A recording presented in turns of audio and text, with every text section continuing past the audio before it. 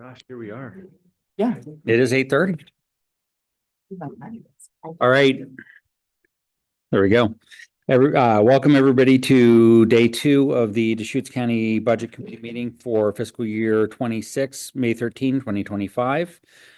We will reconvene the Deschutes County meeting. I do not believe we have any significant agenda changes from what's posted. I think just a couple of minor things. So at that point, or at this point, then we will open it up to public comment. Is there any public comment in the room? Seeing none, is there any public comment online? There is none. So we will move forward. We're already saving time. So we will move forward, and our first item of the agenda today will be community justice. I see DB and the team in the back, so feel free to set on up and we'll get started. Welcome and good morning. Thanks for being bright and early.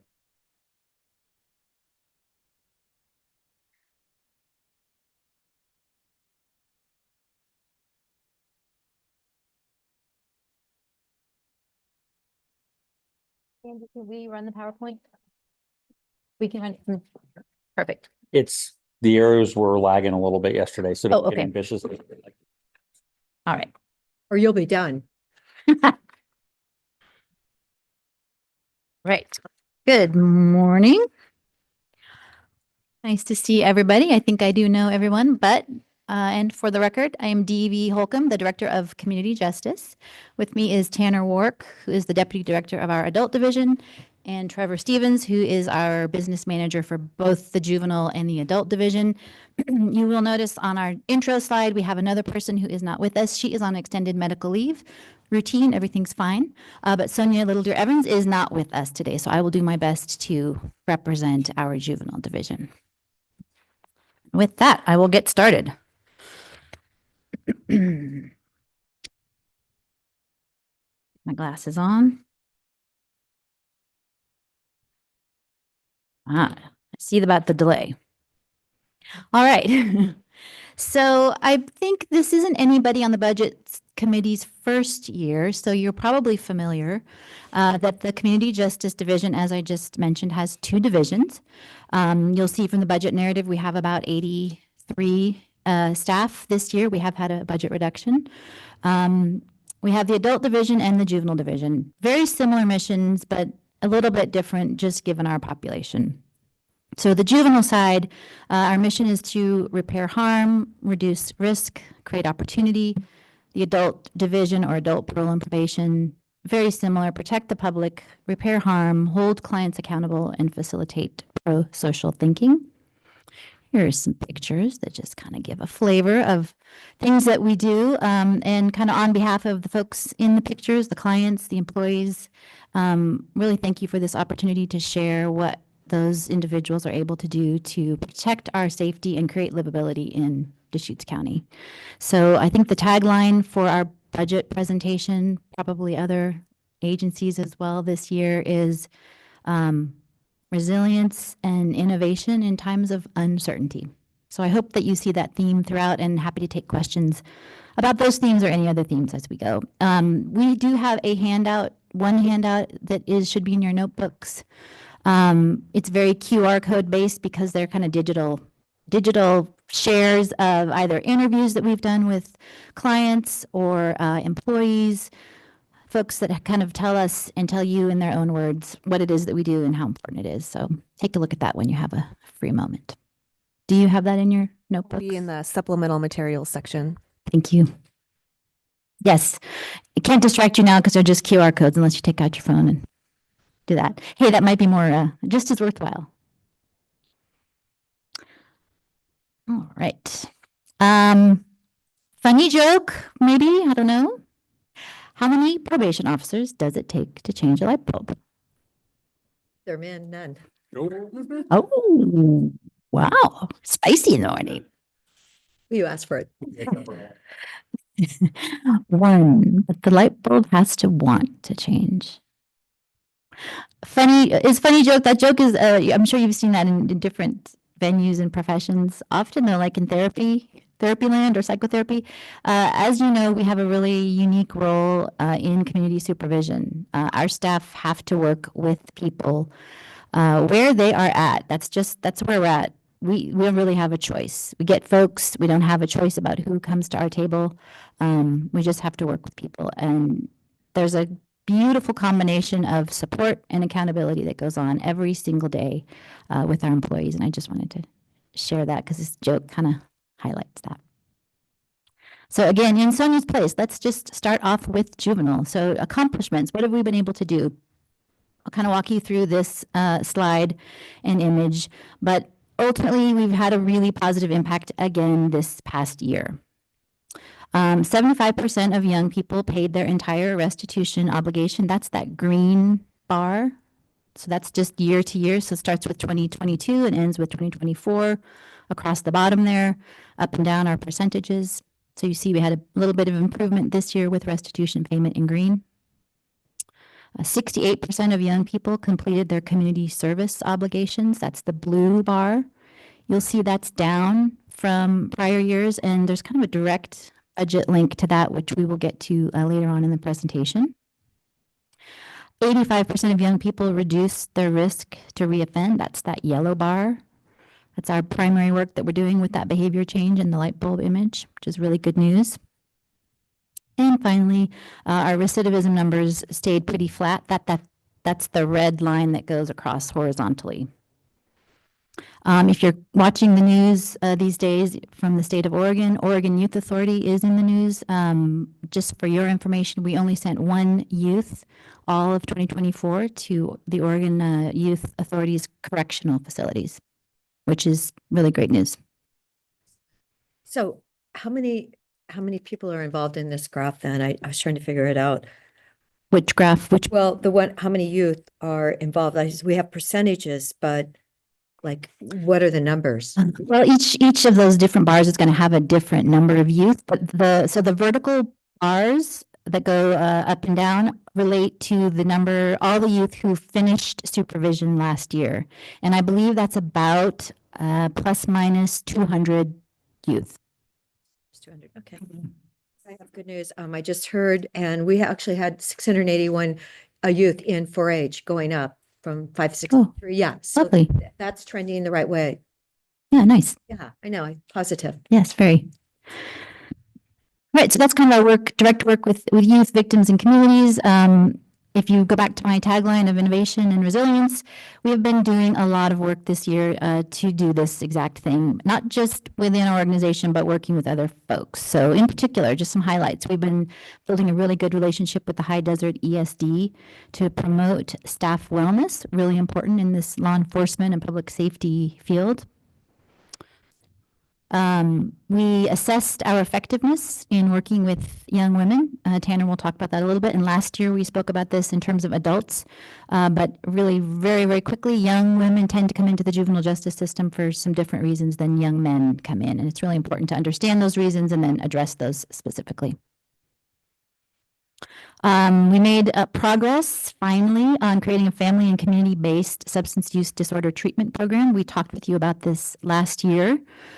Juvenile justice involved young people have unique needs when it comes to treating substance use that aren't always able to be met in the community. So we have been working assiduously, Trevor especially, to basically become certified as a Medicaid reimbursable service. So that's both an alternative source of income and then some access to some really good services. So we've been making bit by bit progress on that front, and also through some opioid settlement funding and some Central Oregon Health Council funding, which Trevor can talk about a little bit, to get some peer recovery support going.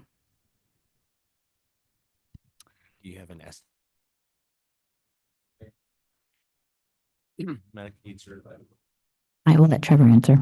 Yeah, we're looking more towards probably near the end of the year. So they estimate an average of anywhere from 8 months up to like 24 months. And we're probably right in that 12 to 13 month range right now. And so we're just working on finalizing some contracts for a medical director that we can contract out with and just some other pieces. But hopefully by the end of the year, we'll hit a spot where we'll be able to actually start seeking reimbursement for some of those services. So.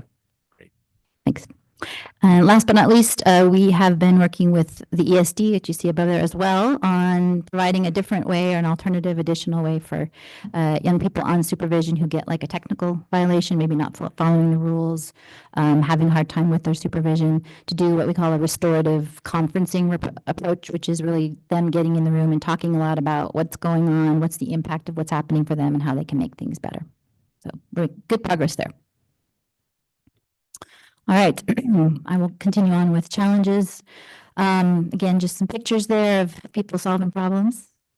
Effective operations with less resources is a massive challenge. I mean, it just is. One of the reasons our detention or our building is up here in the photograph is we have an old building. It's a 25-year-old building. We're running a detention facility. It just continues to need TLC. That costs money, so try to manage that. We'll talk a little bit about, again, direct budget impact. We have done a lot of work to reduce FTE, to freeze and hold vacant a lot of FTE to see what we can do in advance of potential budget uncertainty. So that's just, it's an ongoing challenge. And directly related to that is we don't really know how juvenile justice trends will go. As Commissioner Adair noted, there's some positive things happening in the community, in our culture right now. There's a lot less young people coming into our system than there ever used to be. There's a pandemic, there was a pandemic impact, but we're obviously several years out of that now. So kind of just still seeing what's happening. We are seeing more young people than we did last year. Not a huge amount more, but it's just hard to keep hold of those trends and to be responsive quickly when you need to be. And Rimrock actually is taking girls now in their program in Prineville.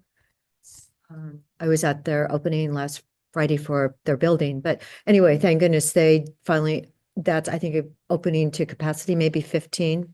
Nice. Maybe, I think they might be at 12 now. Yeah. But, you know, such a need. Yeah. Not having people to go out of the area. Yes. Huge for us. So in kind of the face of these challenges are different initiatives. As I mentioned, you know, that effective substance use disorder treatment is really, really important. We will be implementing, now that we've assessed how well we were doing with young women, we'll be implementing some new strategies to do better. And then again, I don't think I'll be, this is thunder I'd rather not steal, but if I do, I apologize. We had to make some big changes to our community service program. We had a natural attrition that occurred of our community service specialists leaving. We decided to hold those vacancies open again in anticipation of budget uncertainty over I think the past entire year. I think it's been 12 months almost since we've been doing that. That reduced and changed the way we do community service. It had an impact on adult because we used to run a crew 1 or 2 days a week for adults. We no longer able to do that. We only offer a crew-based community service option 1 day a week. Because we just don't have the staff to do that more than that. It didn't go away, but as you saw from our numbers at the front of the presentation, we had a reduction in the number of young people who were able to complete community service because of that in a sort of interim period. And what we are doing now is trying to work with young people individually so that they can find a community-based organization to do their community service at. And then talk about a change in the culture. We used to have community nonprofits that did not want to work with juvenile offenders, right? There was a sense of liability, of fear. That's really changed in the culture, which is great. So we're kind of trying to take advantage of that, respond to what we have now. But that kind of is the reason why we had less community service completion, at least for a year, and definitely some changes coming up.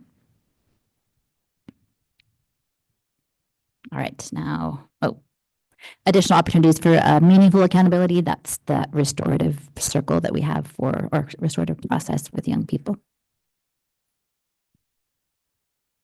I will pass it to Trevor. And so I'm going to cover our juvenile fiscal issues. So for the short term, we've just been working with the limited growth impact to our budget and just kind of analyzing how to address services and needs while also keeping within that 3.3% growth. We've really kind of worked on a really tight staffing model in terms of doing that. We've eliminated some FTE in our proposed budget, and then we've been holding other positions, taking opportunities to pilot new things, look at different ways we can change staffing models around to try to just work with less individuals to try to continue to offer a high level of service, but make adjustments where we can as necessary. Just some of our long-term fiscal issues is the continued limited growth projections. And with 4% moving into 2027 and then moving forward, just keeping with those and trying to keep up with that in terms of how we address the services that we're providing for individuals in Deschutes County. We also have really taken a hard look at our detention operations and just how we do business there. And as Devi mentioned, it's an older facility. Just the way it's laid out, it makes it quite difficult to kind of change operations at times. But we've really looked at that and looked at the FTE that we have available for that, and can we make adjustments or can we do reductions here or there, and really kind of looked at that over almost the last year, and we'll continue to look at that into the future because some of those positions that we're holding. We also expect a retirement wave here in the near future. We have quite a few staff that are at 25 plus years. And so we anticipate in the next couple of years, those individuals will retire. So we do expect that increase in terms of the retirement benefits that we'll have with that as well. So Just Trevor, observation, luckily we have a low number of 24-hour detention youth at this point in time. Is there any thought about, what the big structural change could be there? And I'm referring to partnering with other counties or, another facility or something like that. We've got a big overhead for a small number of 24-hour detention folks. And I know that's not the whole thing we do, but, this is where we could have that discussion or set direction to evaluating that in the next year. Yeah. Any thoughts along those lines? Yeah, I appreciate that, Commissioner. We have had that conversation over the years, in fact, and I think this is a really opportune time to shed even additional light on that. As Trevor kind of briefly mentioned, we did an assessment with our current configuration, physically, how the operations are set. And we worked with our detention manager and looked at research out in the world and came up with kind of a minimum number of staff that are required for the current configuration, which is about 16. Our current FTE load there is 19, or it was before coming into this. So we have held, as people have left, we're kind of doing an experiment right now to see if we can keep safely and efficiently doing those operations at 16 folks without burning people out or having, other issues that come up. So I think I'd ask for a little bit of time to see if we can do that. If that's not possible, or depending on what we learn from that, I think we do need to sit together and with community members really look at how we want to deploy our precious resources for young people in the community. Well, and as I say, I just think of the Tri-County area, we could work together if there's something to do there. And I know that there's some, crisscross already there, but maybe as part of this budget process is really just setting the direction of having the sit down, have the evaluation. What about those, as I say, I don't know the terminology, but, the long-term stays or, however long they're staying, because there's a managed population, then there's the in-custody 24-hour facility that it was built for a different time, right? I mean, it was built where it was hopefully going to be a positive, restorative environment for a body of youth, but now it's just shrinking. There's just that small number there, which is, I'm sure, the most complicated also. Yeah, it is complicated because that's a tremendous success, and it speaks volumes to the work that we're able to do with young people and our partners. And it does beg that question of, is this a time to take a look at something? So we look forward to any budget instructions, of course, that you would offer us, and we are looking at it. It's got to be a partnership, but this is where we would kind of set direction to that discussion also. Most certainly. Thank you. And I noted a fair amount of increase in the contract services. I mean, overtime I can get because you're trying to staff and hold positions open. Is the contract services inside the facility is like a work back for retirees, or is it outside the facility filling in jobs? I can address that. So we had some specific grants that we just received at the end of this fiscal year. And so those are literally to provide specific services for youth that we serve. So it's actually directly tied to grant funds. So that increase is just directly tied, and it's one of the main grants we received from the Central Oregon Health Council. And so it's for working with contracted services for the youth, either in the facility and also on supervision. Okay, thank you. Yeah. Just following the thought process with the detention facility. Is it basically not the facility that we need anymore? I mean, would we be better off with something smaller scale, configured differently, and consider using that building for other purposes? Like that there may be other purposes. I think about I don't know, as like a sobering center. There may be other completely different things we could do with that building if your detention function had an appropriate facility that was Mhm. potentially completely different. Yeah, I think that would be obviously a decision for policymakers other than me. My opinion, though, is, any building or space that we have in Deschutes County is an asset. I've never heard of people that have a plethora of places that they can be and do and afford to do good, public services. So in that sense, the building is an asset for sure. The population we have at the moment certainly does not require 4 housing units, which is what that building is set for. The one issue, and this has come up many different times and ways, one of the issues is it was built as a detention facility. It's a lot of concrete, it's a lot of steel, it's a lot of metal, and it's highly controlled, right, with a security system. So yeah, if you could wave a magic wand and have things reconfigured, it would be amazing. I don't know what what work would be entailed in repurposing, but I mean, in short answer, yeah, it's an asset. We could use it for lots of different things. That ever come up during, I know that there's been tremendous amount of coordination among the entities at the public safety campus with facilities on kind of future planning. Has that idea ever come up? Just, use this for something completely different? The idea has come up a couple of different times and ways, and it seems to have always come down to what I mentioned earlier, which is as an actual building, the way it's built, it's not a cost effective. I mean, the work that you would have to do to repurpose it is extremely expensive or inefficient. And then the other issue that's really important is that's a campus, that building, I should say, on the campus is kind of reserved for people under the age of 18 and their guardians. There's a lot of importance attached in our field to separate 18 and over and 18 and under for the safety of the young people. So it's hard to imagine a adult-focused program doing operations in any proximity to where vulnerable young people are being held. So it's just highly complicated. But I mean, we're faced with complicated solutions. And as I said, innovations and resilience. So you tell us and we will do what you ask. Also, Dee and I have been having conversations really over the last year since last year's budget. And what we'd like to do is come and talk to commissioners individually and brainstorm some possible ways to perhaps get together a group of stakeholders to study the issue and make a recommendation to the board. So that's what we plan to do. And that was my thought. I mean, this is obviously we're not going to fix anything here right now, but if we set direction to some discussion, that could be valuable right now. Thank you. All right. Some details. Yeah, so the next thing I'll talk about is just some of our resources on the juvenile side. So 78% of our resources are from transfers in, and the majority of that being from general fund. We're requesting a 3.26% increase in our general fund transfer from FY 2025. About 16% is beginning working capital. And so over the past year, we've really strategically kind of held positions. We've held vacancies, and then we also have some grants that have come in. And so that's kind of why that's such a large percentage moving forward. And our hope is it just puts us in a better position moving forward into FY 27 and then FY 28. And then 6% of our funds come from state grants and other revenue.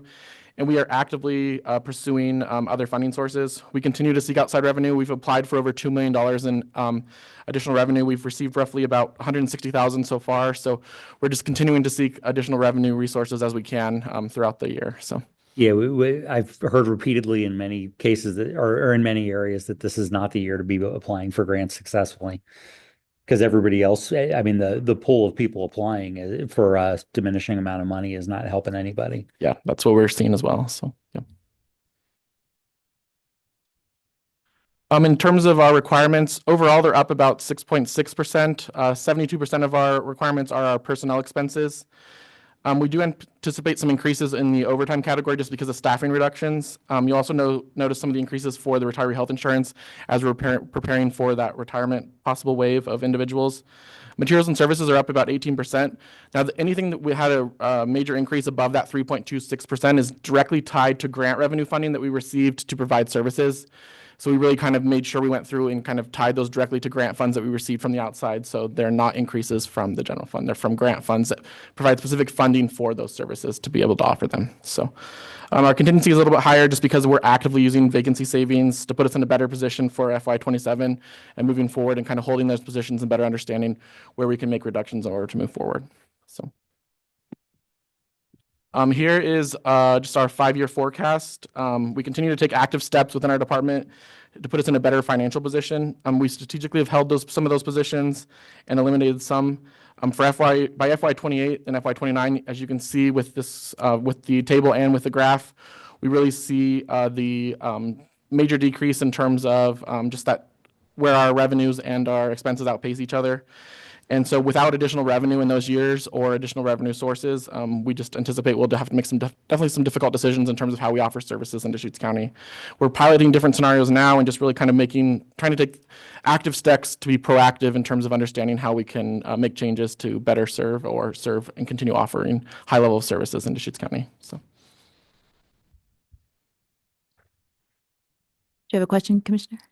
No, I just want you to look at Rimrock's program for teens. It's this house. And I was just thinking, like, it's too bad that we can't like work with them, you know, some kind of a joint partnership in order to do more than what they're doing. You know, it seems like this would be such a win-win. Have you looked at their facility for kids, teenage? In the past, yeah, definitely. The one in Prineville. Anyway, it's, you know, Yeah. it's totally not concrete. It looks like it's a lovely home, you know, like nurturing. Yeah, Like maybe more what we would want to be doing. thank you. I wanted to ask about the overtime. I'm guessing you have done this, you've crunched the numbers where's the tipping point where it makes more sense to hire one more person than to pay several people a significant amount of overtime? Like, do you have a sense of like a number of hours of overtime or? Well, I think when it's consistently at what we would pay for an FTE, certainly. And that is one of the things we're looking at with the kind of restructuring of the detention staffing, which includes downsizing, I guess, 3 1.0 FTEs to 3 0.6 FTEs to try to design staffing for when there is busy moments, but not for when there isn't. So that's something we are actually right now actively hiring. So we haven't been able to kind of test that one out yet, but that would be an approach we would try to avoid. Basically, when more or less, if you're at $150,000 in overtime, you should be probably just having an FTE. You have where are you in from 0 to 150? Like, where do you? We're actuals just after this last month we were about 92,000. So we'll get close to that 150 by the end of the year.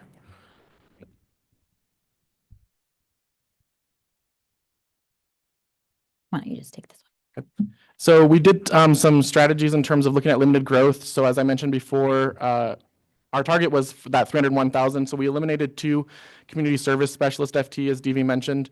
Just some of the impacts of that is it did reduce the amount of projects that we can take on, because now that it's just juveniles, we can't take on certain projects because adults can do projects that juveniles cannot. And then it also eliminated, we had some contracts for like yard work and stuff that we had to eliminate just because juveniles, we can't consistently provide that service. So we just had to make some adjustments there. And then we're holding 3 other FT at this moment just to better understand kind of where we're at. And then we're just using the vacancy savings from FY25 and FY26 to put us in a better position moving forward. Detention operations, as I mentioned, we're likely going to see a potential overtime increase and understanding that minimum staffing level to see where we can absorb. And then right now, DV mentioned we have seen some slight increases on our juvenile probation services, but we've been able to absorb that currently with our current staffing level. But we'll just have to continue to monitor that depending on how those increases change over time. So. Okay. That is our last slide related to juvenile division operations. Are there any other questions or comments related to juvenile? You can, of course, ask those later, but if you have them now. One more question I have about juvenile justice. How many of the young people that you serve are either homeless or really housing insecure?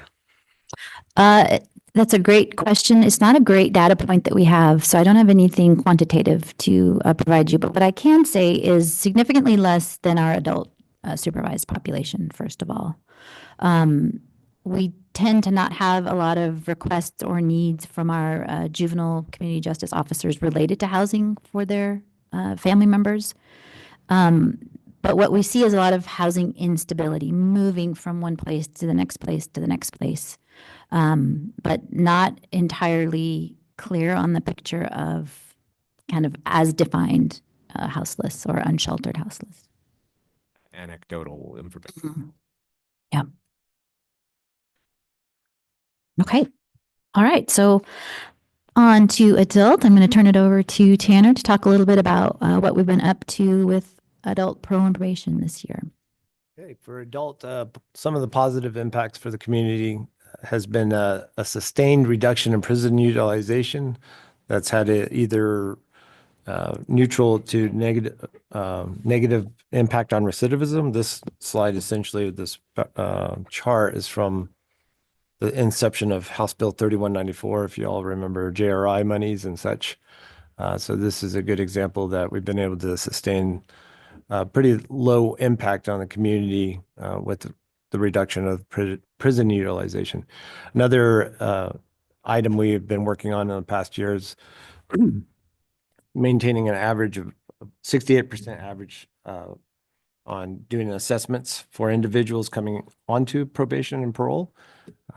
This number 68 may not seem like a great number. That is actually a good number because it takes the totality of our population who comes to us within 60 days of an admission, which means our population is kind of difficult to work with at times. And so they don't always like to see us. And sometimes they're in custody during that time too. So we've really made a concerted push to achieve that. We're really trying to target 75%. Nobody really knows what the full 100% population looks like that you could actually delve into and say, what's that number that you're actually going for? So we're pretty proud with that 68 when we're one of the counties around the state that have a higher number taking that initiative. Also, we are looking at pursuing medical and behavioral health resources for our clients. That's ongoing, but we're always looking for new ways to get people housed or addressing their needs. We have a high needs population with a high risk population. One of the ways we've done that is through the opioid settlement funds in concert with the behavioral health department. We have an embedded behavioral health case manager in our office, and that's been something that we've wanted for such a long time, working with our mental health PO. He's been a great addition to the team. He's in our office every day of the week with our POs and goes out in the field with the PO, mental health PO. And he's doing chrono entries just like a PO with a mental health perspective. So it's been fun watching his engagement over the last probably 6 months. Also, over the last year, we've been working with peer-based organizations like First Light. There's two first. We have a First Light and a First Watch, so I interchange those. That's coming up in a second. So First Light focuses on Spanish-speaking individuals. Great relationship with that organization and other peer recovery support entities in the community that our POs are working with. Some of the challenges we have: actual cost of business compared to formula funding. So we're predominantly funded by the state, and there is a state funding formula that is been developed, and every 6 years, the state has to do a cost study and a time study. And we present that to the legislature, and every time I think they've said, no, it's lower number. And so our cost of doing business never matches what our cost study does. So we're always balancing that and trying to figure out the best way to do it. We're hoping for this. We're in that cycle right now. So we're hoping that they actually fund it at the 2018 process that was developed during 2018. So we'll see what happens this legislative session. And we've been advocating for that. Association of Oregon Counties, us as commissioners specifically, I was able to go sit in front of Ways and Means up in Warm Springs and advocate for that very specifically also. But And they've thank got you. a big, yeah, well, we're trying, big picture item for the legislature to fit the dollars together in the end there. it's also tied to a population base. Since COVID, we've had, you just see our chart and our numbers just dive. We, in the last 3 months, just have seen this spike. We thought we were going to see that spike about 2 years ago. It's just been very bizarre. Each county had a different response on recovering from COVID in the population base, because statewide, everybody dropped significantly. We just tend to be trailing a little bit slower than the rest of the other counties around, but last 3 months, we've had a significant increase. Of course, they've already done the snapshot, which drives me nuts, but it is what it is. It happens every 2 years. Next slide. Or next. So again, challenges to stabilization, safety for justice involved individuals is always finding housing, finding those resources, and at a cost, whether we can find it through a vendor or through a grant, as Trevor was talking about, or over the years, even doing it ourselves. So that will forever be with community corrections. Also, future initiatives that we've been working on for probably the last 6 months, 10 months with this is working differently with women's in a proven way. So we've have several caseloads where they're just women on that caseload, which has been interesting, because that means you have just several caseloads with just men on it, right? And how POs interact in those populations, it's very different. And it takes a different PO to work it with a different client, because we deal with the individual, just not populations. It's always individually based. So it's been an interesting path, essentially, to see how those who want to work with that population move in that direction. And then those that maybe are better suited for a male population are really happy about that, because the needs are totally different and the communication is totally different. Well, not totally. Often it is different. I'm trying not to make blanket statements, because our world is never a blanket statement. So, Commissioner, do you have a question? No, I was just Oh. going to say, and perfectly, the way Ashley Yes. works with people, she has such an amazing heart for what she does, and I so appreciate her results. I mean, what people really need in today's world, giving people their self-esteem back again. I think it's just so important. So, yes. Yes, So- there was a lot of positive feedback from her class there that she'd done at her shop for the last 6 months. I know she went out and got in a tent, I think in East Stantler, and worked there with people for like a day. I mean, she really just puts her heart into it. There's a lot of energy. Yes, she does have a lot of issues. Also, part of our initiatives have been nimble and flexible staffing structures. One evidence of this is we did not replace our admin supervisor. We had a field supervisor absorb that sector for a couple of reasons. One, it united the culture within our organization, because usually when you have a certified staff and then you have support staff, you're always going to have this kind of void in between, because the feeling of how each side might have authority or are represented within an organization. Now that we have field supervisors at equal rank working with each other, there seems to be harmony, which is a wonderful thing when you're working and managing people. Harmony is a great thing. Moving on to our law enforcement specific wellness program, which is First Watch. We're entering an agreement with them, and they focus on first responders. They'll be at our staff meeting here on Thursday. This has been a long requested from our POs for years. So we're pretty excited about bringing them on. Several other counties and community corrections counties have already contracted with them. So that's been good feedback that they're satisfied with this entity. So we're looking forward to having them come on. And I think that is last of Yes. that. All right, on to the finances. Trevor? Yeah, for our adult fiscal issues, some of our short-term fiscal issues is just working within that limited growth impact model and just understanding how we can continue to offer services at the level we do, but understanding where we need to make adjustments as needed. Then just that actual cost of business versus the funding that we provided. As Tanner mentioned, we're actively just trying to advocate for the increased funding through the actual cost study, and just hopeful that those changes will come with this legislative session. We budgeted based on the governor's requested budget, but we'll wait for those changes when they're finally finalized, probably near the end of June is usually when we finally get those final numbers. Yes, although we have a revenue forecast tomorrow, I believe, statewide, which will be interesting. In terms of our long-term fiscal issues, just our current service level, and then moving into FY27, as you'll see in FY28, and just beyond that, without a significant shift in terms of how funding is provided, we do anticipate some changes that will need to be made on our side of things. And then we're actively continuing to diversify revenue streams and then partner with other agencies.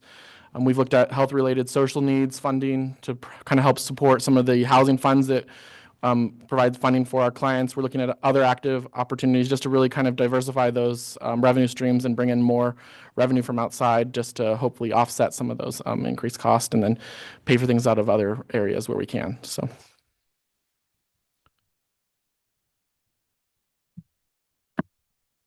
In terms of our resources, so 72% of our revenue is almost the complete opposite as juvenile, but 72% of our revenue on the adult probation side comes from the state.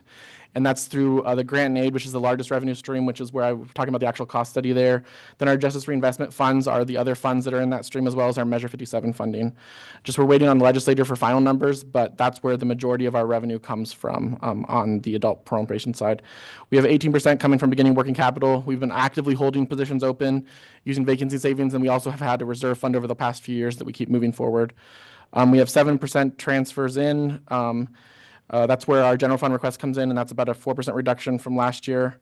We also have 3% of other, which is like interest on pooled investments and other grants that we receive from outside of the state. We actively sought about $1.5 million in funding, and we received about $600,000 in funding on the adult side. So we've been actively pursuing outside resources wherever possible for that as well. But again, that's not a decent well to tap right now. Yeah. And is there, I guess the question I was going to ask is there anything that you can, any dial that you can turn?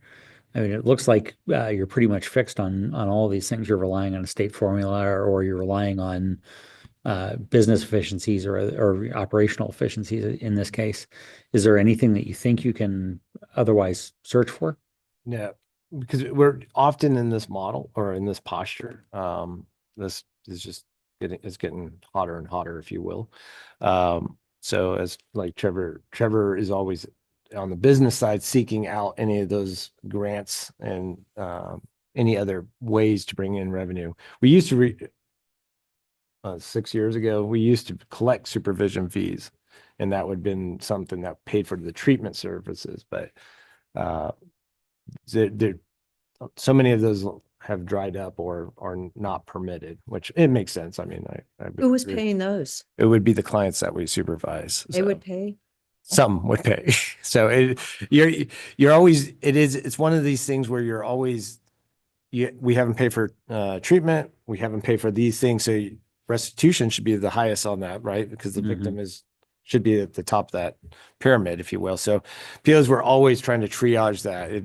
If you had a successful individual that could pay that, then that's great. But our collection rate on that was about 21%, which wasn't much.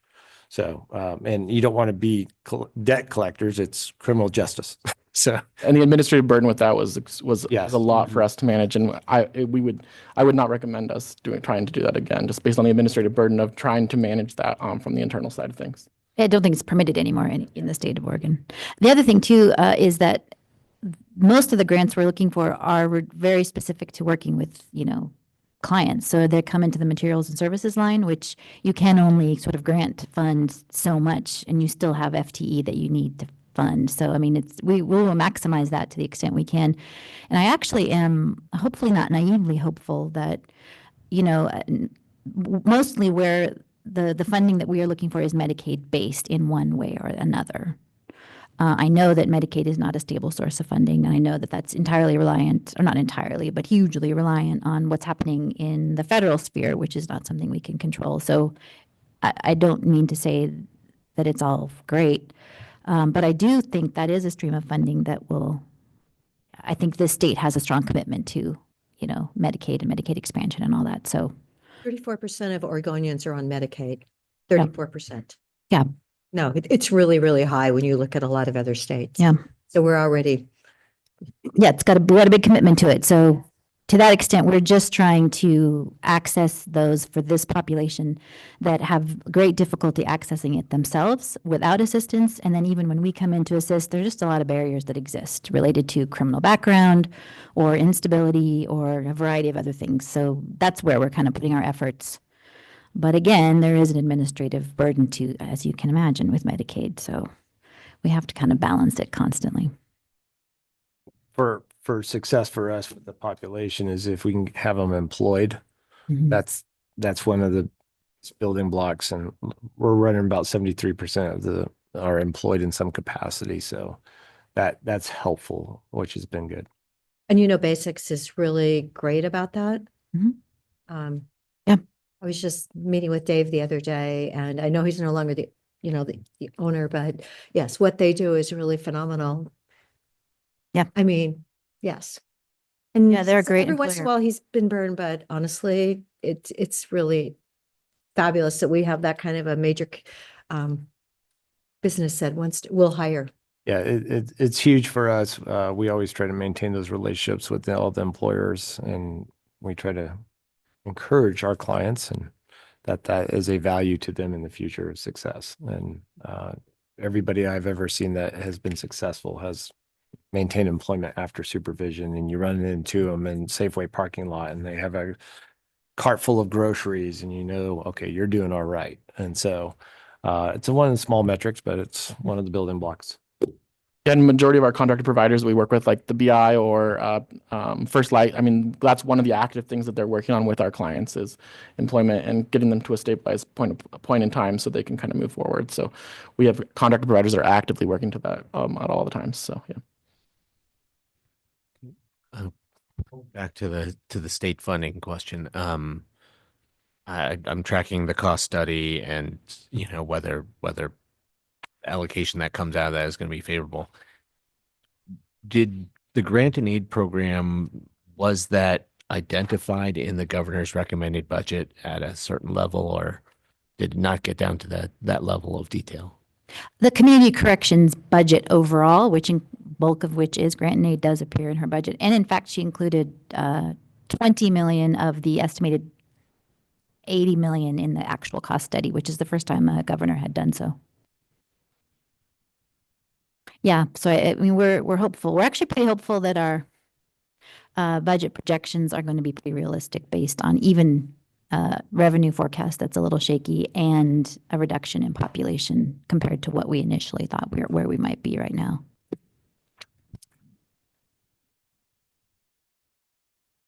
In terms of our FY 2026 requirements, our total budget is down 1%. 69% is personnel services. 21% of that is materials and services, and we reduced those almost 2%. The largest expenditure items that we have there are like our electronic monitoring costs, our client stabilization costs, which are housing costs. We also have a grant line that you'll see there, but that's directly related to a specific grant that we receive. We are a pass-through entity, so that money passes directly through to victim service agencies in Deschutes County. We receive it as part of one of our grants, but that money transfers directly. It's about $140,000.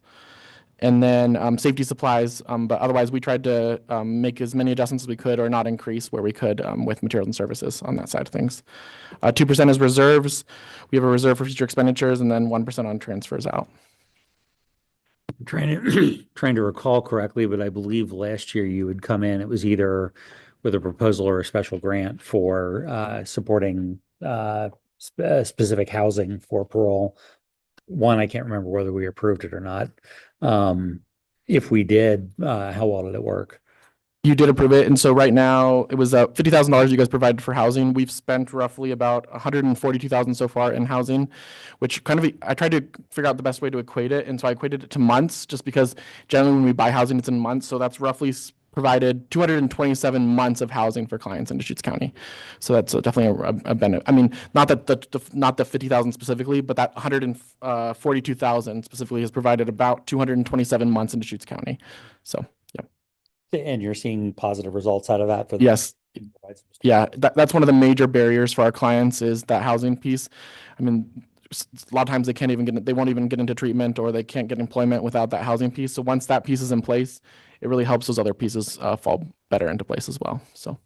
Yeah, and on our handout, if by the end of this you want to even look at further budget documents for a while, there's actually a link to the annual report from Mountain View Community Development, which runs the safe parking program.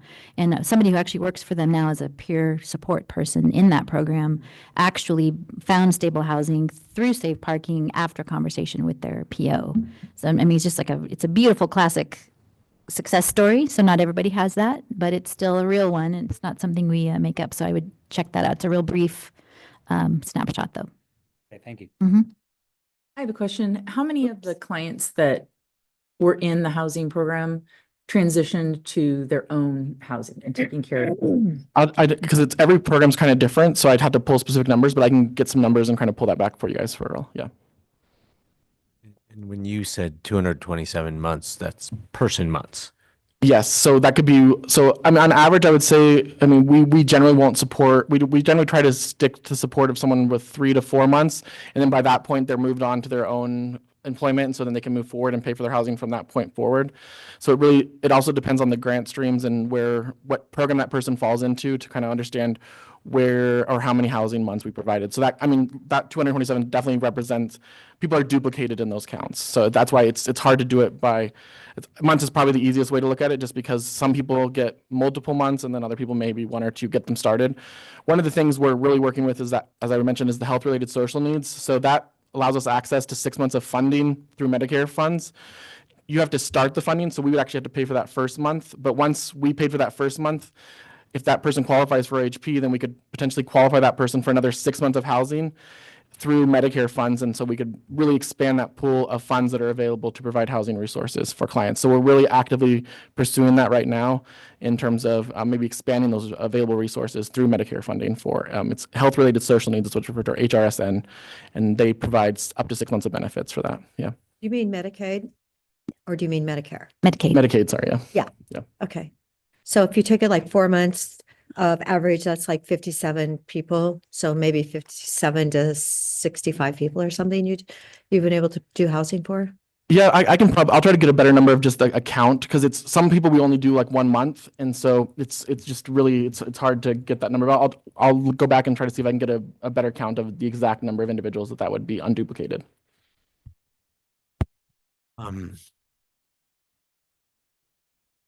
So I know we had a very bad experience trying to work with the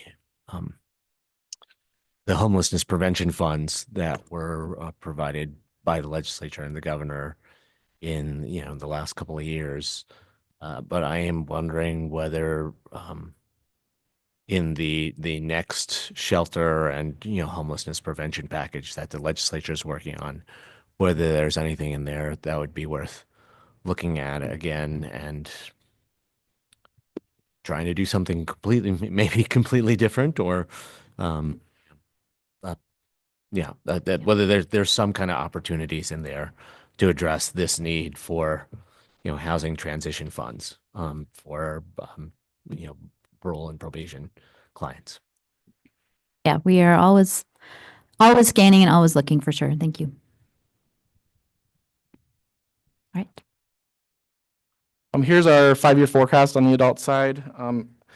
As you can see, for FY27, depending on the outcome of legislative session and then the actual cost study, without additional revenue, we will see an imbalance within our budget in terms of expenditures outpacing our revenue sources. So we're watching that closely, and then as soon as we have those final budgets, we'll make some decisions in terms of how to best move forward when offered the level of service that we can, but kind of understand what those funding impacts do to our budget. We're still holding some positions, and we're keeping our fingers crossed for that actual cost study to better understand that. But this just gives you kind of you can see in FY27, 28, and 29, just that impact with the revenue at this level. So this is where, Jim, you started off saying the second year could be the harder year. Right. The first year of trying to, get structurally balanced, but sticking to it the next year. So that both of the juvenile and adult here just jumps right out in that scenario. Yeah, it's 5-year projections are helpful to tell you what mess you're in, because you're always in a mess. But it comes down to trying to figure out how to rebalance. But sometimes you can say, okay, if I do this, I can lessen the pain, but it's still going to be painful. Sometimes it's just looking at it and going, okay, I need to do something very different. Yeah. You just don't have a lot of different that you can do in either of these spaces right now. I mean, and by the way, I wanted to give you a ton of credit, especially on the adult side. I mean, on both, but on the adult side, you were very good at controlling costs, trying to figure out how to scrimp and save everywhere that you could. I congratulate you on that. I sympathize with you, but I congratulate you on that. That it gets harder and harder every year when you don't have the income inflow. I think, and I mean, just moving to the 5-year, I'll take it a little bit and then you can finish it off maybe. I mean, the adult division is in some serious trouble, I think, starting next year, unless something drastically changes. So we have scrimped and saved, which is great. And there's just no more, there's not much left to do except very unwelcome options, at least as I see them right now. So we will just continue to do what we can. I mean, just for this to get to where we were this year to balance, you see, we did have to do a pretty significant elimination of FTE, 3.75 in total. We are holding another 2 FTE. I can't imagine any hiring for some amount of time. I think our staff joke about that. Been very transparent with what we do know with staff, so they're fully aware of this. It's just disappointing. I mean, it's really, really painful and disappointing to do the good work that we're supposed to do, that the state wants us to do, that the public wants us to do. We need to have caseload sizes that are workable, that people don't want to quit, that people can actually do the things. So when you have to start cutting FTE, that immediately begins to be out of balance and right back to 10, 15 years ago. Which, if you recall, instigated all this new funding because it was so bad. So this sort of yo-yo loop is rough, and also painful to say. I've been around for a couple of these cycles now, and I don't know. They always feel pretty. They don't get any easier. They always feel pretty wretched. So, you have 2 separate problems. On one side, it's you need to have bodies in positions in order to be able to do proper supervision and the rest, and you're just trying to figure out how to fill those with a limited space. On the other, it's down to I can eliminate people. What I'm doing is I'm adding to the caseload burden of the people that are still around. Right. Either way, you're burning them out. You're just burning them out in 2 excitingly different ways. Right. And so our goal is to try not to burn people out and to try to, stick to our core mission and understand at all times what that is, so that when we're cutting rationally and efficiently and with the compassion for people who are, trying to do this really, really difficult work. That's just kind of the role we're in. So we did it this year. Of course, we have a little bit of wiggle room to see about next year. We're still waiting to understand our primary funding sources, which we'll be knowing in the next 6 weeks. So we'll know a lot more real soon. But I sure appreciate your assistance. I appreciate any innovation or any ideas that y'all have to help us out. Well, that was one of the questions I was going to ask. Are there any upcoming or industry tools that help offload some of the casework? Is there computerized check-in, monitoring, anything in that space? The state's always looking at that. However, you have in our field, we have to have that face-to-face contact. I would expect that. Yeah. And that's the dialogue. And as DV was talking about, we've been making these efforts to even do better work with that. Every PO is kind of doing the skill building exercises is a huge lift for the industry. Started with condition monitoring. You do this, you go to jail. You do this, you go to jail. And that's kind of the conversation with the PO, and the guy go out. If he did it, he goes to jail. Then you have the jail saying, how come we have 500 people in our jail, right? Right. And that's a different budget problem. Now we're doing the cog work, saying, all right, let's work through why you did what you did. And it could be something so small as you walked out of a job interview and it didn't reflect well on you, because we know that's going to build one small building block for your success in the future. Then, and you won't recidivate, right? But they have to learn those skills. So that takes that person to be in front of them. You can do groups, but now you're mixing people, and it's still that intimate piece of like, I know who you are. I have this assessment. And so it's not just my gut. It's all the details of that. And we're pushing really aggressively in the organization to do that quality assurance piece, which they're fine with I was talking about, we had low caseload numbers. That was great. And we made a huge push during that. We're a very data-driven organization as well. So we're metricing that out. And it's kind of sad that you start to see these caseloads going up. And that initial staff is like, how am I supposed to get 155 contacts, meaningful contacts in that time span? And then you see 10 more bodies land on there. You just know that that's going to be the challenge. So we're always calibrating that, trying to do innovative things like having different types of caseloads. I mean, we have a lot of different types of caseloads, so we can be so specific when we do go in and make the most of that time. So that's where we're at with trying to be as innovative as we could possibly be. Okay. Commissioner Chang brought up a really interesting point, and I was wondering on your adult population, if you track whether or not they were homeless at entering their incarceration and then returning. And in that way, a great solid argument could be made that they would be available for the homeless services, because that's where they transitioned from into incarceration and then to you. Yeah, well, we're all in play. So the state system that we're using was built in like late 80s, early 90s. So it's been around for a very long time. It's kind of like a running joke. The modernization for DOC's CIS program, it's an 8-year process and it just got shot down. So we know I will never see that new modernization system. I sit on the statewide data group. So we are being innovative with working with 7 different counties that this county, we are the point on that, working together, working with analysts. And I'll call up an analyst in Clackamas County, or I'll call up an analyst in Lane County and say, hey, how are you guys grabbing that data set? And we influence how policy or new projects are happening in any computer programming on the state system to collect that kind of data. We're using like Smartsheet. We're doing all kinds of different things. So we're really aggressive in that, specifically our county. So we will find those solutions to tell that story. This Community Corrections has always had a hard time telling their story. Ever since I've been in this chair, it's been, well, how do you tell that story and pivot? But we're getting there. So yes, I just updated our homeless dashboard today. It was broke. But I'm the one coding, literally. I'm the one who had to learn to Google, because of our IT is a good shop, to say, hey, you could probably learn some of this stuff, right? So that's efficiencies there when you, to some degree, trying to figure out those answers, because we get the back end data set from the state system. So we had to create that based off of networking. If that, hopefully that answers your question. Well, and I'm not talking about data just for data's source, but in order to capture funding that they would qualify for because of the situation that they came into incarceration as. Yes. That's what I'm thinking. Yep. Yes. Yeah, and I think so. I mean, we leaned on the housing and homelessness data that we do have, excuse me, to apply for funding a couple of years ago that we were successful in reaching. Didn't work out, but I mean, that is an example of we're definitely able to show the need. But we aren't as good at showing the result at the end. So I appreciate the nudge, and we will get back to you on that question that you had related to how many do graduate, for lack of a better word, into something more stable. Thank you. Absolutely. I am aware of time. Oh, sorry, Commissioner. I'm aware of time. So 5 or 6 minutes. okay, perfect.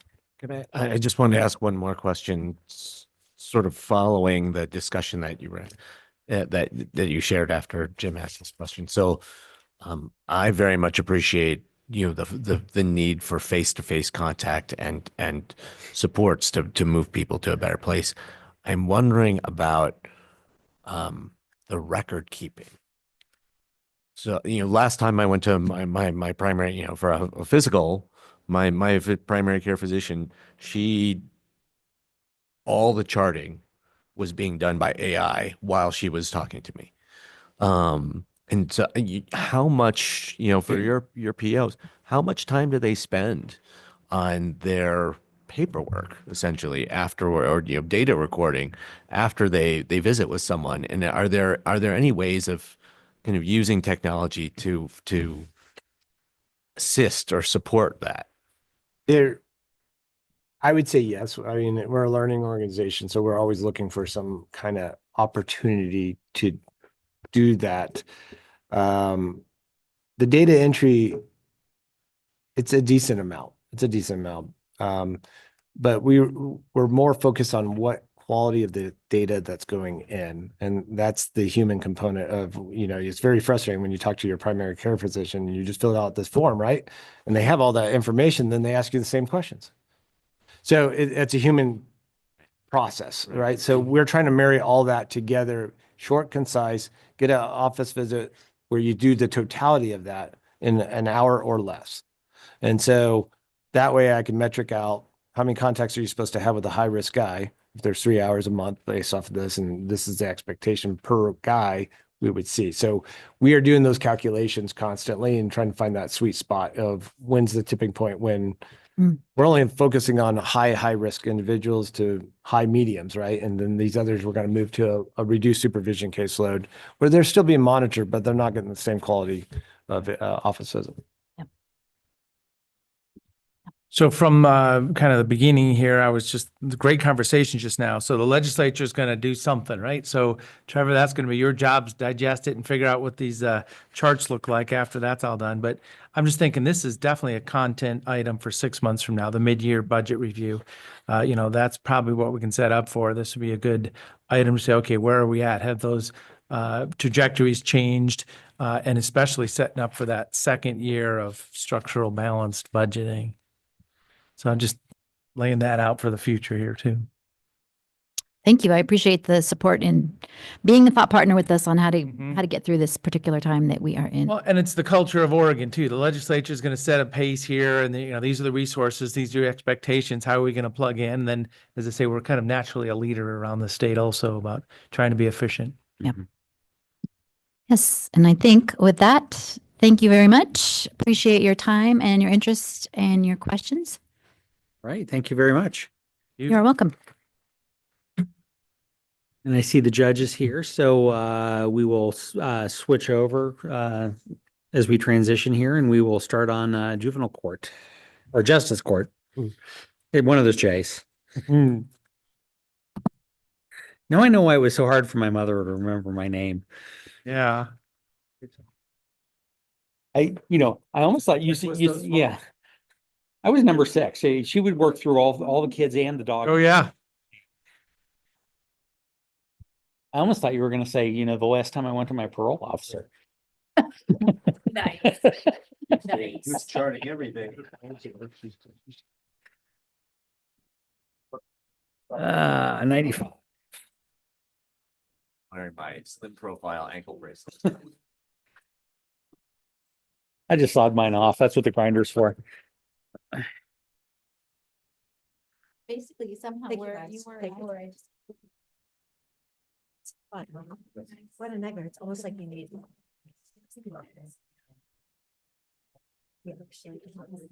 have Starlink now. I think so we used to have Yellowknife. My sister has Starlink on the ranch in Happy, and she. Thank you. So he said we would do that for the airplanes. This morning. I know. Who's more brilliant? They're included in their binders. All right. Everybody's been saying that the arrows are lagging, so push it once and wait for it to go as it goes. Okay. All right. Welcome, and you're more than welcome to start whenever you're ready. Good morning. I'm going to have Crystal do the presentation on the numbers because she knows them and I do not, and she does a good job. You should also have in your binder stat sheet about number of cases, number of files we've handled over the years, and we'll talk about that a little more in a little bit. But go ahead, Crystal. Well, good morning, everyone. Morning. So our mission with Justice Court is to provide the citizens of Deschutes County with timely access to justice at a convenient time and location. As you know, we're a traveling court. We travel to Sisters and hold court there once every other month, and also Lapine once every other month. And our regular court sessions are held in Redmond. The organizational chart looks a little bit different because, as you'll see in our presentation, we have some proposed changes coming for Justice Court this year. The biggest change is taking our court services position, which is there are court clerks, are rock stars, and the very foundation of our department. And we are dividing that now into two positions. One is a lead position, which is a court services assistant 2 position, and a court services assistant 1 position. So Same number of FTEs. yes, same number of FTEs. So it is just a position revamp for one of our lead senior clerks.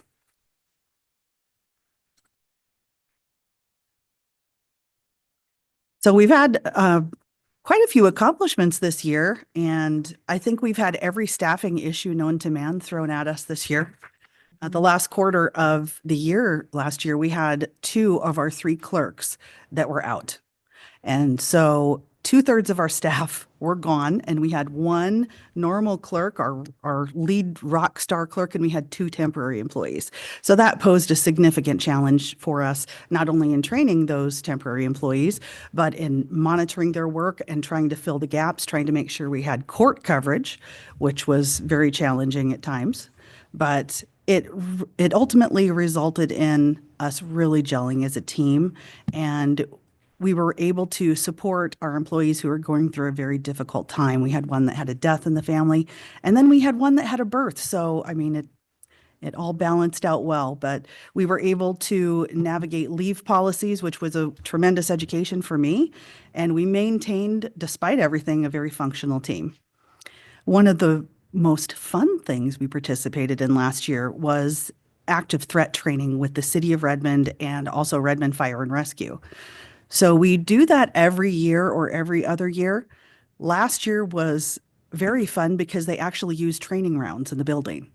So it was simulated fire, and it was intense. It's that it's a drill, but it's just great. It's great experience for us because we get people who aren't very happy to see us, and they have some challenges. And our clerks are wonderful at diffusing and de-escalating very agitated clientele.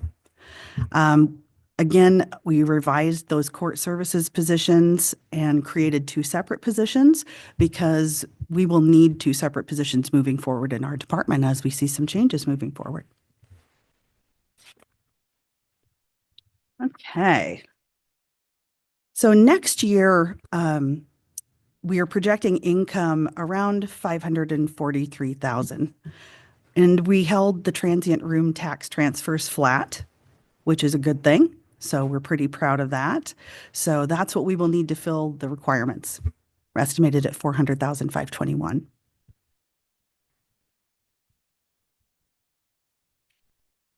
The reason for it, I think, everyone has increased costs across the board. It's not only inflation, it's increases in personnel costs. So that is a large portion of it. And then we will need to replace scanners, but everything else, I think we're looking quite well.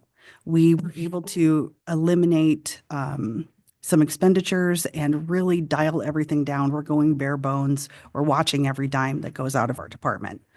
I know there was a scanning project for all the records previously too, so you've already done that. So now you're up to the maintaining of the scanned records opportunity, which is wonderful. Yes, we're anticipating going paperless. So we would like to get that done as quickly as possible.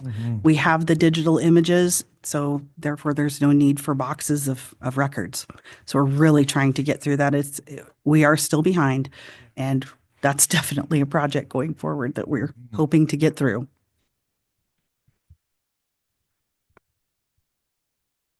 Okay, so short-term issues, again, we'll need to replace the outdated peripherals. Our scanners are quite old. We are proposing to do a mid-year budget request to increase our full-time employees to 3. We'll increase to 3 full-time court services assistant 1 positions and have our lead position. But that will be a mid-year budget request, and that is proposed at this time based on the photo enforcement initiative. We'll talk about that when she's done. And then promoting our senior clerk to the newly created court services 2 position. That is still in the works.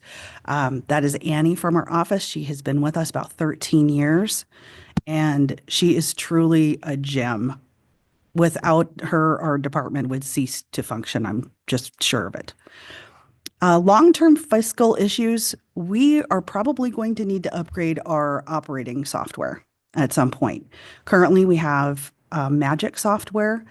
It's a DOS-based program. If you came into our office and looked at our computer screens, you would get a chuckle most likely. But this is also based on the Photo Enforcement Initiative. We will most likely have the volume that this software will fail to be able to keep up with.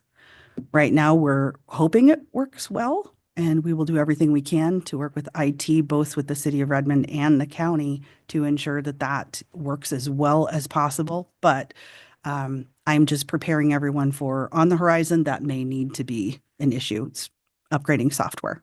Well, when you start with DOS-based, about the only other worst news you could give us is, well, we have a mainframe app.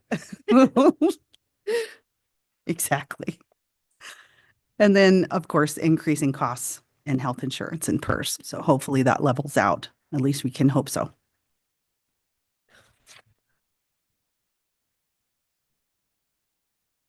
Okay. The challenges, as I mentioned, we had multiple staff members on extended leave all at the same time. And another challenge that we have, and this is something that we have really dealt with this year, and I think Judge would agree, balancing fair enforcement with the financial realities of defendants. It's something that Judge thinks about constantly, and I'm sure he'll speak to that too. Continued workload impacts due to legislative amendments and an understaffed DMV. We get emails daily. Madras DMV office is closed today. The Redmond DMV office is closed today. Prineville due to staffing. So that has trickled down to the DMV main office as well. And they get a backlog, which causes backlog for us. So that continues to be an issue for our department. And then our big preparation right now is preparing for Redmond photo enforcement, the red light and radar initiative. So future initiatives, we will be working on the continuity of operations plan.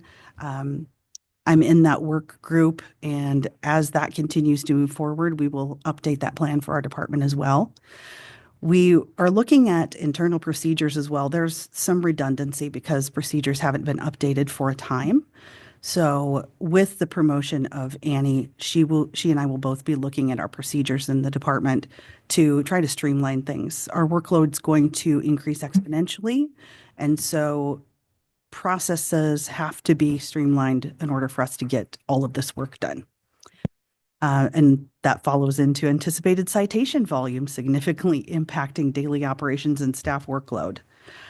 To which extent we are unsure at this time, but we know that it will definitely increase. And then the search for operating software. We have a good idea of the direction we want to go, but of course we will have to go through the RFP process, and that will come at a later time. So when is this going to happen in Redmond?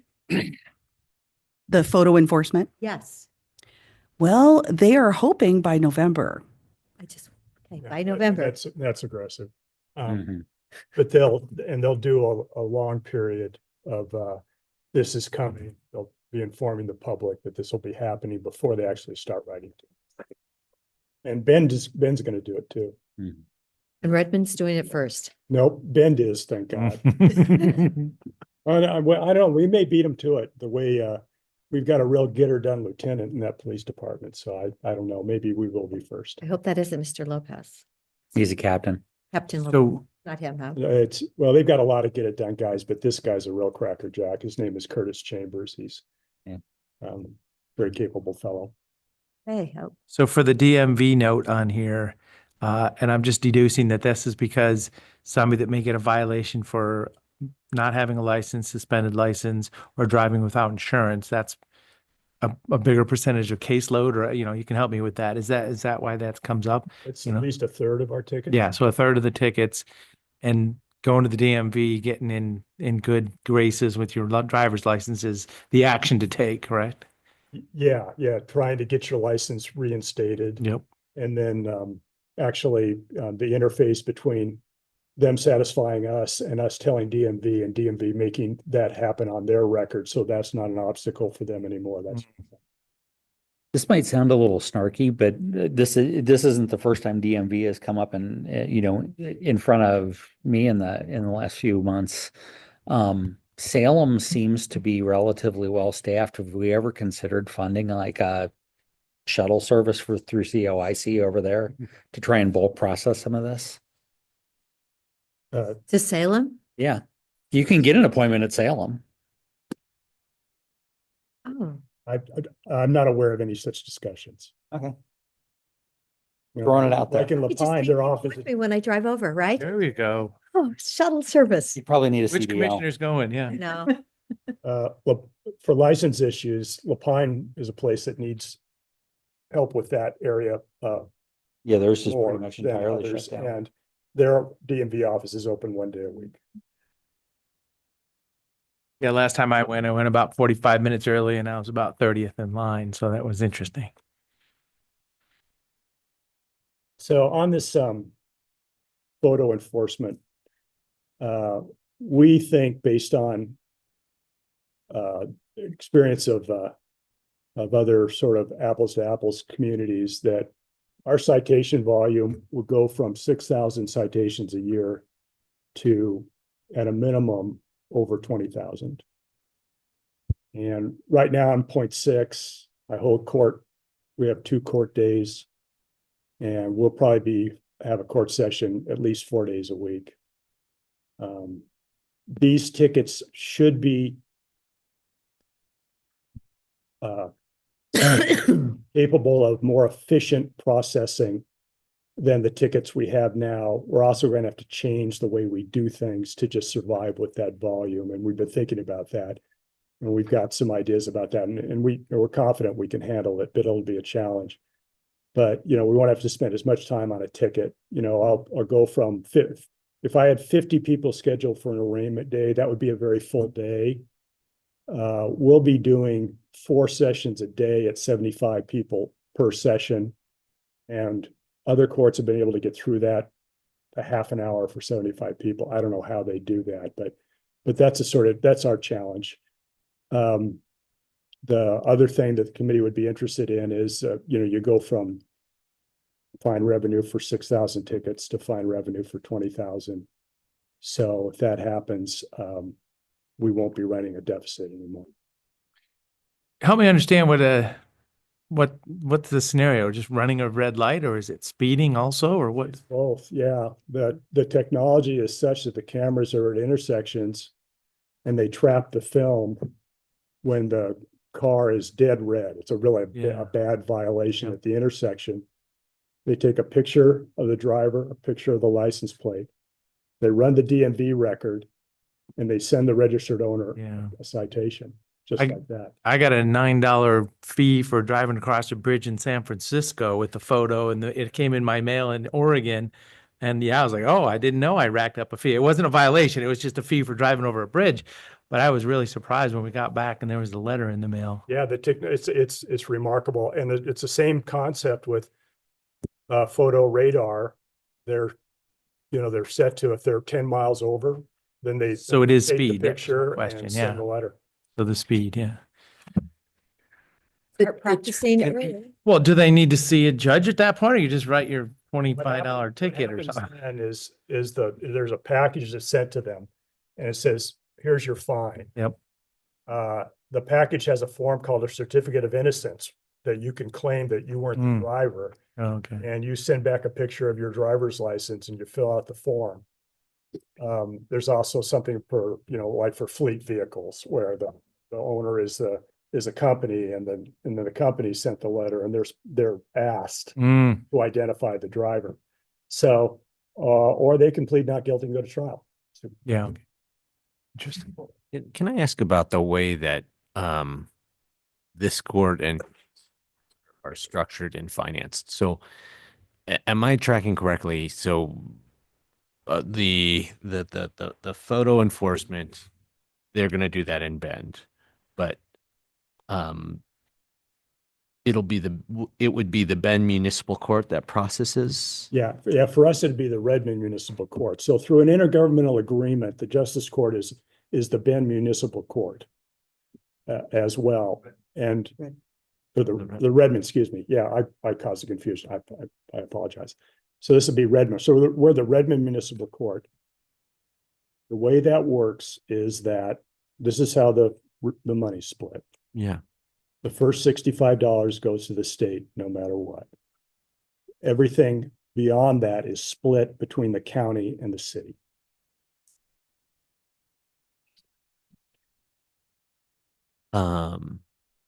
So with this additional volume of tickets, there should be an additional volume of revenue. Substantial additional volume. But then we're trying to figure out how to align that with, appropriate staffing capacity, basically. That is the challenge, yes. Is there, I mean, can you get pro tem judges or a deputy, supplemental judge capacity? Oh yeah, it ain't gonna be me every day. I like being part-time. I've got a very good pro tem judge who has just, he used to be the judge for the service district or the educational district out there, or judge, the attorney for them. And he's kind of looking for more hours. And so, he's committed to being a judge one day every week instead of one day a month. And that's really going to help. And we may need more than that. And we're going to have to hire another clerk. Even with all that, the amount of, the dollars we're talking about is going to be more than enough. Wait, the funds are going to be more than enough? Yeah. Okay. And on the photo red light, when people submit back that, because you have to be the owner of the vehicle, the driver has to be the owner of the vehicle. I'm not the owner of the vehicle. Or that's not me. That driver's not me and I'm the owner of the vehicle. Normally that goes through the police review the driver's license. Is that the way that it's going to run? The Deschutes County are going to handle that? Or is it going to be your staff looking at those arguments that no, this doesn't apply? Go ahead, Chris. Each citation packet has a certificate of innocence where the person can say it wasn't me. When the court receives those, we pass those on to Redmond Police Department. And then it's up to them to decide whether to dismiss that citation, which it will probably be dismissed, or to recite to the person that was driving. So it would be the city police that would be impacted. So it would be City of Redmond Police, City of Bend Police. Correct. Yeah. Thank you. Yeah, the impact to us is actually processing the volume. The police decide who gets a ticket. But we have to handle all the tickets that they decide. Then we just signed that agreement with the City of La Pine. So that's their kind of land use code enforcement issues, anything that pops up on their municipal side, correct? Not just land use, just code enforcement for right now. And they haven't asked us to do anything more for right now. This is what they need. And we'd have to, if they wanted us to do more, we'd have to take a look at it because our plate's, full and getting fuller. But yeah, just for the budget committee, we did sign an agreement, partnership with that. So we did that at a board meeting just recently. So that'll be code enforcement land use items for the City of La Pine. Is your office going to be big enough for this added staffing that you're going to need, in this much scaled up activity time in the future? Yes, we have an empty desk now, and we have additional room. If we need to put additional desks, we can. It's just a very convenient location in Redmond City Hall because we have council chambers there for court, so.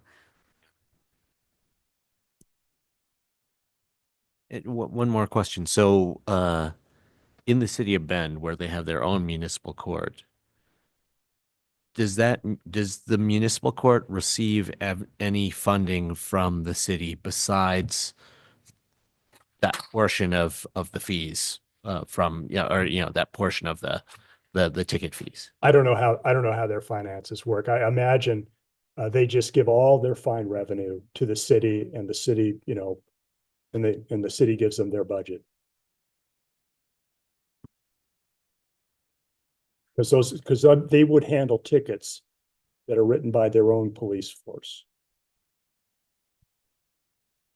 I mean, if there was city funding going into the municipal court beyond, all that ticket revenue, then that would be an argument to kind of ask cities like Redmond and Lapine, for some kind of supplemental funding.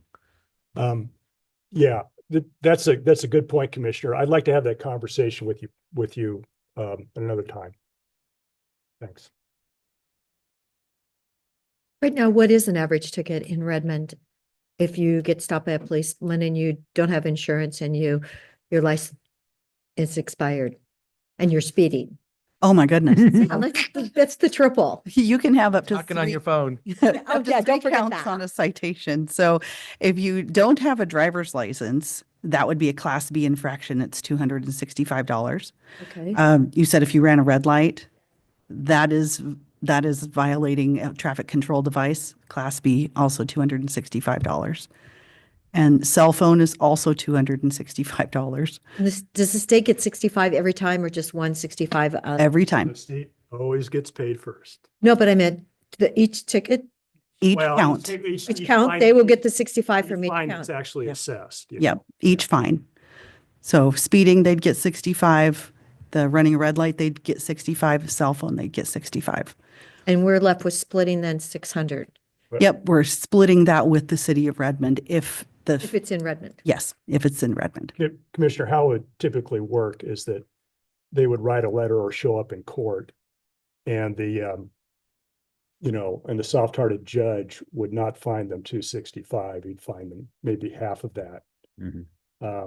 So But does the state still get their 65 then for the each one? state always Gets their money. 65. They always get their money. One constant. The casino always gets its fig. Yeah.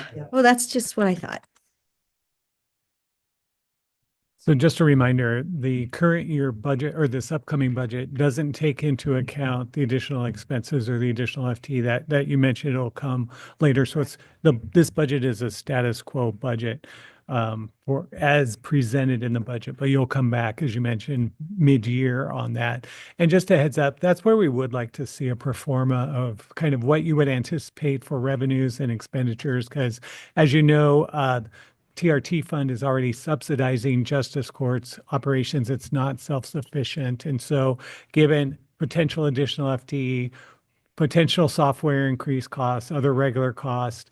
So we will be looking at what are the prospects of the additional revenue that'll come in so that the gap doesn't grow. And hopefully, as you mentioned, the subsidy will become smaller as we're getting additional pressure on TRT, general fund, other services. So that information would be helpful. Once you hear from the contractor and volumes and things, that will be valuable information for the board and finance and admin to have those discussions. Yes, once a vendor is chosen and they determine which intersections the cameras will be at, the vendor will do a study and will give anticipated volume. And granted, the volume will drop off after the first year because people will learn to take a different route. I was thinking that already. Yes. Or stop at the stoplight. More likely the former. But we will at least have an idea, a place to start with anticipated volume. Even with the red light, are there other ways that justice courts can become more self-sufficient and less reliant on subsidies from other funding to run the operations? Or is it all based on volume? And if there's a higher volume, that's kind of the best way to reduce subsidies for the court?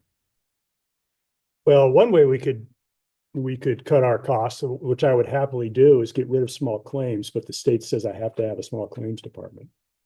So that's one clerk, and small claims trials are, I don't like them. But other than that, no, we can't, we're not gonna sell memorabilia or anything like that, offer to frame their ticket. I don't know. I was thinking when I used to do weddings, I was thinking about having a punch card and the 10th wedding would be free. And that's not that much of an exaggeration when you're doing them at 10 o'clock in the morning at City Hall. So my record was this was the woman's 8th wedding. That's my record. Oh, it was really? I'll just, enough of that. No, this is the only way we get revenue is filing fees and fine revenue. Right? Any additional questions?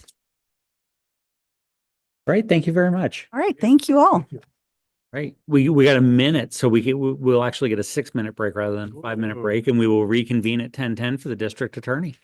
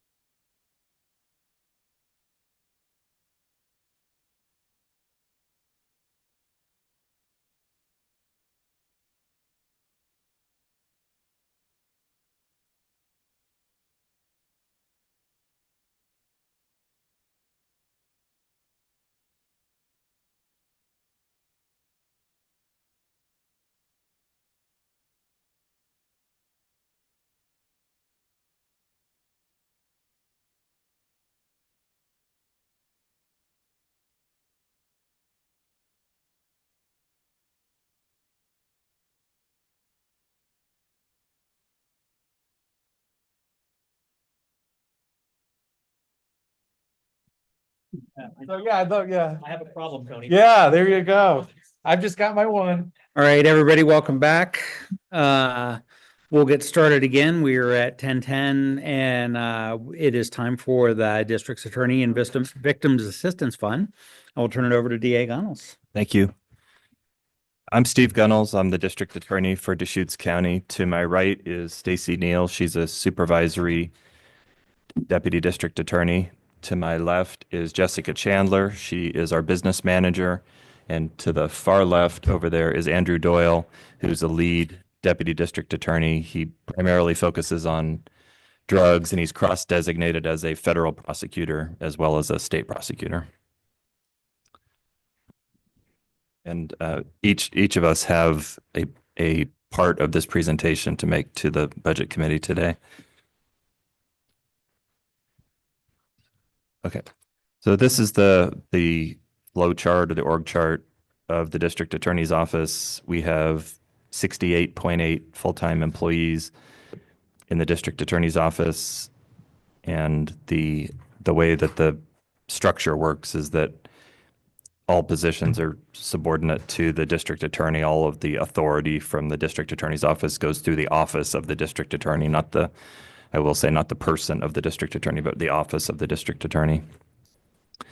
The mission statement there is important to us, and I'll just say it because it's important to me.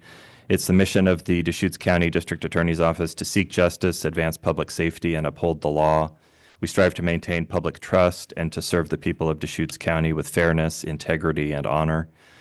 And that is something that we all have, the mission statement we all have on our key fobs that we get into the building with, and other items that we carry around with us to remind us of what the mission is and to maintain adherence to the mission. Okay. Getting into the budget details, overall, obviously we are by far primarily a general fund office. The $13,715,210 that we get from the general fund is a big number, and it's what primarily drives our office and allows us to do the work that we do in the DA's office. We have other funding streams, revenue streams, and Jessica can go into detail about that. Yeah, so for our state grant, that is our emerging adult program.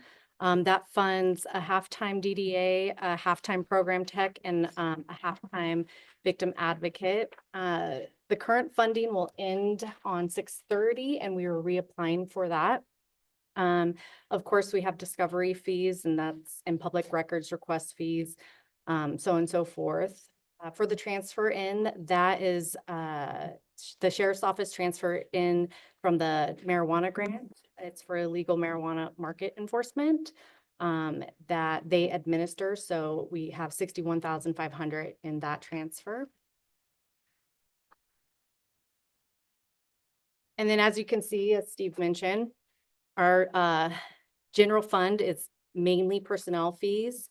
You will see later on our limited growth has been reduced, or the materials and service has been reduced significantly, about $200,000. We also saved about $52,000 in personnel clearing. So we have made significant reductions in our personnel service, or in our materials and services.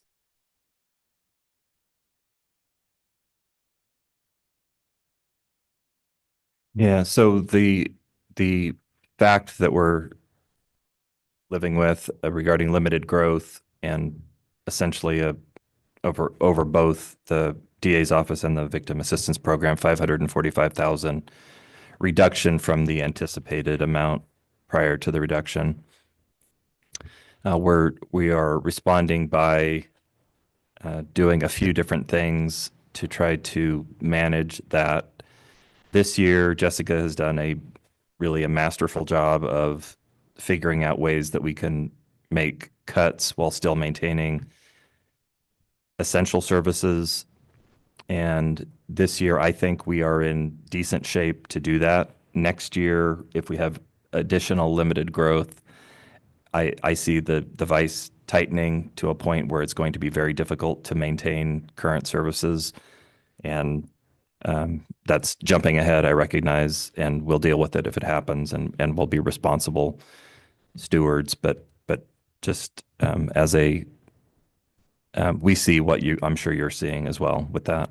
Well, and we can acknowledge that. I mean, that was how this whole thing started. The first year of dialing at limited growth is easier than the second year. And that was, as I say, Jim's statement, it started off. I think all of us can see that. So this is a serious moment for setting up for next year also. In good news, bad news, last year you came in with a special request that we thoughtfully and reluctantly declined.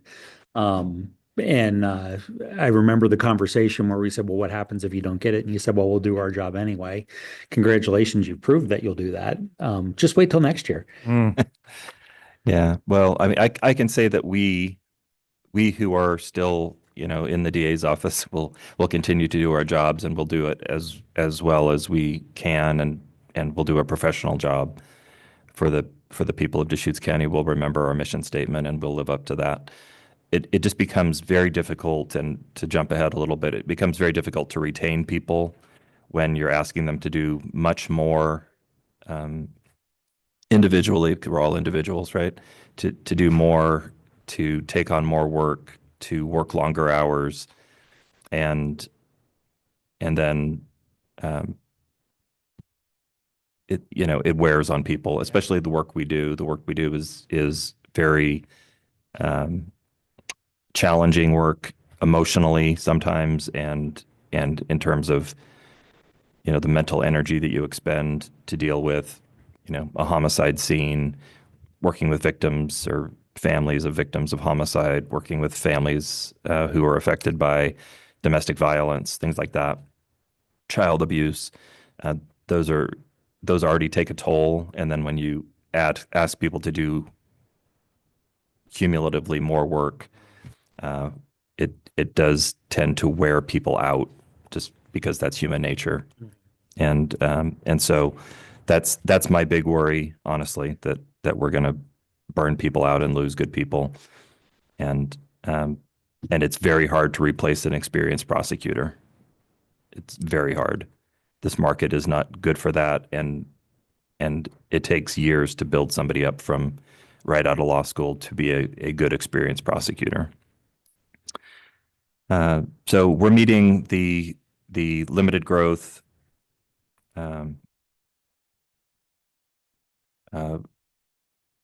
budget by personnel cuts and reduced materials and services. And this includes either holding a victim advocate position vacant and reducing a deputy DA role to, or multiple potentially deputy DA roles to less than full time. And with regard to the victim advocate role, because it's necessary to have more victim advocates and potentially no supervisor in that office who is specifically assigned to supervise that office, we're also considering leaving the supervisory position open and hiring an advocate instead, and having our business manager and our office manager step in to supervise the advocates in the victim advocate program. So when we do such things, it affects the ability of our business manager, Jessica Chandler, to do everything that she needs to do for the office, which is a lot. Preparing budget, dealing with monetary issues that come up every day, and also being kind of our intermediary with HR and all of the other things that we ask her to do. And so the cuts do have an impact on our office, and we are doing our best to deal with them in a responsible way. Okay. In the last year, we have had a number of high-profile prosecutions, a number of homicide investigations and successful prosecutions that we have handled successfully.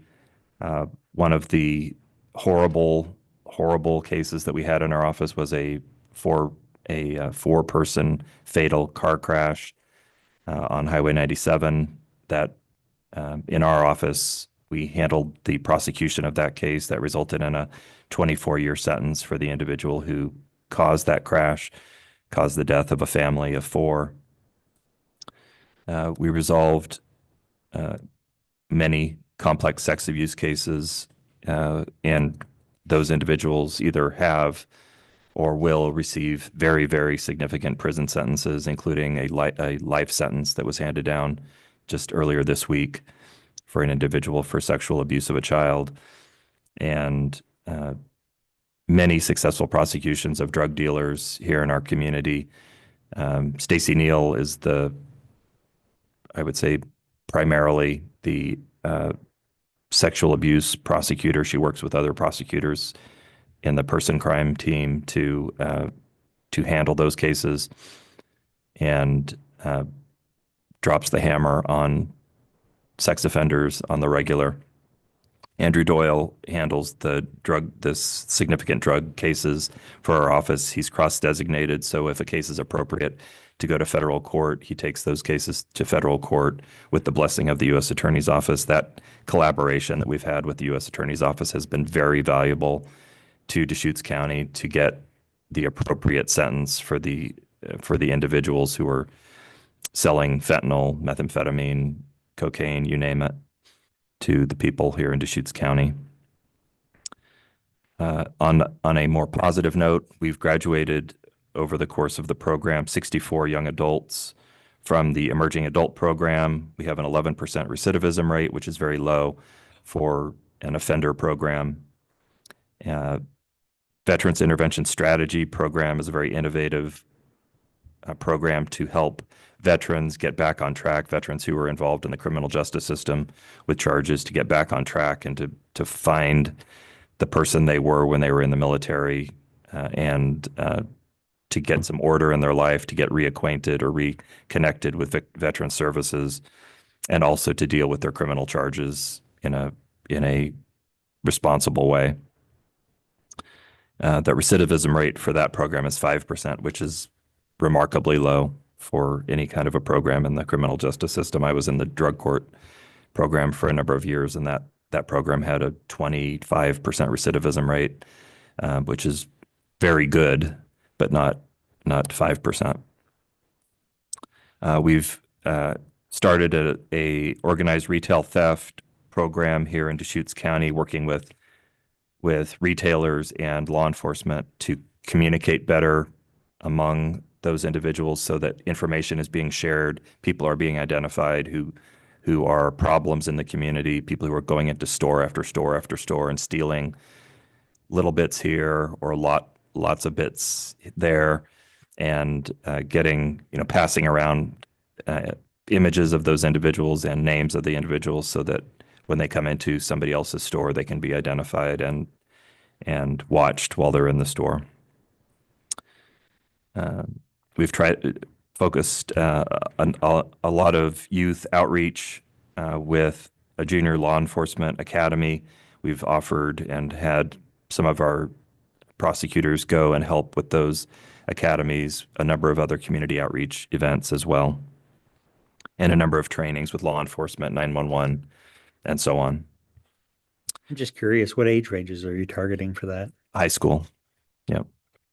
Yeah. And we got very good turnout the first year. It was actually organized by April Huey up at Redmond PD, and got a good turnout, lots of interested youngsters who were interested in going into some law enforcement type field. And some more interested in being prosecutors, some wanted to be dispatchers, some wanted to be police officers, the whole range of interest. But I think it's really important to get people not only interested in it, but to make contacts and connections and positive interactions with people in our field so that they can have, a goal to aim for, which I think is missing for a lot of kids in every community. So in terms of fiscal issues that we're seeing, we are seeing a lot of very serious crimes in our community, murder being the most striking, and we'll get to that in a little bit. The prosecution of those cases is costly because of the number of witnesses, the number of expert witnesses that we have to bring in, and so on.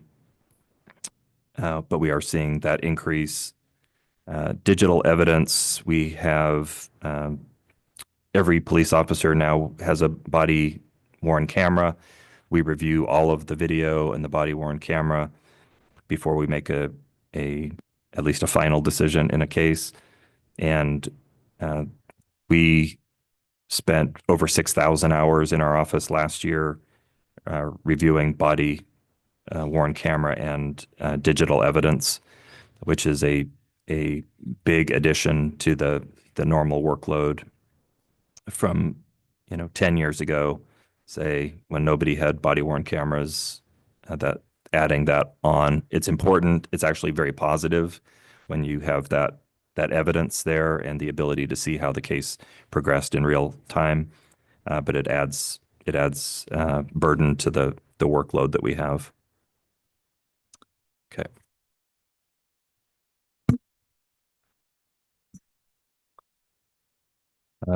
We are seeing cases being more complex due to the digital evidence that we have, that every case that's of significance probably has multiple search warrants with digital evidence, including cell phones, computers, and so on. We have, you mentioned it earlier, so I'll throw it out again. We have a need for more prosecutors in the office. I asked last year for one additional prosecutor to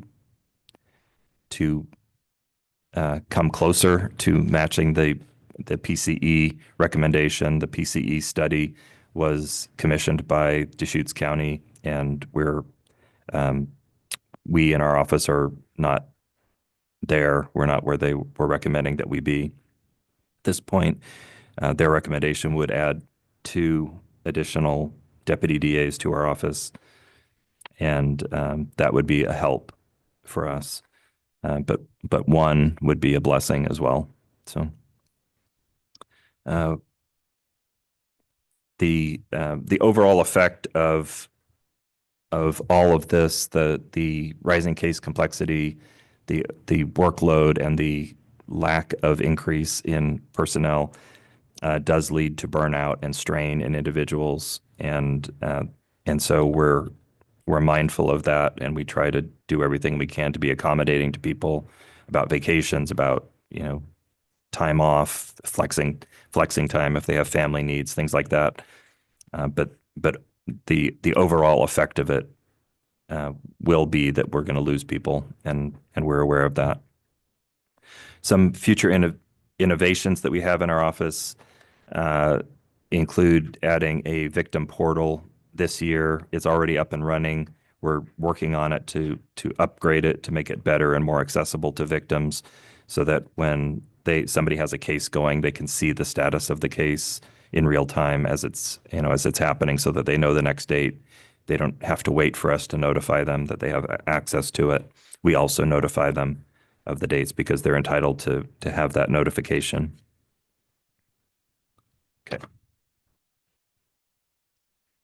I've been talking about the caseloads, and these are some of the numbers.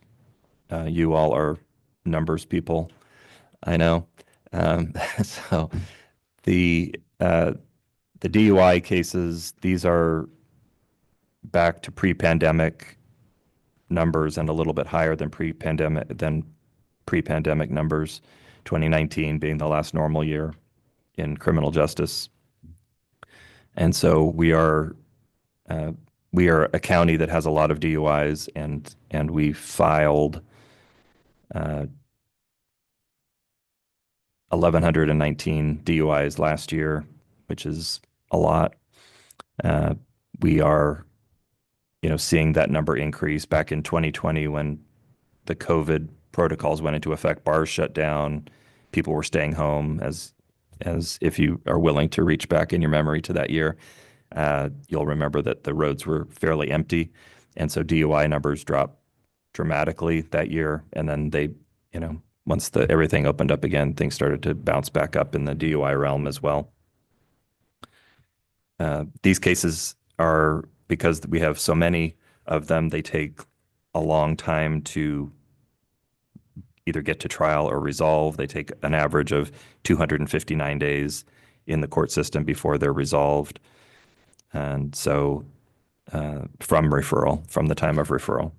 And as you were saying, this is compounded by the video evidence because these are fairly long police encounters. So the review time on the video on this through one or even multiple body cameras is pretty significant. That's right. I was just talking to one of the deputy DAs this morning about a case that was on the docket that I was in, and she was telling me that the body cam video was 4.5 hours, and obviously she watched it, and that's just one case out of 1,119 cases. That's on the high end, I will say. Usually they're 2 to 2.5 hours, but still. This is the slide that really demonstrates what we're seeing in our office as a major challenge. These are the murders that we've had in Deschutes County from 2015 to last year. And so as you see, from 2015 to 2019, and in the course of my career since 1993 in Deschutes County, we've had here 0, 1, or 2 murders in Deschutes County. That was 2 was a bad year, and people were kind of scratching their heads when we would have 2 murders. And 2020 hit, and the number went up to 4, then 8 in 2022, back down to 4, and then 5 last year. We've had 2 already in 2025.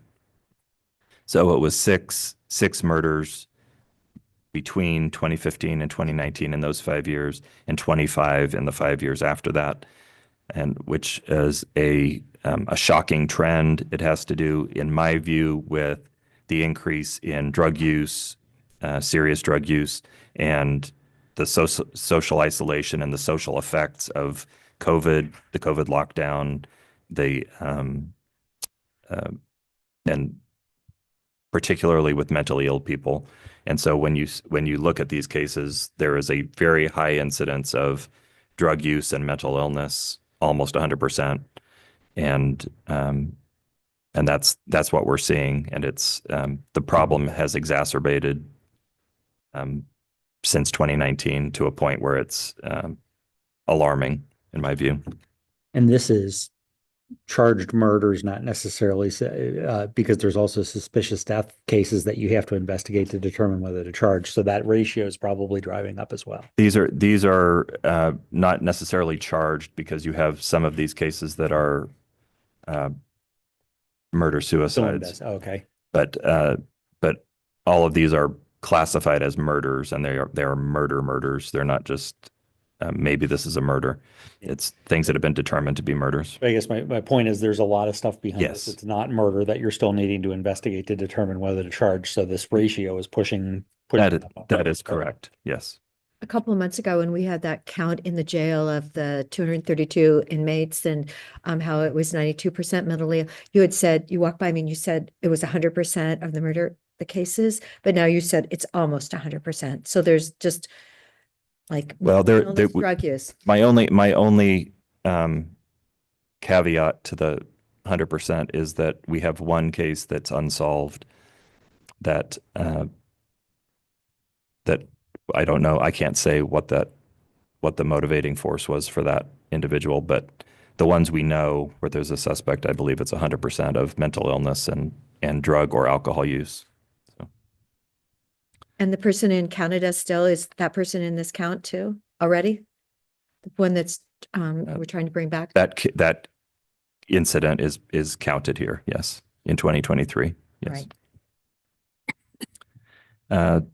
So the next slide is the total number of homicides, which is, again, a very big number. And this shows the burden on the prosecutors in the office, the individual prosecutors who have homicide cases. Homicides could be manslaughter, criminally negligent homicide, or murder.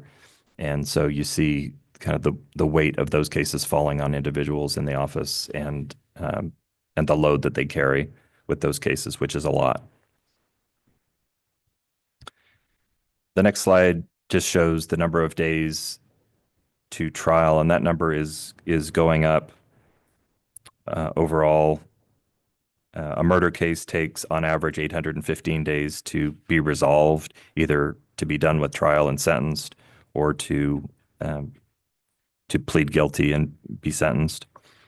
And so that when you have a murder case, you're living with that case for 2.5 years. And every deputy DA who has a murder case is in that position. They don't go fast. So what we did here is we looked at the maximum allowable caseload, which is what the Oregon Public Defense Commission uses to measure case assignments to defense attorneys. I think this is a very imperfect model. I'll just say it. I think it's a little bit of an arbitrary model, the way that cases are weighted by the OPDC, but this is how they're viewing case assignments. And we compared that with some of the workload in our office. Just looking at 10 of the deputy DAs in our office on this slide, they're either well over the max score of 300 per year or nearing it. And this is only for current and open cases. So if a defense attorney closes a case, that still counts for their MAC for the year. But this is just for open and active cases for deputy DAs. So it's a big pressure cooker, the high caseload, and this is the reason that I have asked in the past for more prosecutors. We thought it would be interesting for you to hear from some of the line prosecutors, a couple of the line prosecutors in our office. Stacy Neal is here to describe 1 week in her life as a prosecutor, and it was a week that I remember because everybody in the office was busy, but Stacy was vibrating with the amount of work that she had to do. And I don't know when she slept that week, but that is kind of one of the themes or one of the patterns of being a prosecutor. Good morning, Stacy Neal. Nice to meet all of you. I appreciate the opportunity to chat a little bit more about what we do. Just to give you guys a little bit of background, I've been at the county since 2003. So I've seen quite a few leaders come through here, and I've seen caseload shift, workload shift over the years. So over the last, 22 years, my focus has really shifted to, I do primarily child abuse, person crimes, homicide cases, some of the major crime cases. I'm also one of 2 supervising attorneys. So I'm responsible for half of the DDAs, although we really cross over and we're responsible for mentoring, supervising, and supporting all of the DDAs in the office. I think it's important. I know that we like to look at numbers and stats and see what case counts are, but there is so much more behind those case counts. And I really want to kind of delve into that a little bit just to give you guys a window. I'm supposed to have 10 minutes. So I'm going to give you just a taste of what some of those things look like. There's 2 main points. One case does not equal one case. The second point is we can't quantify or capture some of the work we do because it doesn't fall into what a traditional case count is. Example of one case does not equal one case. A child sex offender case that I've had open for 5 years. This is a individual who's abused 6 different victims ranging in the age of age 4 up to age 12. We went to trial on the first 3 victims a few years ago out at the fairgrounds. That was quite the experience, having a trial out there. Secured convictions and a 96-year prison sentence. That case is up on appeal, and they think there's always a chance that that's going to come back. So we're still proceeding on those other last 3 victims as 3 separate trials. We've gone through, I think, 3 versions of attorneys, teams of attorneys on the defense side. We've argued numbers of motions, constant stuff coming up on that case, victims that we continue to maintain relationships with over the course of time. In my office, I've got, shelves of notebooks that cover all of the discovery, the reports, DHS, law enforcement, Kid Center, just a massive amounts of evidence. And that's one case. And I only get credit for one as far as a case count for that. And that's not necessarily an outlier. Being open that long might be a bit of an outlier, but certainly other cases, really significant sex crime cases, have that same level and amount of work. The other piece is the things we don't get quote unquote credit for are cases that we work sort of that pre-charging, that investigation stage. We really partner really closely with law enforcement. I worked last year, most of the year, on a child torture case where everything from traveling over to OHSU to meet with the doctors and meet with the family, with the detectives, to meeting with experts, going through thousands of pages of medical records, helping advise law enforcement on additional investigative steps and follow-up work to do, watching all of those body cams and interviews so I make sure I'm up on all of the details related to that case, reviewing search warrants, going out on the execution of the search warrant so I can see the scene myself, continuing all of that investigation and work for months. If you pulled our stats at the end of December, that doesn't count as something that I've worked on because it's not a case count, but a significant amount of time. That case has since been indicted and now it's pending. So those are just 2 examples of not quite capturing what it is the work that we do. I'll preface by saying I love my job. I love what we do. We have a really fantastic team. We have outstanding leadership. That being said, we are encountering a lot of issues with keeping up with the demands of the work. And I just wanted to kind of give you a window into what a week like that looks like. So I pick a random week. This is January. This is this year. During that week, I was working on a murder investigation. So I'm assigned to the homicide in South County that we haven't solved yet. In that case, been there since the scene, going out to the scene, reviewing search warrants, again, subpoenas, strategizing with law enforcement on investigative leads, talking with Oregon State Police lab, trying to figure out what are some potential avenues we can try to get evidence, look at various pieces that might be helpful for us to solve this case. So that has been that's still going on. But during that week, I was heavily involved in pieces and assisting law enforcement in that. I was also in a motion to suppress hearing that week. That was 2 full days, along with another DDA, Mr. McLean, on that case I referred to that's been open for 5 years. This was probably the 4th round of motion hearings. They filed a dozen motions. Leading up to that week, we'd spent hours and hours and hours researching, reading hundreds of pages of case decisions, drafting our responses that could range in from 5 pages to 30 pages for each response, fighting to keep in the evidence that they're trying to exclude in order to prove that these kids have been abused. So we spent 2 full days in court arguing those motions. I'm also a supervisor, so I still have my admin duties, which is assigning out docket. We have over 100 cases on the docket every single day, and we have to have DDAs available to cover various courtrooms to make sure that those are covered. So making those assignments. Also signing out intake, new cases that are coming in, trying to review, engage people's caseloads and make sure who has the capacity this week to take on a few more cases. Plus, I just need to be available to answer questions and provide support, getting approval for plea offers or various things that come up for the individual DDAs. And I also still have a caseload. I do the child abuse cases, as I mentioned, sex offense cases. There's things happening every single week. I have to prep my files for court for someone else to cover for the day-to-day hearings.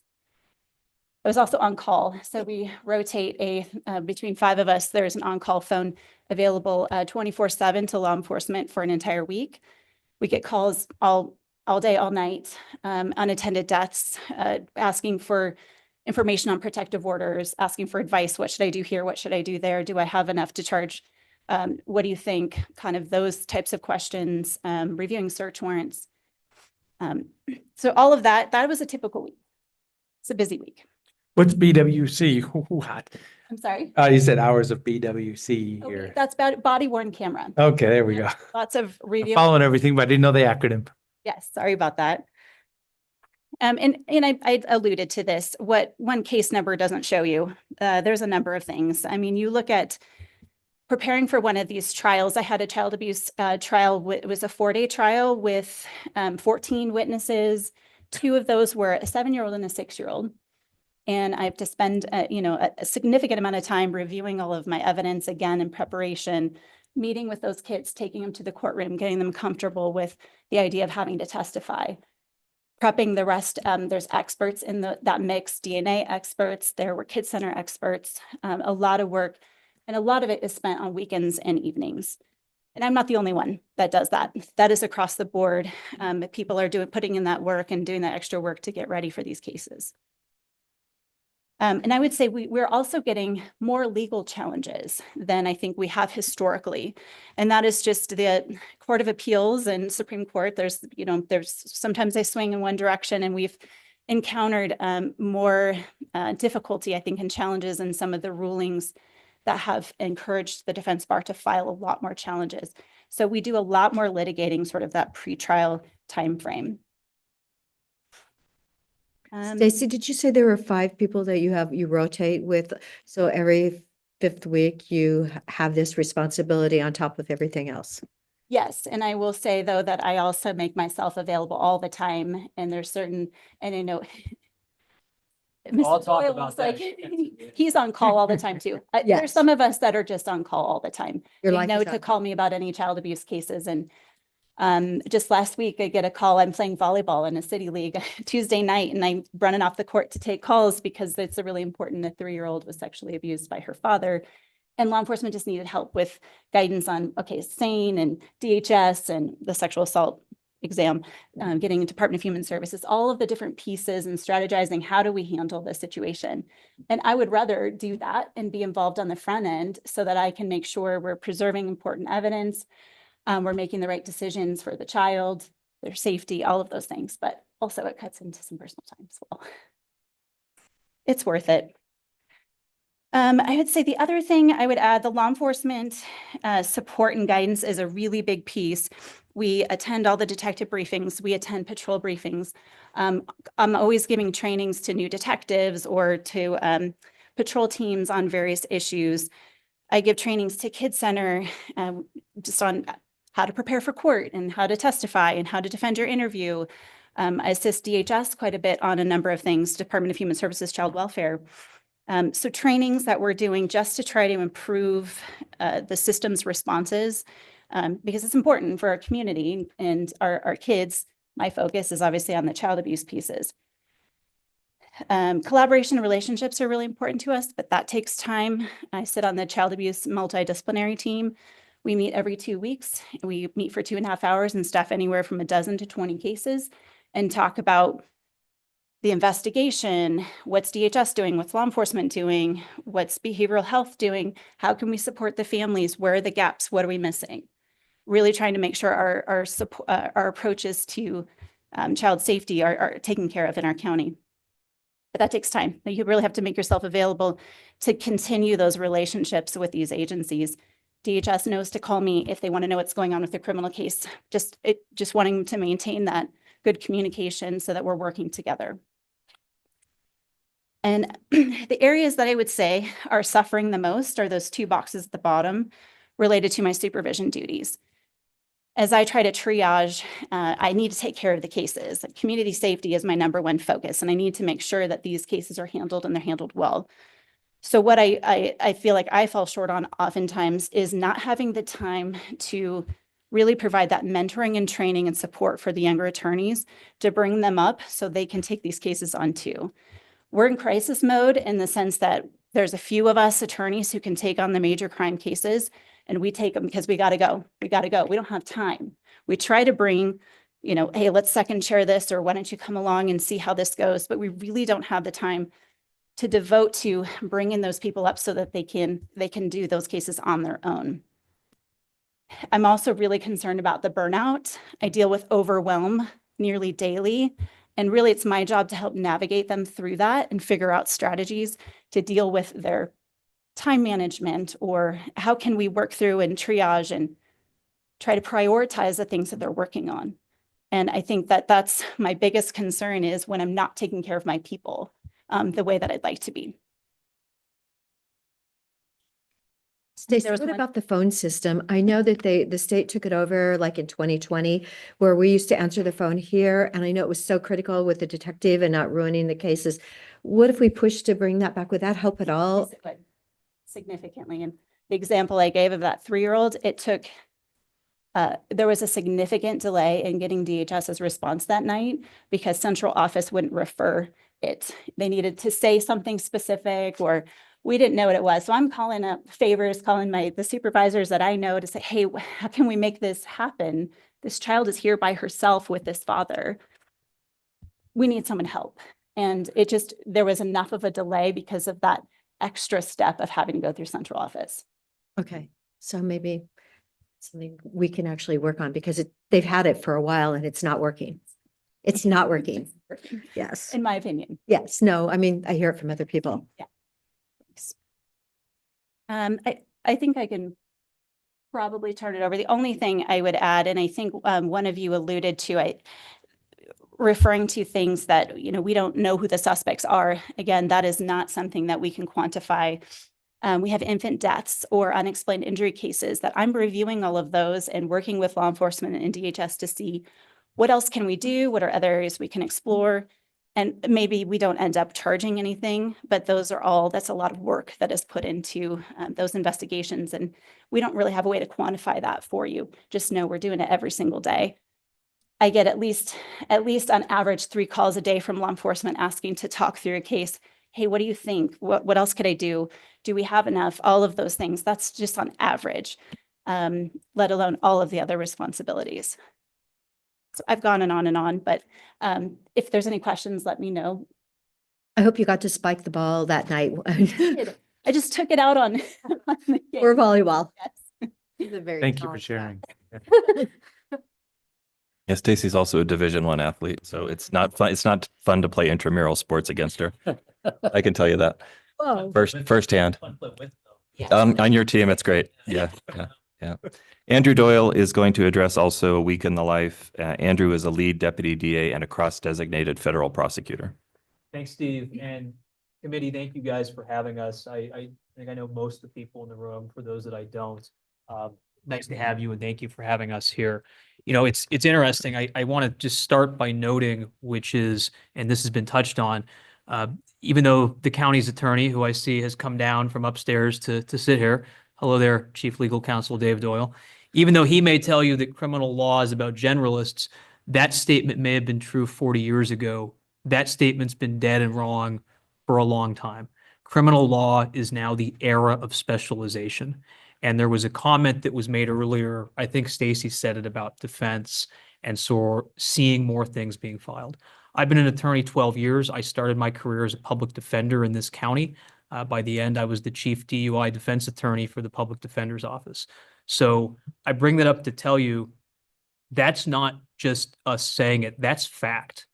Every single case we handle now that has a nexus to science, that has a nexus to cell phones, that has a nexus to anything other than, well, honestly, every case we handle now has gone from what could have been a simple case to what is always by default a complex case. Within our office, right, I'm specialized. I'm specialized as a federal attorney. I'm specialized as a narcotics prosecutor.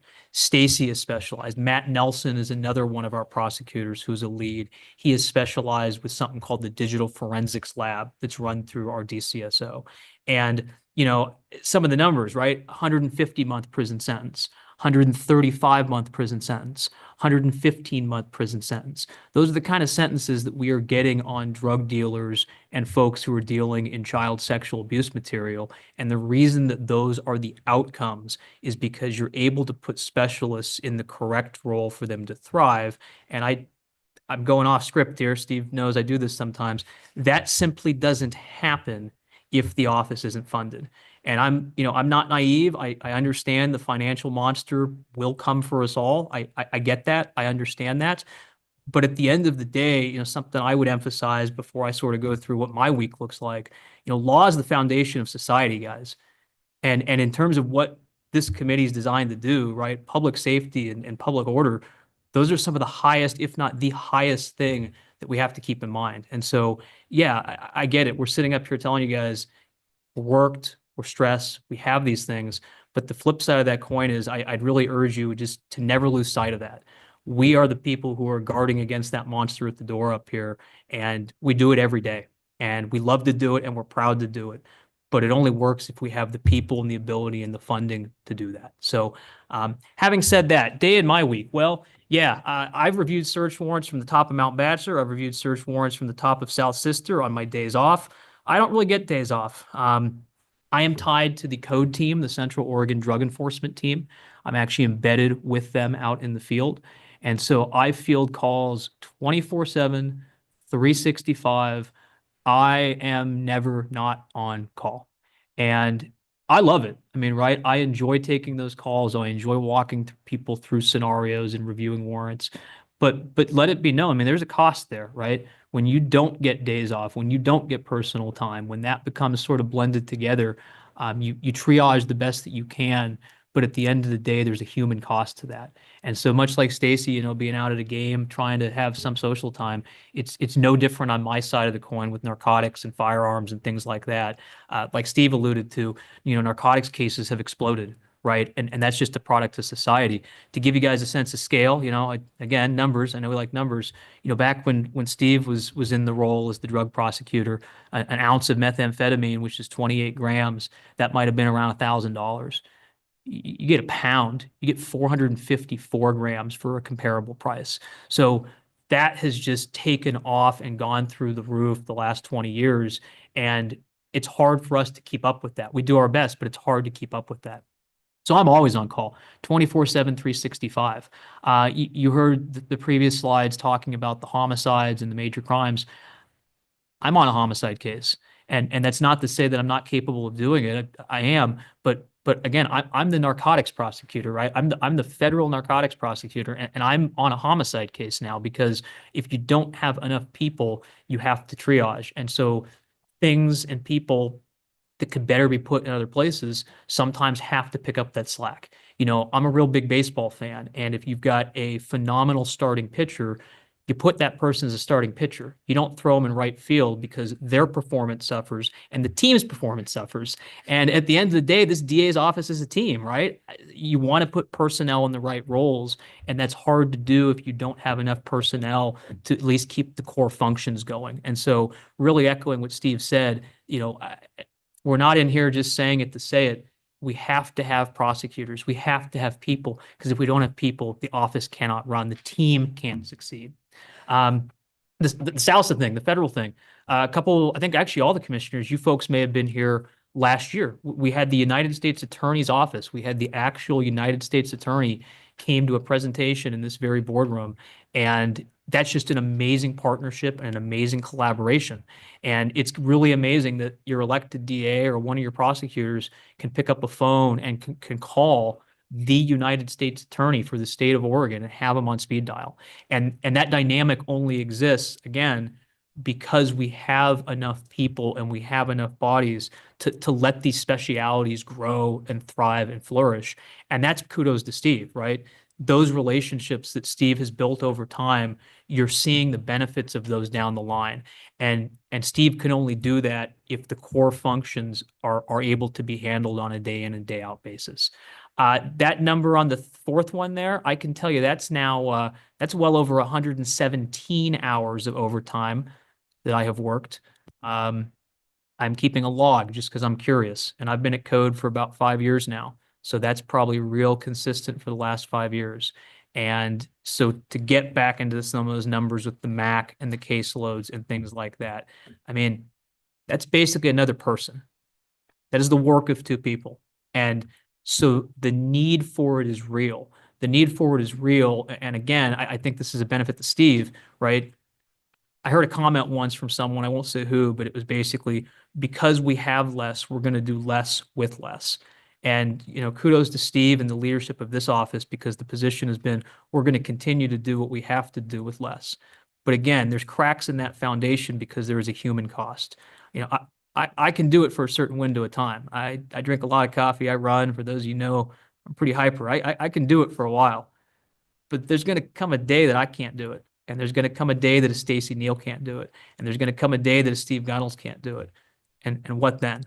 What then? Public safety then suffers as a result of that. And I really want to stress that. Only other thing I'll mention on this slide, the last thing there, I'm also the liaison to the street crimes unit. There aren't any easy cases anymore.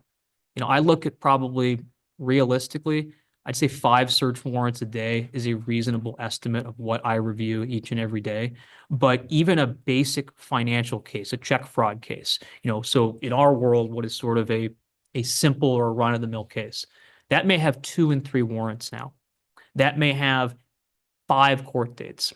That may have, as you've heard, hours and hours of body-worn camera. And so I think, I know a data point that I've heard before, right, is, caseloads 10 years ago or 20 years ago were X amount of cases per person, and the office's staffing size was X amount of people. I would respectfully submit to you that the reality you now live in is a different reality than what you lived in 10 and 20 years ago. And so to look at some of those numbers and simply say the data point from 10 or 15 years ago was X, your department has grown at this rate. Well, yeah, it needs to, because even baseline functions have increased exponentially in their difficulty. And I just don't want that to be lost. I know sometimes we get up here, we talk about stuff, it's sort of into the void. Every single thing that we handle and we touch has become exponentially more difficult over time. But, hey, it's not all bad news, right? Because one of the things we're able to do if we have enough people in the office is stuff like this. One of the things I pride myself on, even with all my other commitments, that dog you see in the middle there, our scary, terrifying narcotics detection canine, Bonnie the dog. We take Bonnie on the road. We take her to grand jury. We take her to public events. We take her to schools. We go talk to kids. We, on the narcotics team and with this office, we absolutely still try to do public outreach because, at the end of the day, the client is you guys. The client is the people. And I really take pride in being a face for this office, letting people know we're out there, letting them interact. Once again, that can only happen if the office is at a level that allows that to happen. And that's an absolute positive. It has many great downstream effects. And it's something I hope we really don't lose. So I thank you guys for your time. Certainly, if you have any questions for me, I'm willing to stick around afterwards and talk to y'all. Thank you, Andrew. You're welcome, Steve. Victim Assistance Program provides services to victims of crime that are statutorily mandated and also necessary. It's really important. When I first started in the DA's office, we had either a non-existent or a barely functioning victim services program, and victims really struggled going through the system. The criminal justice system is complex and difficult to manage, even with all the help that we provide. But without it, people are just lost and they just give up.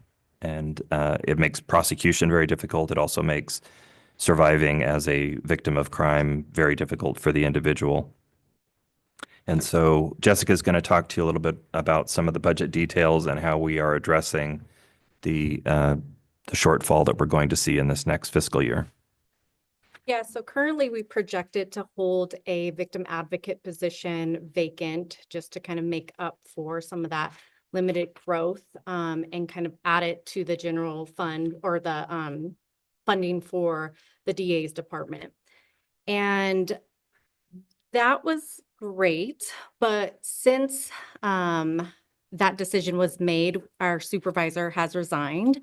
So because the resources are limited and we truly need that support for our victims, we have decided to hold the supervisor position vacant, have a little bit more savings, and hire somebody who can do the on-the-ground work because that's what's important right now. We are funded, we have 2.7 FTE funded by Avoca CFA grant, which is partially federal, partially state funded.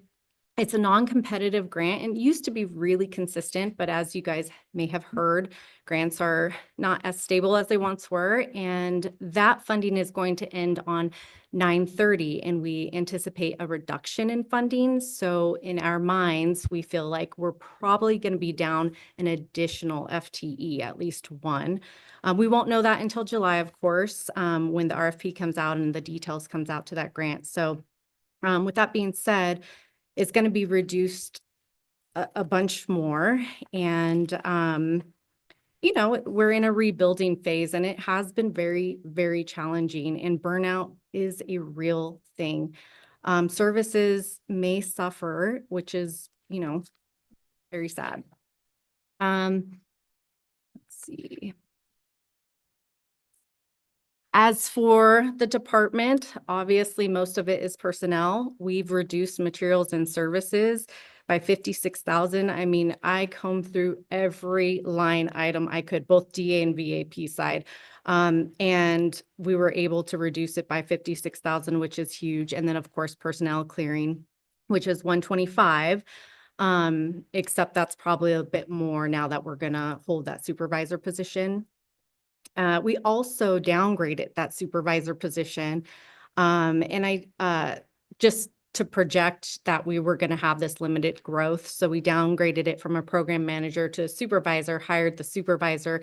And I think because of the instability of funding, that was a turnover. And we also have one more person leaving because of, you know, the funding issues that are in front of us. So with that being said,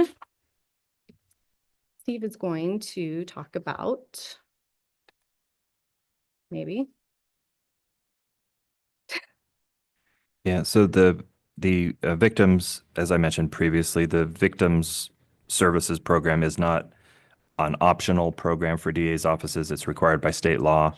And it's also essential for victims when they're going through the process to have the help navigating the difficult process.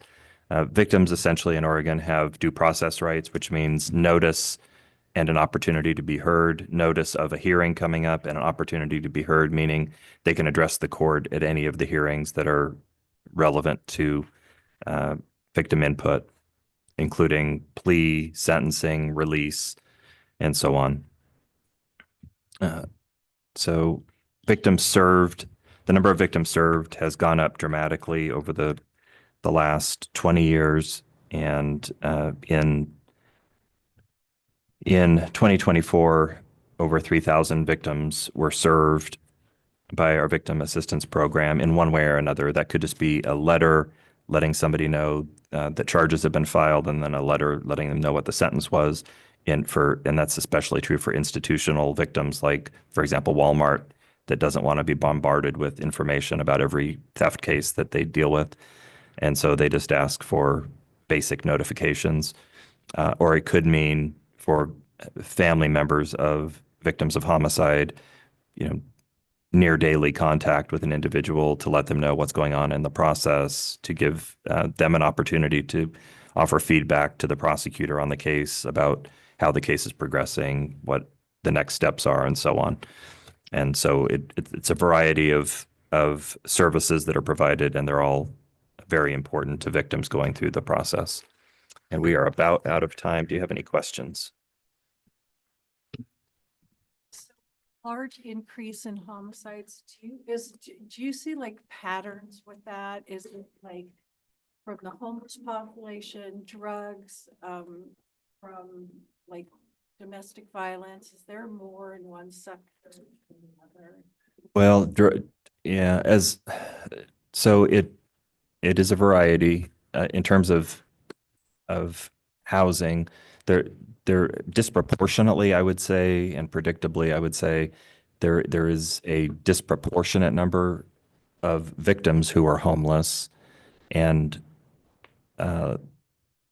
perpetrators who are either homeless or bordering on homeless living situations. Maybe they have a residence, but they kind of go back and forth to the homeless population.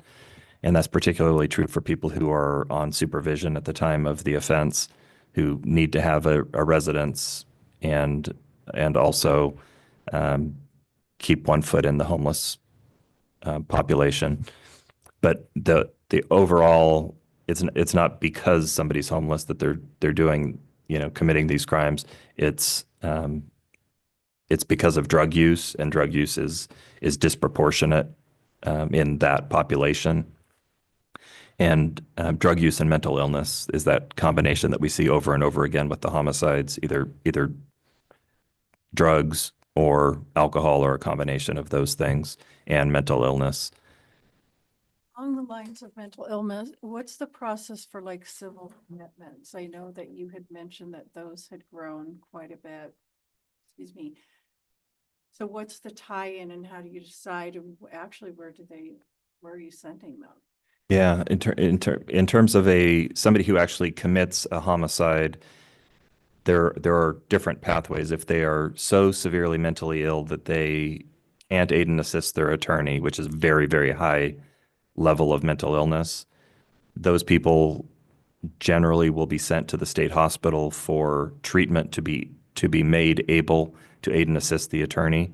The next level down from that is guilty except for insanity, a plea of guilty except for insanity, or that defense at trial where a psychiatrist comes in and says this person wasn't able to conform their conduct to the requirements of the law, and that's why because of their mental illness, and that's why they did this act.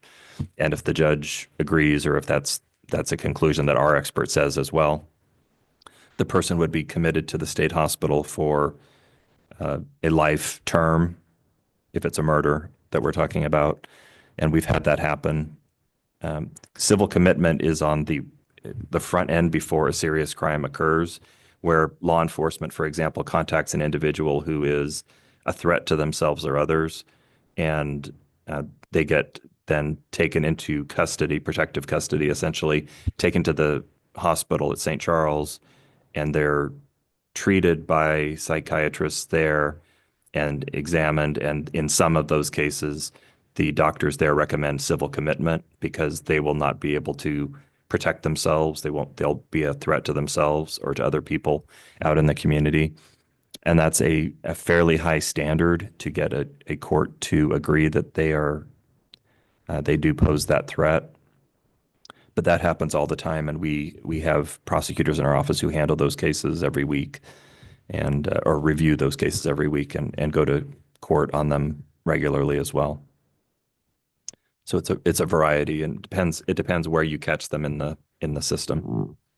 Last week, our AOC meeting from the state said that between 18 and 25, 34% of those people have some substance use disorder. Some of them are maybe minimal, but anyway, it was over a third have substance use, young people in our state.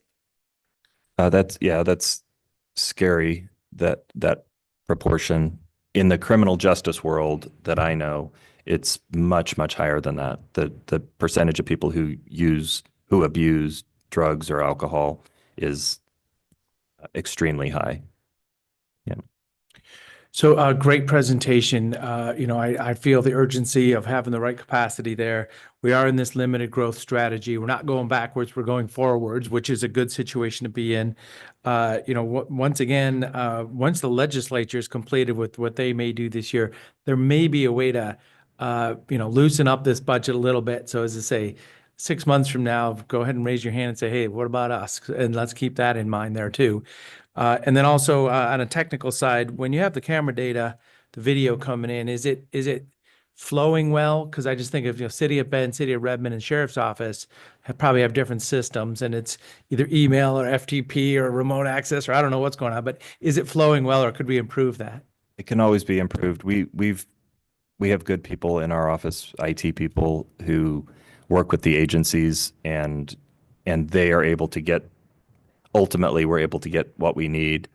There are sometimes in individual cases. There are sometimes breakdowns, and we're not given one video or a couple of the videos that are out there because of technical or some kind of an oversight on the agency side, and then we have to kind of work backwards and find that video because it's important for us to see it, but also we have an obligation to provide it to defense before anything can proceed in court.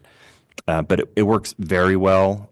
It could work better always. So our IT group, Tanya Mahood said that everybody's CJIS certified now. So as I say, just maybe if there's a moment to take an overall look at how the information flows. And I'm thinking just efficiency for your access to the video files. The sheriff's office is looking at the same platform that then PD already uses, which we can then have direct access to. So we're hoping that they go that direction. That will help. And yeah, I mean, that's kind of my background is the technology stuff. But yeah, if there's just a moment where we need to get at a table together and look at the next step here, I'll be an advocate for that. Right. Thank you. For a handful of years, county legal counsel's office was handling civil commitment proceedings for the county. I know that transferred back to the district attorney's office. Can you talk about A, how that's going, and B, what kind of a staff workload impact that has? Yeah, that's a good question. So we've taken that back over. The reason that we took it back over was because of the overlap between civil commitment cases and aid and assist court criminal cases generally, and also mental health court. There was such an overlap in the individuals who were being civilly committed and those other programs or those other situations that we encounter in the criminal justice world that it just made sense to us that probably it would be appropriate to take it. We have 4 prosecutors who handle those cases regularly. They move the cases around, so it's not one person taking every case that comes in. It is additional work, and it's all every increase that's marginal still adds up into something that's meaningful, but it's doable for us. That was part of our request for an additional deputy DA last year, but the work remains fairly high relative to 10 years ago in the civil commitment world. We have really good people doing it, people who care about those cases, and the court is very efficient, really. Those trials generally last a day, which is unusual it doesn't happen for criminal cases. Criminal cases are always at least 2 days for the simplest case, but those cases are basically a day, and they work on efficiency, and we try to be efficient with that as well. And it's manageable, but it's an extra burden. So we've got a crane in the sky over there. At some point, we're going to have a new courthouse building, and then the state's going to move out of that gray courthouse. So as I say, thanks for being a partner in this. I know it may be disrupting operations, but about a year and a half from now, I think we're going to basically be done with that. And you'll have the whole gray courthouse with a bridge across and everything. So there's a bright future for the stand-up desks. Maybe we'll be able to get you at least a cubicle or whatever.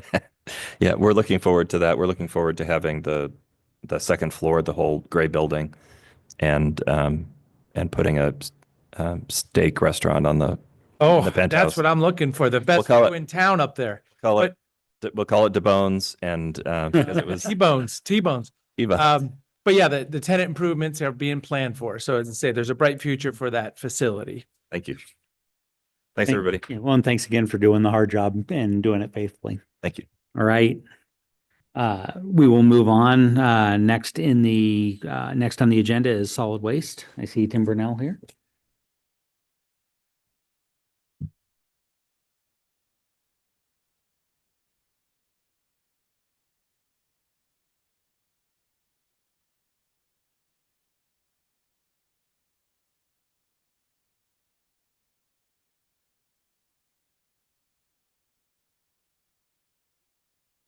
We need another one.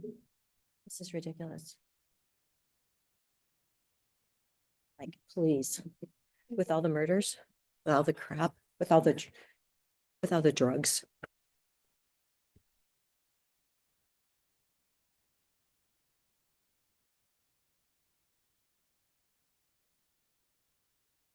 And as you're getting prepped, I will just say personally, thanks again for the very nice detailed spreadsheet through now fiscal year 38, 39. It's one of my favorite pieces of paper in this Right. week. Yeah. Well, good morning. Are you ready for me to go or you want me to wait a minute? Go, quorum, we're good. Okay. Good morning. My name is Tim Brownell, the Director of the Solid Waste Department. I'm joined here today with Sue Manette, our Management Analyst, and she's really the one who does the work on this budget. So please let her know how much you enjoy it. She really is the owner of the fund model and took it over from Tim Schmke years ago.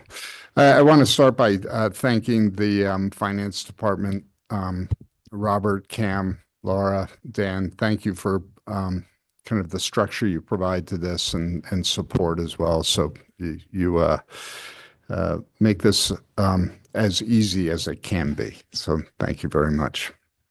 So with that, I'll jump into it. So there we go. So the solid waste department, what we are trying to do is provide environmentally sound and cost-effective solid waste management services that are in compliance with all laws and regulations to the citizens of Deschutes County. And we hope we do that well for you. I'll start by saying what we're presenting today are we have 5 separate funds, 610 through 614. 610 is our operating fund, and that's where the majority of our activities and expenses fall. And then we'll run through that first, and then through our other funds to deal with some of our regulatory requirements or infrastructure requirements. We currently have a staff of, we have a budgeted staff of, in this past year, of 44 employees. We've actually hired and operated with 43 of those this past year. And that's our structure on the right.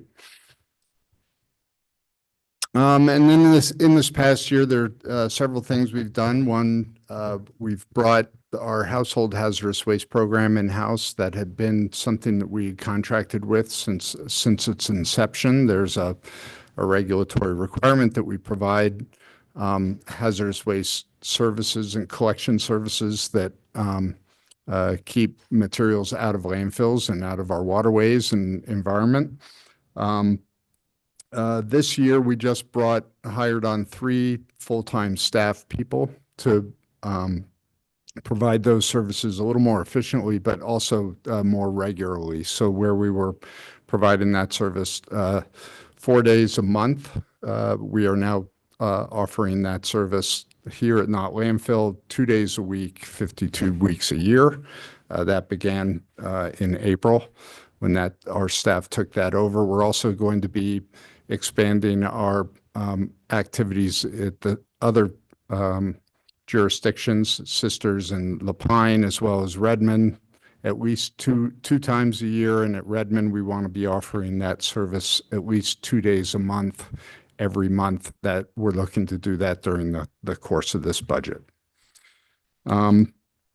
We've also are in the process of hiring consultants to really help us with the planning and development of our diversion program. So we have a goal here in the county designated by the state DEQ of a 45% diversion rate or recovery rate of our solid waste stream. We're currently at about 28% of our solid waste stream is being diverted through our recycling and composting programs. So we've are in the process of bringing in consultants to help us guide with the development of the potential new facilities and really looking at how that might impact our rate structure going forward so that we can bring that to the board for their consideration over the course of this next year. You have a benchmark that you're trying to hit? Yeah, we are trying to hit 45% or higher. So, and we have a initial plan to get there, but we really need to flesh that out. We also conducted a feasibility study of seeing if we could put a solar array at Knott landfill. Once we actually close that facility, it's not looking promising. The revenues for the generation of solar compared to the cost for installation, we aren't really at the scale at that site. So we're going to have to start looking at other options. And then we also have been working with the cities of Bend, Redmond, now the City of Sisters, looking at developing a new franchise agreement for the management of our franchise haulers here in the county.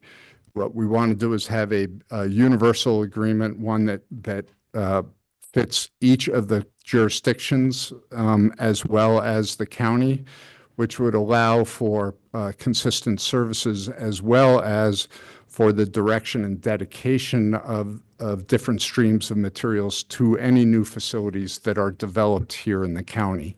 That's something that we would call flow control, which as we look at making significant investments here in the county for new landfills or new processing infrastructure for recovery, we want to make sure that we have control over where all those materials go. Under our current franchise arrangements, we don't necessarily have that full control. We have it under county code, but that is something that could be challenged. So we are trying to make sure that under new agreements, we can lock that up so that we're prepared for the type of investments we're looking to do for new landfills and new processing infrastructure. So getting into the budget itself, this budget assumes that we will not have any growth in the overall waste stream. We are an enterprise fund, so just to reiterate, all of our revenues and cover all of our costs, and those are derived from the charging of a tip fee on every ton of material that we receive. So in this budget, we're assuming that there will be no growth in that waste stream. Historically, over the last 25 years, when we look at the waste stream, we've seen about a 3% growth on average. The last couple of years, it's been variable. So we were flat last year. We were down about 1% the year before that. Currently, this calendar year, we're seeing about a 3% growth. So we're trying to be relatively conservative on that. This budget does include a tip fee increase from $80 a ton to $90 a ton. That's approximately a 14% increase in the tip fee year over year. Just to give a sense of how that flows through the system, we charge our franchise haulers for the materials they bring in. On the average household garbage bill, that will relate to about a 3% increase in the garbage fees that people pay for the collection services at their home. You haven't raised that fee for a long time, right? No, we've been raising it over the last few years. We've been doing about a $10 a ton increase. This is the third consecutive $10 increase.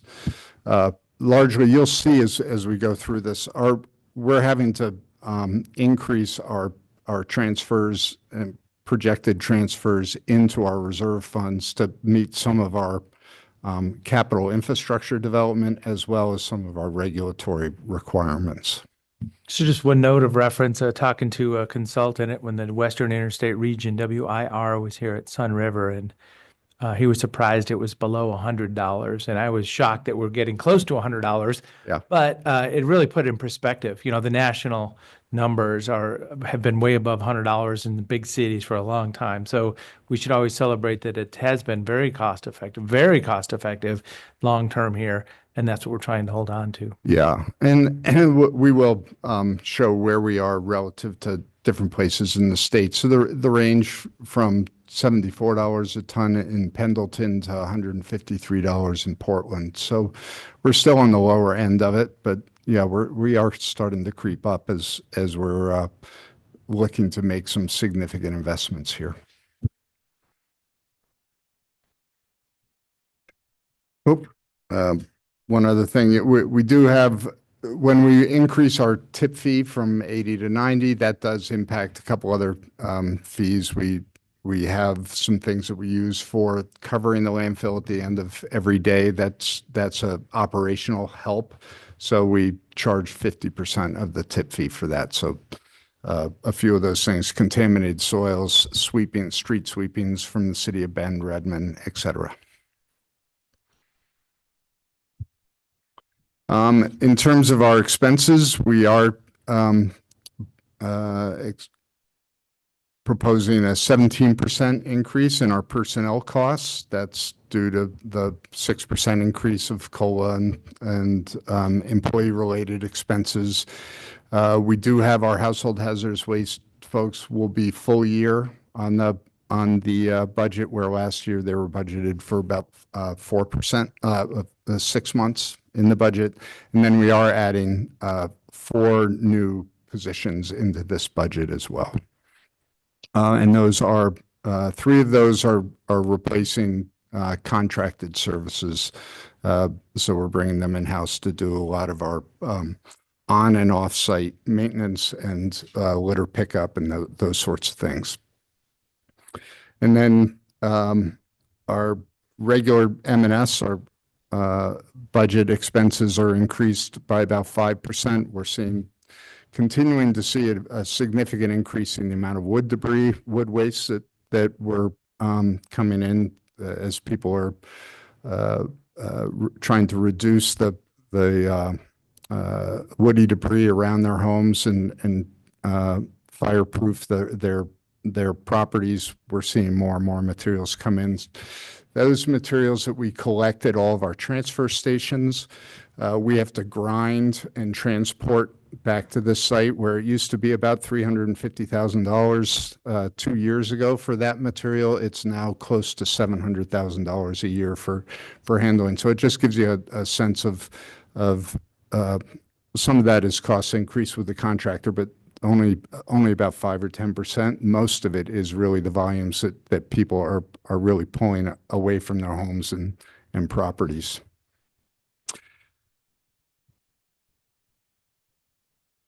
Also within our budget, we have some in 610, some smaller capital expenses. Those are things like pickup trucks, maintenance vehicles, scales, cost accounting software, those sorts of things. So we have about $500,000, $475,000 of the smaller capital expenses in this budget.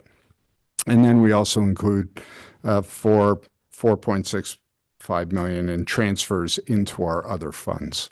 So when you look at our basic cost model, about 37% is materials and services, 26% is our personnel services, 18% are transfers into our other funds, and then debt service and smaller other items. So the big compactor rigs, I know that there's like a rebuild going on, one of them or something? Yeah, and we'll touch on those when we get into some of our other capital budgets. So this is in general terms, our revenues, we're looking at about $25 million is our revenues to come in this year, and expenses are $23.6 million. So we can continue to grow in terms of the scope of our operations, as well as our commitments to building our reserves to meet some of our obligations.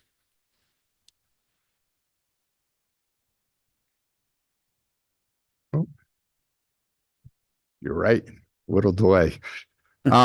So some of the fiscal issues we're looking at and dealing with short term, we were informed that there were new regulatory requirements around the destruction of methane gas, which is something that you could say, harvest out of the landfill. If you ever drive by the landfill at night, you see the blue flame.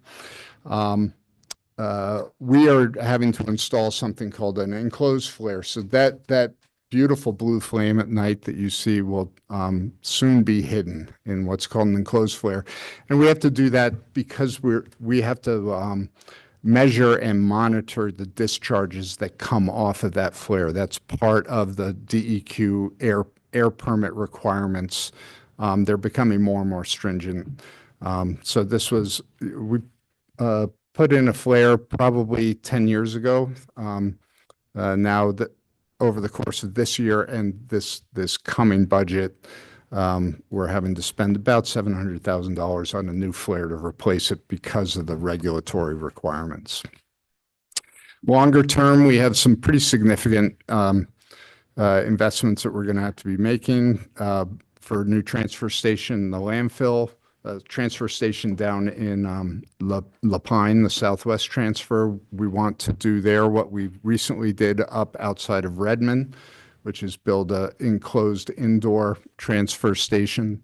If you come to not landfill and you go over the scales and drive into the building and discharge materials, that's what we're looking at building down in La Pine as we're seeing more and more activity there.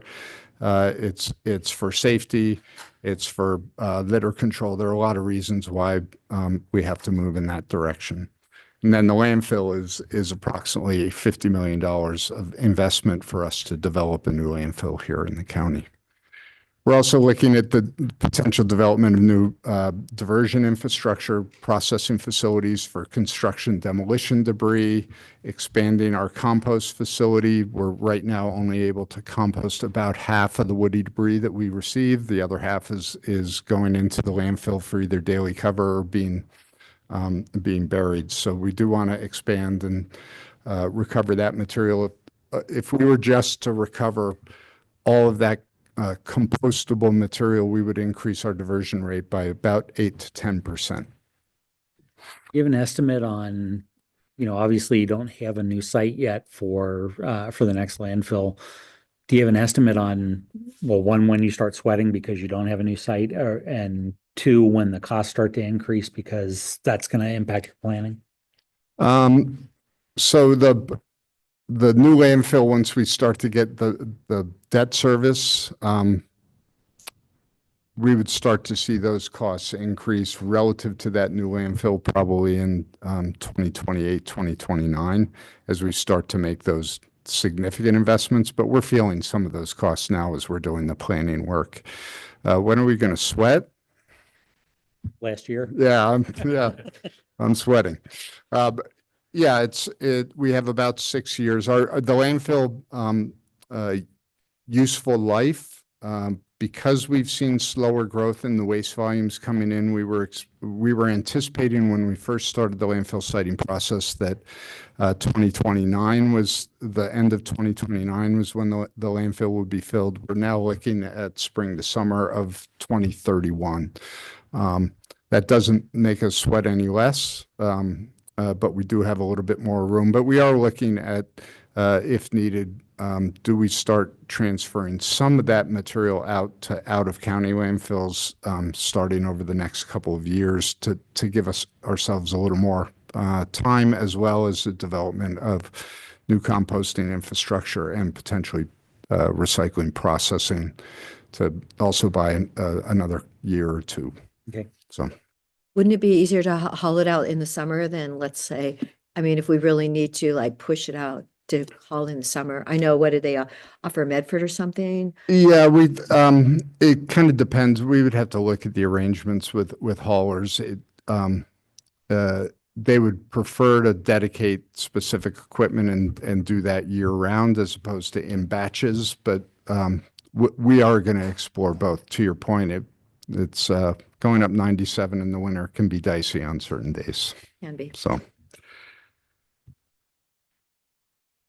Some of the challenges is integrating. We just completed with the state something called a waste characterization study to really understand what the composition of our waste is. What's pretty interesting here, about 40% of the waste stream is related to construction and demolition activities. That's probably double of what you would see on the western side of the state.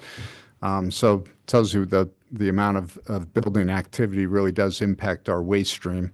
It does give us opportunities, though, to think about the type of infrastructure we may want to develop for the recovery of specific waste like wood waste, metals, plastic, sheetrock, roofing materials, those sorts of things, which are heavy and might provide real opportunities for us to do significant increase in our diversion. So that will be that information that we've harvested from that study. We'll be working with our consultants to really figure out what might be ways that we can cost effectively recover as much of that material as possible. This is something that's very similar. Lane County is doing something similar on the other side of really looking at how do they expand their recovery, what type of investments do they want to make, and how do they bring in public funding, but also private funding, so public-private partnerships to really develop new programs and infrastructure to support the diversion goals that we're trying to achieve. We're in the process of the development of a renewable natural gas project, so also that blue flame would disappear with that program. We're about a year out from when we think that may be able to go live. It's a little delayed partly by permitting and partly by infrastructure. We're going to have to bring 2.5 megawatts of new electrical power onto the site for that facility. What that facility does is it takes the methane gas generated in the landfill through decomposition and cleans it. So usually the gas that is in a landfill is about 50% methane and then 52% methane, and the remainder is other gases, nitrogen, hydrogen, oxygen, carbon dioxide. It cleans that gas up, and then it will be put into the natural gas pipeline, which just happens to go right past the landfill. And once that's in place, we will start generating up to $500,000 a year in revenue from the sale of that material. That's something we're doing with Cascade Natural Gas. This is an example of a public-private partnership where they're doing all the capital infrastructure investment, and then we will be selling them that gas once it's clean. I think you already said this, Tim, but how long has that taken to implement? Because I remember signing that. Yeah, you signed that contract in 2023, I believe. Okay, yeah. Yeah. That. Yeah. Yeah.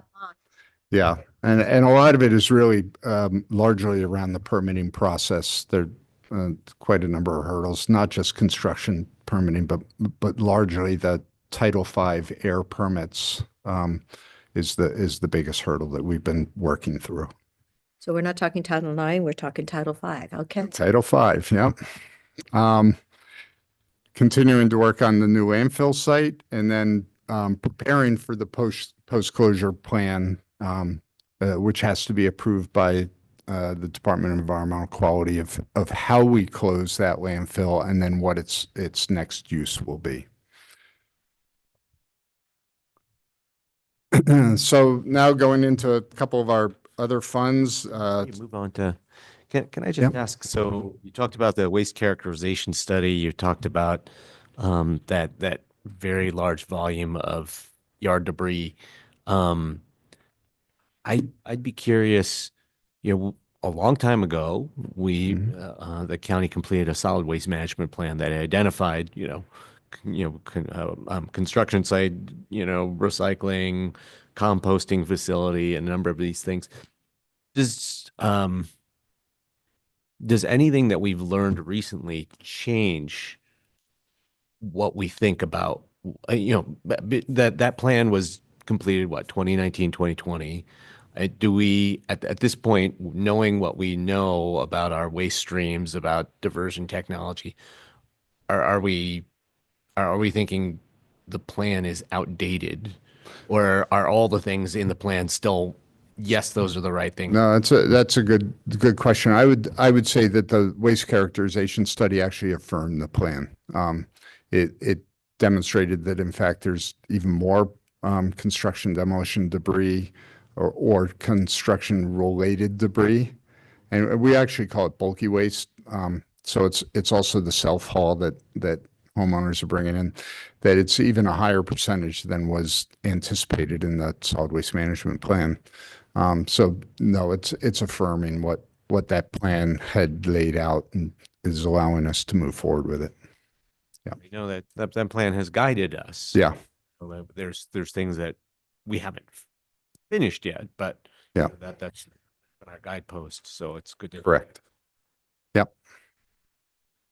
So the Fund 611 is our landfill closure plan, or closure fund, and this is we're putting in this budget $1 million into that fund, and we continue to have a liability with, if you've gone by OSU Cascades campus, they've been doing quite a bit of work on restoring what was the old landfill. What's really interesting with that is how much of that material they're basically able to process, how much of it is decomposed and is usable substrate soil for the new construction. So they haven't moved anything off site. They are just moving it around the site.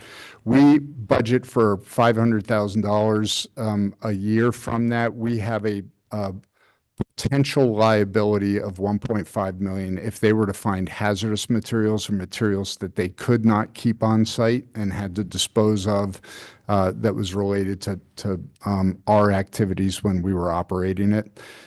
To date, we haven't had to spend anything on that, but that $500,000 we budget every year until they're finished with that process. And if we don't spend it, we just roll it into the next year's budget. Did they dig up a lot of tires? They did, more than they expected, but what they're doing with the tires is they're grinding the tires, blending it with the soils, and then that is actually going into the substrate. It helps with drainage, amongst other things. Yeah.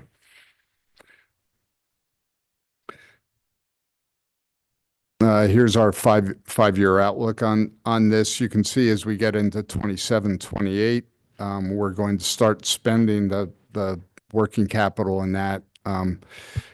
In essence, we're planning on closing the landfill in thirds. So we've already closed a third of the landfill, the area in the southeast. It was the old area of demolition materials, other materials. So we have about a third of the site already closed. Starting in 27, 28, the area that's adjacent to Rickard Road and Knott Road, 27th, those will be closed. So we'll have 2/3 of the site closed while we're filling the last part. And then I believe in 2032 or 2033, we'll close the remainder of the site. So you can see how we start to expend those funds. We are now starting to transfer a significant amount of funding to make sure that we are prepared to cover those costs. 612 is our landfill post-closure. This is actually a statutory requirement that we have to have a certain amount of money in the fund by the time we close, so that we can have funding to protect for any liabilities that may be created down the road, as well as just the general upkeep. We have to have funds to make sure that we cut the grass and keep the fences secure and all those sorts of things. So in the fund, you'll see that by 2032, 2033, we'll have about $8 million in that fund to cover our exposure. Question. Yeah. Is that going to be a secure area, or is it going to be available for just walking the dog someday? I mean, what's that vision, and when would that come around? Yeah, so we had been looking at would it make sense to be a solar array. We are going to have gas wells, active gas wells out on that site, so it will be restricted access. We may have pathways in it. We have been having some initial conversations with Bend Park and Rec. They're going to be developing about a 500-acre parcel just to the south of the landfill. It'll be kind of Pine Nursery South. We may create some pathways by walking pathways that facilitate access to that from the communities to the north and to the. to And the that helps, west. yeah. So there may be some traversing it, but it won't be just big open fields for. Not big open fields, Yep. but kind of depending, we may do some interpretive education on that site as well, so people can kind of understand how a landfill works and how it's maintained over time. On the countdown clock from 30 years to Yeah, zero. right. Much of the, how much of the not property is still going to be available for solid waste functions? I mean, you're going to have a transfer station there, right? Yes, so the transfer station, when we open a new landfill, you're not going to be driving your waste out to the new landfill. You'll continue to use not landfill for dropping off your recycling, dropping off your yard debris, dropping off your solid waste. So the site's about 200 acres, 210 acres, thereabouts. 140 of it is the landfill. So we'll still have about 60 to 80 acres that we're going to be using for the public to drop off. Also, the waste haulers will drop off, and then we'll be doing processing on that site. When you've talked about a material recovery facility, and then Mhm. is that going to go at not, or is that somewhere else? No, material recovery facilities you want near the generation points. So yes, we would want to, we have the land on that site. So that's part of what we're going to be looking at with the consultants is the development of a facility adjacent to the transfer station. They'll actually work together, recovery happening, and then whatever we can't recover would be transported over to the transfer station for shipment to landfill. So this gives you just a sense of the type of transfers we're going to be doing into our post-closure fund over the You next said few 8 million years. was the final target? I believe so. Is that right, Sue? Yeah, just over. Fund 613, it's capital reserve. This kind of funds our facility improvements and upgrades. You can see that the flare is in there. In this year's budget, we're doing 2.15 million in transfer into this. And I think about 2.6 is being spent out of it. We have landfill purchase money deposit. It would come out of here if we get into a purchase sale agreement with someone. We're anticipating not paying the full amount, but at least doing a deposit on it in this year. We're doing some expansions on the recycling and household hazardous waste facilities to meet the growing needs and expected needs over the next 20 years. So building more covered space at the hazardous waste site, as well as doing roadway expansions and improvements so we can run more cars into our yard debris area. So two fast ones on this. One, you have to do a flare so that you can not have a flare next year when you start to do. Correct. And that's the piece that we've been arguing with DEQ. Do we really need a flare if we have a processing facility? You know, like if you have any downtime at the processing facility, you have to have a flare, and that flare has to be able to be monitored and measured. The libertarian in me would like to thank the government. Yeah. And then, you know, I always appreciate it, having done my own construction projects in other roles. Negus is done, but there's still a lot to do at Negus. Yeah, there's the old section, the whole recycling area. We have to do some paving there, amongst other things. So, yep. At least we're Yep. keeping Kirby employed. Yeah. Yeah. So this is, you can see if 2027, there's a significant capital expenditure there, $5.5 million. That's for, this is the fund that we pay for the development of our new cells. So we have one last section of the landfill to be developed. When we say developed, we mean excavated. We put a liner system, leachate recovery systems in there, so it's prepared for the filling of waste, and that will cost roughly $5 to $5.5 million for that effort. Once that's completed, then this fund will largely be putting money in for maintenance and support.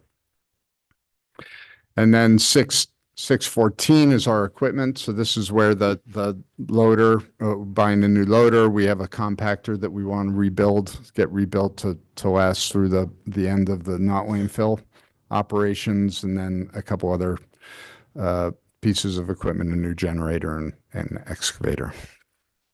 So takes a lot of money to run a landfill and the equipment, everything else involved in it. Is that generator going to run on natural gas? Yeah.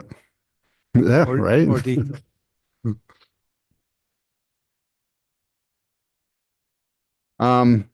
Just quickly, we do have the forecasting model that Sue nailed it again. And the way we use this to really look at what are our long-term capital needs going to be, what are our large investments, what's the cost of debt service going to be, et cetera. And then it all kind of cascades down to line 35, which is that projected tip fee. So to your point of, are we increasing our fee? How often are we increasing it? We're actually seeing that our disposal gate fee is going to settle in at around $115 a ton. So over the next few years, we're still going to have some more incremental increases. Next year, we project it'll move to $95 a ton. The following year, $100 a ton, et cetera. So You can find the forecast that he's referring to in the supplemental materials section. yeah, so it's the big trifold piece. So we have we have in here the post-closure funds. We talked about the investments in a new landfill, the debt service related to that. So we do have a couple bond issues in here. We're anticipating almost $70 million in bonds that we're going to need to issue by 2030 or so for the development of the transfer station and the new landfill.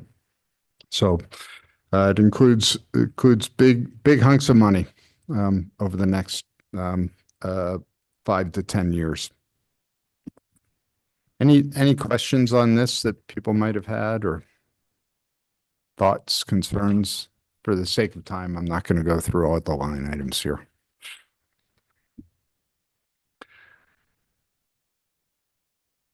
I think I'm good with it. I mean, again, you're putting a lot of thought into it, which is what you need to do to be successful in this. So Yeah. congratulations on keeping up on this. Yeah, and what's I think very helpful about it, it allows us to really look at what is our minimum need that we're going to need to have, and where do any of these funds start to go negative? That's when we have to make sure that we're doing tip fee increases. So this has been a great forecasting tool. It really helps us kind of figure out how can we level out some of the expenses over time, where can we move some investments, but some of them we can't move, and they're coming in on us pretty quickly. So we're trying to balance our costs and revenues as best we can over the course of the next 15 years. So for these community cleanups that are happening in the public lands, is that influential at all? Or is it, because I think we did about 150 yards in southern Deschutes County on Saturday. Yep. Not compacted, just loading up in some 30-yard units. But is that impactful, or is that small numbers from your? It's, we're doing fee waiver. That's what we call And then the money part of it, yeah, we don't want to give away too much. Yeah, it's not, we're doing about $10,000 to dollars a year this year in waiving of fees for public land cleanups. That'll probably continue to increase. I would say the one that's the most impactful is the fire free. That's probably close to $500,000 in services offered, paid for, or tip fees avoided. So that's a significant investment. Well, I sure hope we can get to a Crook County biomass plant, and there's some of that just could be combusted. And, it's nice to think that we don't want to put any carbon in the atmosphere, but it's going up one way or another. So yeah, there may be an opportunity out there in the future. Yep.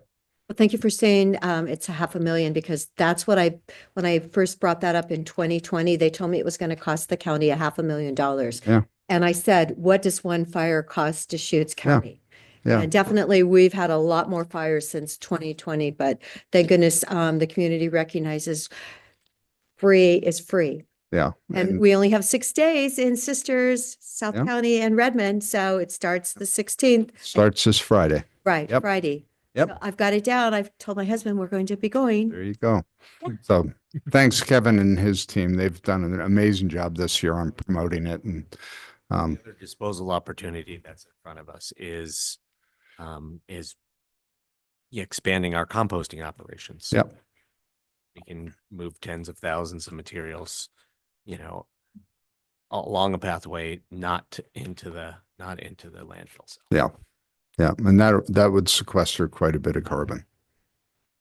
Yeah, I think the composting is really incredibly important in today's world. Mhm. So, and then, of course, biochar. So if we Yep. can get the plant in John Day functioning, that would really help a lot of people. I know it's a longer haul, but Yeah. Well, biochar, we could actually produce. So in John Day, they're talking about producing torrefied biomass, biocoal, essentially. But biochar, we could theoretically produce in the field, at the neighborhood scale.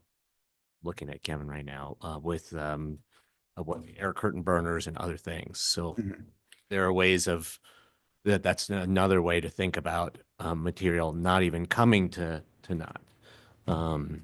Yeah. And then, just being kind of Or if it did come to naught, you can integrate it into your compost or along with compost. It really can do quite a bit relative to soil enhancement. So, Yeah. So, just asking you. Yeah. Speaking of other, public goods that solid waste is essentially subsidizing, household fuels reduction. I wanted to ask about both the support that's being provided to code compliance, and also about the wildlife services investments. Can you talk about how big those are and where those funds are coming from? Yeah, well, the funds are coming through our tip fees. Code enforcement, we support, and that's for cleanup of distressed properties and providing some disposal vouchers for some of those properties as well. That's about $290,000 or. All in, if you include the code abatement part, we're about 409,000. Oh, wow. And that's just for the services side, not including the deferred fees. There's a real connection to solid waste there. I mean, it's Oh, yeah. in the same way that, public lands cleanups, it's solid waste out on the landscape that, properly disposing of is a great thing. Yeah. But then the wildlife services, if I'm understanding correctly, there's, solid waste provides a certain amount of funding for wildlife services, and that's helpful at our sites, for, bird control and things like that. But I'm under the impression that solid waste dollars are supporting wildlife services activity all over the county. Yeah, it's a contract that we have with USDA, and that they do it in support with Fish and Wildlife for nuisance control. We have bird control that is needed. That's about $25,000-$30,000 a year of cost. But the total contract that we're under with them is about $165,000. That is dealing with things from wolf predation to raccoon and coyotes and other support throughout both in the cities and in the county. Yeah. I was talking to some of the wildlife services folks about a coyote kind of control project they were doing up in the Terrebonne, and and that I learned basically that the county was paying for that, and solid waste that was paying for that. Yeah, and it really came out of a program for Starling control, Starling and Raven control 20 some years ago, and then it's expanded and crept, I would say.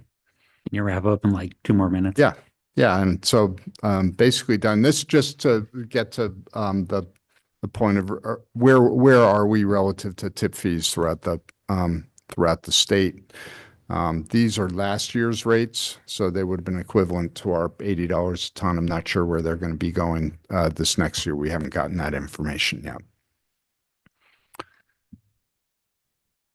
And then just we do have some new positions in this budget, 4 new positions, which would grow our staff up to about 48 staff people, 1 additional customer service clerk. As when I talked about franchise agreements that we're working with the cities for putting in place, the county is also working with the cities that the county would provide the administration of those franchise agreements for those cities as well. That's built into the tip fees that the franchises are paying for the disposal of those city wastes and county franchise wastes.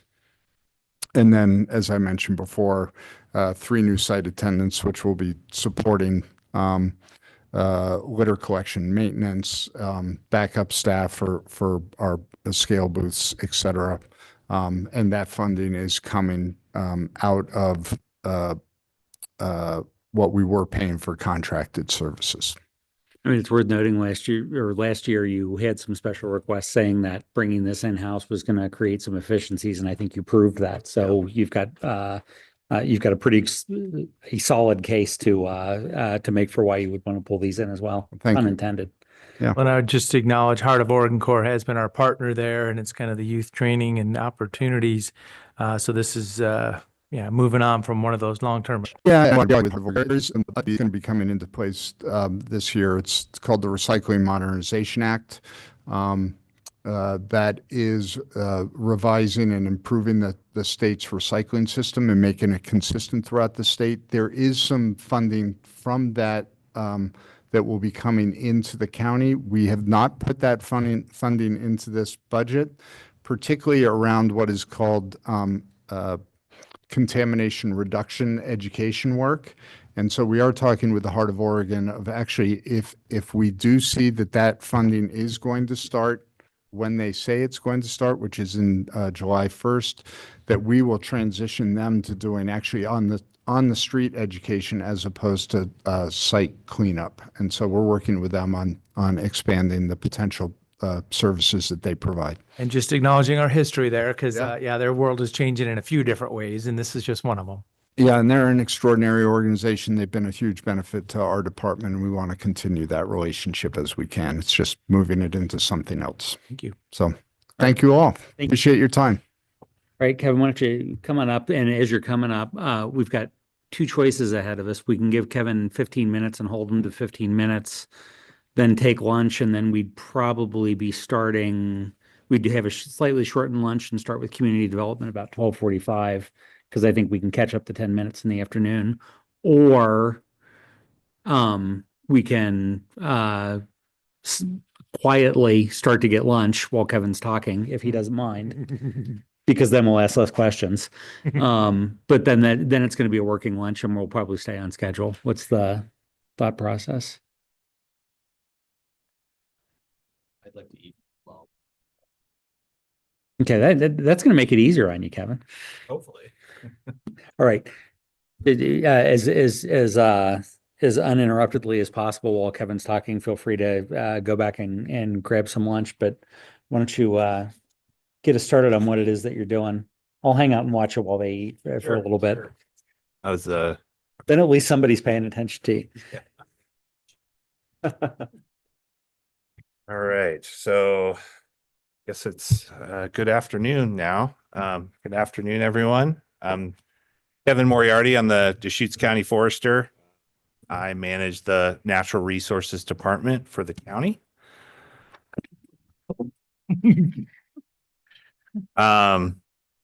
Our program is essentially all of three, myself, the county forester, and then we have two full-time FTEs underneath me. That has recently changed since the last budget cycle when we did request and were able to fill a position, the grants coordinator position. So now we have a natural resources specialist, fire adaptive communities coordinator position that really focuses on fire prevention, fire education, and we have a natural resource specialist grants coordinator position that really focuses on grants and contracts and assists with our noxious weed program as well. So our program, consists of, within the natural resource, we have two major programs that, we promote. We have Project Wildfire, which is all encompassing. It's a education and mitigation program to reduce fire risk in Deschutes County. And then we also have our Fire Free program, which we just recently discussed, where we offer free disposal at our landfill and transfer stations. And, we help promote that program along with the solid waste department as well. And then Firewise USA is not necessarily our program. It's actually a national program through the NFPA, but we promote that program through our grant funding. So we really tie our performance objectives to how many Firewise sites we have within the county. One other thing that we do within the county is we oversee the Deschutes County Noxious Weed Advisory Committee as well, and the code enforcement associated with that. And then three other groups that we interact with quite regularly are the Deschutes Collaborative Forest Project, Oregon Live with Fire, and the Deschutes Soil and Water Conservation District. So we had a pretty robust set of accomplishments in the last fiscal year. We were able to award through our fall fuels reduction grant program that we've been doing at least 3 years now. We were able to award 42 Firewise communities, $125,000. That is the most communities we've awarded in a single grant cycle. So that was pretty successful. And then we have a few other grants that we've been able to allocate funding as well. The BLM Community Fire Assistance Agreement, we were able to allocate 3 awards, Deschutes Land Trust, Lower Bridge, and Plainview Neighbor. Those have all almost been completed. The Lower Bridge project, we have one more set of sweat equity chipping to do this spring, but that will be complete. I mean, some of the cleanup in the neighborhoods that Firewise is helping with, and then some of the neighborhood efforts around it, especially in some of the outlying areas, is been pretty phenomenal. Going through like Deschutes River Woods and seeing the change in there is tremendous. Yeah, we also work with a lot of partners too. So it's not necessarily us; it's us and a lot of partners, especially working with the cities and the state and other local partners to really get that work done. So collaboratively, it's been a really strong effort. Buttes to Basin was another grant that we will be closing out this year. We did a project, Points West 7th Mountain. We were able to treat some fuels in that area. And then we have one more project on Central Oregon Irrigation District land doing a fuel break right below River Canyon Estates. And that's planned for about 2 weeks from now. And then lastly, the Oregon State Fire Marshal Program, which has been our biggest grantor for funding. We had quite a few projects under that program. We were able to fund the Upper Deschutes River Community Senior Assistance Program with $25,000. They allocate money to people in need in South County in the Three Rivers area. We just recently awarded 30 communities $75,000 worth of service awards for the spring sweat equity bin rental program. We align that with the Fire Free program so that we essentially were able to issue dumpsters out to 30 communities, and those are being issued as we speak right now. And then also another project that has just recently started was the Juniper Ridge Fuel Reduction Project. That's a 200-foot fuel break around adjacent communities to the Juniper Ridge City of Bend property. And that's going quite well. It's looking really good out there. We've got a lot of support for that project and a lot of collaboration to get that done. And then one other project that we completed last year was 5 miles of right-of-way in the Newberry Estates.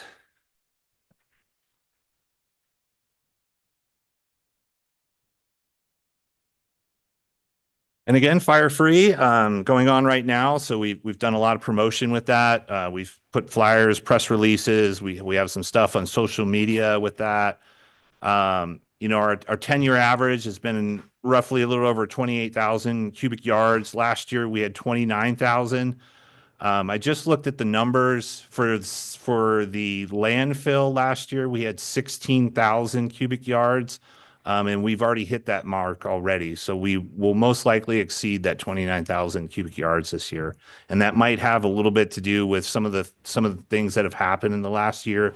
We had some declared disasters last summer from wildfires.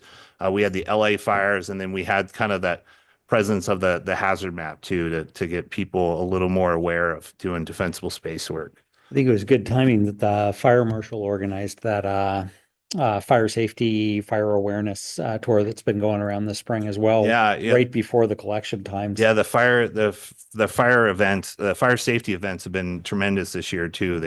We've had them throughout the county and beyond. So that's been really helpful. And then just to reiterate, a part of that Fire Free program was funding those 30 communities with the dumpsters for the 2025 Fire Free program. It was 75,000 in funding. We will continue that program next year. We already have funding for the next Fire Free.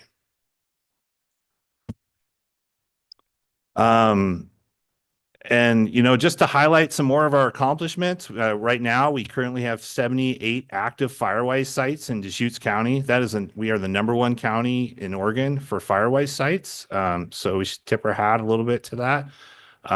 And through our grant programs, we've been able to fund 73 communities in the last 3 years. 68 of those have been Firewise. So we're hitting almost 90% of our Firewise communities with being able to fund them to get work done on the ground. As far as Project Wildfire, we've really ramped up our steering committee again. It had a little bit of a lapse with committee members over the years, and so now we're sitting at 23 active community members.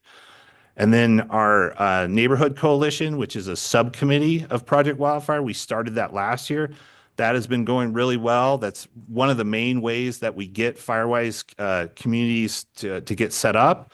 And one thing we're going to do in the next fiscal year is expand those meetings throughout the county. We've been doing those meetings in Bend, and we felt that the meetings are a little bit Bend-centric, and we want to make sure that we're also engaging communities like Redmond and Sisters and Lapine and Sun River and other places.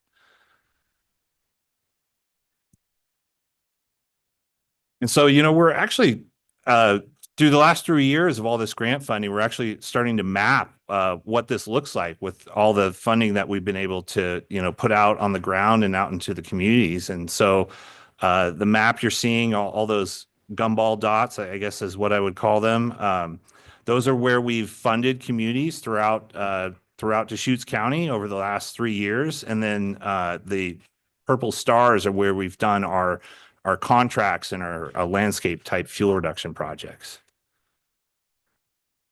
With that said, it looks like your grants are pretty significantly down this year. The grants are significantly down, mostly because we're ending a lot of grants in our grant cycle. One of the major grants that we had was a FEMA grant. And so that has lapsed, and we're closing out that grant. And a lot of the others we're closing out. So we will be closing out the BLM Community Assistance Grant, the Buttes to Basin Grant. So a lot of that funding is kind of at the end of its funding cycle. We do have 2 major grants that we have applied for just recently. A $3.4 million grant called the Community Wildfire Defense Grant through the U.S. Forest Service. That is for the Lapine area. We're looking at, hopefully that grant is still alive and we are still eligible. There is potential to receive that grant this fall. And then another grant that we are also looking at is roughly a $1 million grant through FEMA, doing a lot of landscape projects throughout the county as well. Okay. Just a couple more accomplishments. We also run our noxious weed program through the county. And so we've been doing a significant amount of outreach and a few treatments with that. Just this year alone, we've already done outreach at the Central Oregon Ag Show, the Home and Garden Show. We are going to be down at the Rhubarb Festival in June down in La Pine. And we're also going to be at the Deschutes River Cleanup, which is a one-day cleanup event down in downtown Bend. So, that'll be a total of 5 events that we're providing outreach for.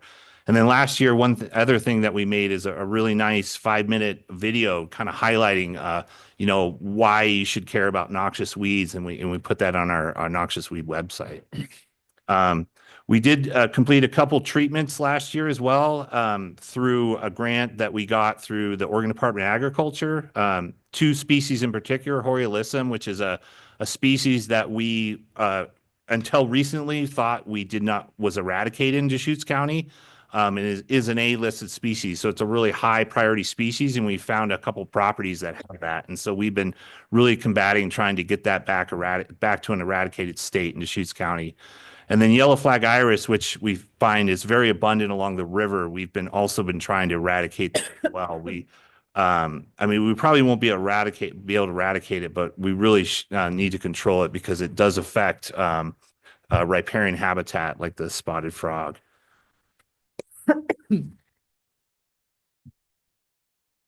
So as far as our budget, our program itself is almost entirely our natural resource staff is almost entirely funded by PILT and Title III. We do receive some indirect funds from our grant funding, but then and a majority of our revenue comes from grants and agreements. So a majority of the money that we bring in and then our expenditures is actually through grants, and we put most of that out on the ground. And then as far as requirements, one thing that has still been an ongoing issue is our noxious weed program. The way the county code is written, it is written for the weed inspector is actually under the road department, and the associated code and compliance is under the road department. But our program, the natural resource program, has been delegated to manage that noxious weed code enforcement and compliance. And it does cause several issues, especially with the general public, because they can't understand why the weed inspector is in one department and one department is managing it. And it could be quite an issue when it comes to actually a compliance or an enforcement. So my recommendation, and I've said this a few times, is to try and streamline that program. If we were to move the code enforcement, the weed inspector to be the county forester and put it under the natural resources program, and then reclassify my position to have the weed inspector in my position, it would really streamline that program. Kevin, I have a question. Looking on the financial details for federal grants, your end to June 25, it shows 0 of the federal grants have been put into the account. I'm wondering, they were supposed to be $596,692. Are they still coming? Where is that almost $600,000? That's it's page 234 in our details. I might have to get back to you on that answer. What you're saying that we're getting 500 and some. Well, in our budget, our adjusted budget said that for 2025, we were going to get $596,692.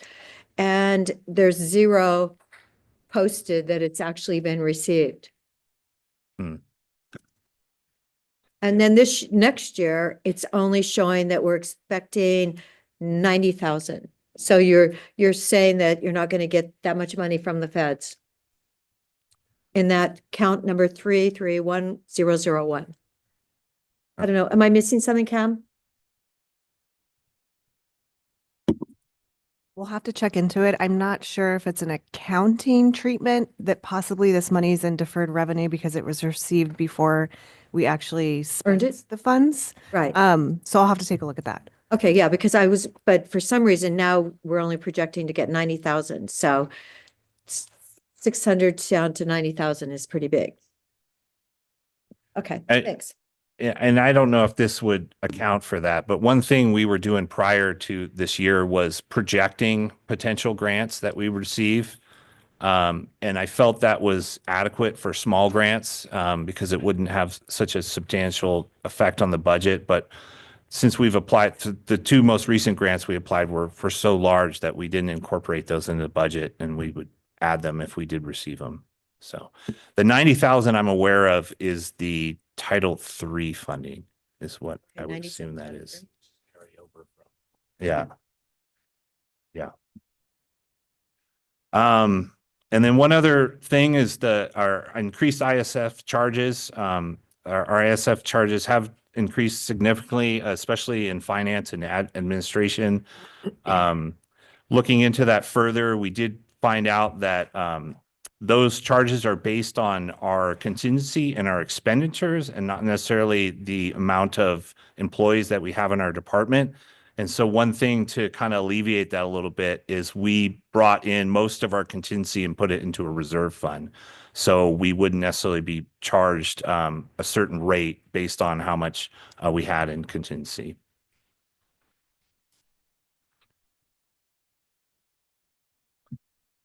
As far as fiscal issues, it's really the federal funding is a little bit of the uncertainty with the federal funding is probably the big fiscal issues we have right now. We just don't have a lot of certainty, even with the Title III funding that we should be still receiving this year. And then also PILT funding, we haven't had certainty that we'll be receiving it. But we do have confidence, at least in the PILT funding. But we'll just have to see as it gets closer to the federal fiscal year if we receive those funds. So you're the first one to bring this up, but there's a couple departments that noted that. So basically it's not been renewed at the federal level yet. So it's the uncertainty of when it gets renewed and then at what level it would be renewed. Yeah. Okay. Yeah. Just to sort of track those two builds, it's probably a pretty good chance it's going to be renewed, but Superior Rural Schools Title III is highly. Oh yeah, not a chance. Yeah. Highly uncertain, not a chance. And then just one other thing to consider is, limited funding for treating Deschutes County properties. I work with property management quite a bit on this. We just want to stay in a maintenance cycle to treat those properties. That's what a lot of that grant funding that we applied for is actually to treat county properties. But we probably have at least 4,000 acres of treatment of property that needs vegetation management, vegetation maintenance on. And so it's just something to consider. So we're always looking for projects that or funding that we can treat county properties, because a lot of the funding we receive is really more geared towards fire fuels and not restoration type work. And then long-term fiscal issues, kind of the same issues that we've had year over year. They are probably not going away. Our fire fuels, the fire hazard, fire risk that we have in this county. I think most folks are aware of it at this point, and we do really good job to mitigate that, but there's still a lot more work to do. Juniper encroachment, it's nice to hear that, in the legislature, we might get a little more funding for that to treat juniper throughout the county, because that is a significant issue. It does really affect other types of habitat besides being a fire fuels issue. And long-term drought is always a concern because that, exacerbates juniper encroachment, fire fuels, noxious weeds, all the above. So. And then just challenges, again, contract administration capacity. I think we're in a pretty good spot at this point with having 3 employees now to really help with that. The federal funding uncertainty, that we'll continue to monitor that. And then just, things like I discussed before is always the population growth and increased fire risk and the need for funding, and then presence of noxious weeds. Two major initiatives that we are really trying to focus on is really streamlining our grant reduction or our fuel reduction grants and noxious weed grants. We're using a program called Laserfish right now to actually to put out those grant applications. It's a little clunky. It's better than doing a paper application, but the goal this summer is to get it onto Smartsheet where we can have an actual workflow from start to finish to really monitor and track those grant programs. And then fuel reduction and noxious weed control is always going to be an initiative to try and increase that pace and scale. And that's all I had. Any questions or comments? Questions for natural resources? When you propose the weed authority under your position, is there revenue associated with that? Are you thinking there's opportunities, or does that come with revenue from gas tax, road department stuff, or is that full on general fund, do you think? It doesn't. I mean, that's the issue is I have to allocate $12,000 to community development just for code enforcement. And that comes right off of our PILT funding. And then also just all the time to manage that program. It would be nice to have that more of a. But there's no other revenue sources specifically for that. That'd be up to us to figure out where it's going to be funded from. $12,000 that you're currently transferring to CD. What you're saying? I mean, we could manage it under our own program. That we're only getting about 2 to 3 code enforcement complaints a year. So I don't know if that's quite worth the money that we put into that program, but it is a significant amount of work to do code enforcement as well. But I'm just saying that the code itself has Chris Doty as the weed inspector in our code. And I am the one managing that code enforcement. And there's nothing that speaks to natural resources managing code enforcement to noxious weeds. So that'd be a little bit of a structural change in our code. Yeah. And it could be, I'll just jump in. It was when I was in CDD several years ago, it was Ed Keith who asked that CDD take on the code enforcement piece. And it came with the funding to utilize the Acela software system to track the code enforcement. So this could be another change, and that's fine. It's just that's why it happened. It was completely at the county forester's request, the prior county forester's request that occurred. I have a comment. I was listening even though I was speaking. I knew you would. I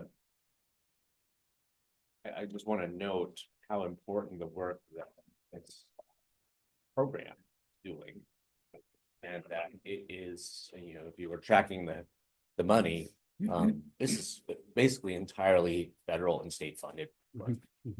So the hundreds of property owners who have been helped, all the defensible space treatments that have been implemented that are helping to predict our residents, their neighborhoods from fire. This has all been federal and state funded. And those funding sources, you just got a little sense of it, are highly uncertain in the coming years. There's all kinds of risks of federal pullback on Forest Service funding, FEMA funding, and other programs, BLM funding. And at the state level, Kevin mentioned, state fire marshal as a recent funding source, landscape resiliency funding that came through Senate Bill 762 a few years ago, hundreds of thousands of dollars to Deschutes County. That kind of funding is going to be dependent upon the wildfire funding path that is being wrangled out in Salem right now. And I'm very concerned that there's not going to be a package. B, if there is a package, it may very well only be focused on firefighting and not doing any of this work to make our landscape more resilient and protect our communities, the pre-fire mitigation work that we need done. So I think it really behooves us to be thinking about our legislative advocacy for these programs at the federal and state level, which our community has made, probably disproportionate use of compared to other counties around the state, and have, as a result, been disproportionate beneficiaries. There's a reason why we are one of the safest communities in what would naturally be a high wildfire hazard area in the state of Oregon, and that we haven't lost more homes than we have in the last 20, 25 years. So if we want to keep that track record up, we need to keep these federal and state dollars flowing. And I want us to note that for the remainder of this legislative session, for ongoing, thinking on an ongoing basis about our engagement with our congressional delegation or the administration. And I hope that we can put some real focus to this, because otherwise we will fall behind on this work. We will not be able to have staff to do these things, and our whole community will be less safe. All right. Any additional questions? Thank you, Kevin. Thank you. Appreciate you being patient with us while we ate in front of you. But Thank you. grab a sandwich on the way. Thank you for your time. Our poor street in the back of the break. Are you good? I mean, do you need a breakout? Okay. Is everybody okay keeping going, or do you want to? 10 minutes would be appropriate. Well, we can do 5.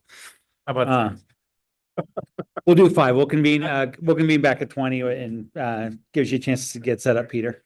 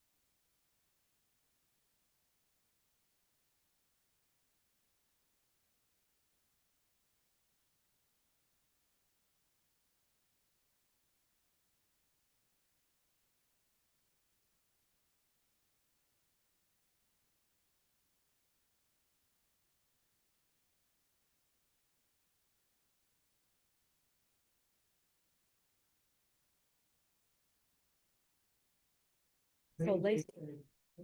So now he has two really hardworking. Are we back? Oh, yes. So that's why I wanted. All right, everyone, we're back online. So be careful what you say into the microphone. Yeah, I think everything. No, not yet. All right, next on the agenda, as we're about 5 minutes behind, but I think we should be able to make that up through the day. So next on the agenda will be community development, and I will turn it over to Peter. And my offline remark to him was this is probably a cheerier and more relaxing presentation than it was last year. Yes, thank you. Very much a different budget situation. Well, good afternoon. I'm Peter Gutowski, the Community Development Director. I'm Sherry Pinner, a Senior Management Analyst. And with that opening remark, thank you. As we start our presentation, I want to just take a moment to acknowledge the resiliency of the Community Development Department. You will recall that in the fall of 2023, I made a decision with input from our management team to lay off 5 employees. And that was due to recurring declines in our development activity, as well as notable decreases in our reserve fund, Fund 300. In January of 2024, we had a retirement and we had 2 unexpected resignations that impacted the Coordinated Services Division. And this resulted in a very difficult decision for the department to reduce lobby hours last summer. We just did not have enough permit technicians to route on-site wastewater plans as well as building permits. And it invariably, we couldn't issue timely permits in the way that our customers expect. Now, today, we have reopened our lobby to where it was before that decision was made. And we have judiciously hired staff that allows us to manage development activity across divisions. As I was telling Jim, this is my 4th budget proceeding, and it's the first showing stabilization in our proposed budget and in our reserve funds, specifically for Fund 300. So we're very grateful for this fiscal year compared to the previous one. If we were advancing a slide, you would see our mission statement. And I just want, there we go. I want to highlight just our 5 divisions: building safety, code compliance, coordinated services and administration, on-site wastewater, and planning. We are one of the few county community development departments in the state that offer all of these services under one roof. So our residents, our design professionals, our contractors can come into our department during the work week, and they can engage with subject matter experts as they vet their project. We offer complimentary pre-application meetings, and of course, if it's convenient, we can also convene remotely. You can go to the next slide. We have 53 employees in the Community Development Department. And as I mentioned just a few seconds ago, we strategically brought on some staff over the last 12 months. And I want to point out the Building Safety Division. Thanks to Randy Scheid, our building officials, leadership, and to the support of the Board of County Commissioners, thank you. We added 2 FTE to the Building Safety Division to help us with A-level or commercial level plan review, as well as additional capacity to perform plumbing and electrical inspections. As noted in your materials, the Building Safety Division not only provides building review, building services to our rural county, but also to the cities of LaPine and Sisters. So those additional employees give us tremendous redundancy and capacity, especially as we head into the development season that's currently underway. When we think about accomplishments, we're highlighting a couple of the board's priorities under safe communities. Voluntary code compliance. I want to quickly just make a shout out to Angie Havenier, our administrative manager overseeing code enforcement, for her leadership. We recently established a project, and I should pause for a second on this note. you have in your materials written request or a correspondence from a resident respectfully advocating for code enforcement resources. So I know that that's in your packet and available for you. But we recently established what's called a preliminary code enforcement notice. And let me put this into context. Before we initiated this project, if one filed a code enforcement complaint and it wasn't an eminent public health and safety issue, it could take our code enforcement section or division several weeks, if not several months, for it to get to assign to a code enforcement specialist. That's due to the backlog of enforcement cases that we have to date, stemming from kind of post-pandemic. Well, let me tell you what this pre-code enforcement notice does. When someone files a code enforcement complaint, we, in short order, engage a deputy at the sheriff's office through an intergovernmental agreement who goes out and confirms if there is a violation. And if there is a violation and it's not an eminent public health and safety issue, which we would of course prioritize, we then create a customized letter that's automated for the most part. You have to populate it based on the circumstance, but it's a notice that goes out to the property owner, letting them know that they have a violation on their property and to engage the community development department. The pre-code enforcement notice is referenced on Dial, which for many of our residents who are wanting to sell, for some of our residents who are interested in selling their property or in a property transaction, people often use Dial. And if they see a pre-code enforcement notice, they're more apt to get that resolved before the transaction is finalized, because code enforcement applies to the property, not to the property owner. We've seen tremendous reaction to this just over the last several weeks or a soft month, where property owners are coming in, they're engaging our entire team, they're trying to understand if there's a path for a path for compliance, if not, how to deal with decommissioning, and more importantly, or as important, if for those residents or property owners who are not responsive or recalcitrant, when the code enforcement case is ultimately assigned to a code enforcement specialist, they can immediately engage and say, well, you've had this pre-code enforcement notice for quite a significant period of time. You either need to engage in a voluntary code enforcement agreement, a VCA, or if you choose not to, we can go straight to citation because you've been put on notice for such a significant period of time. So I think it's an excellent example of how we're using our existing staff with technology in collaboration with our sheriff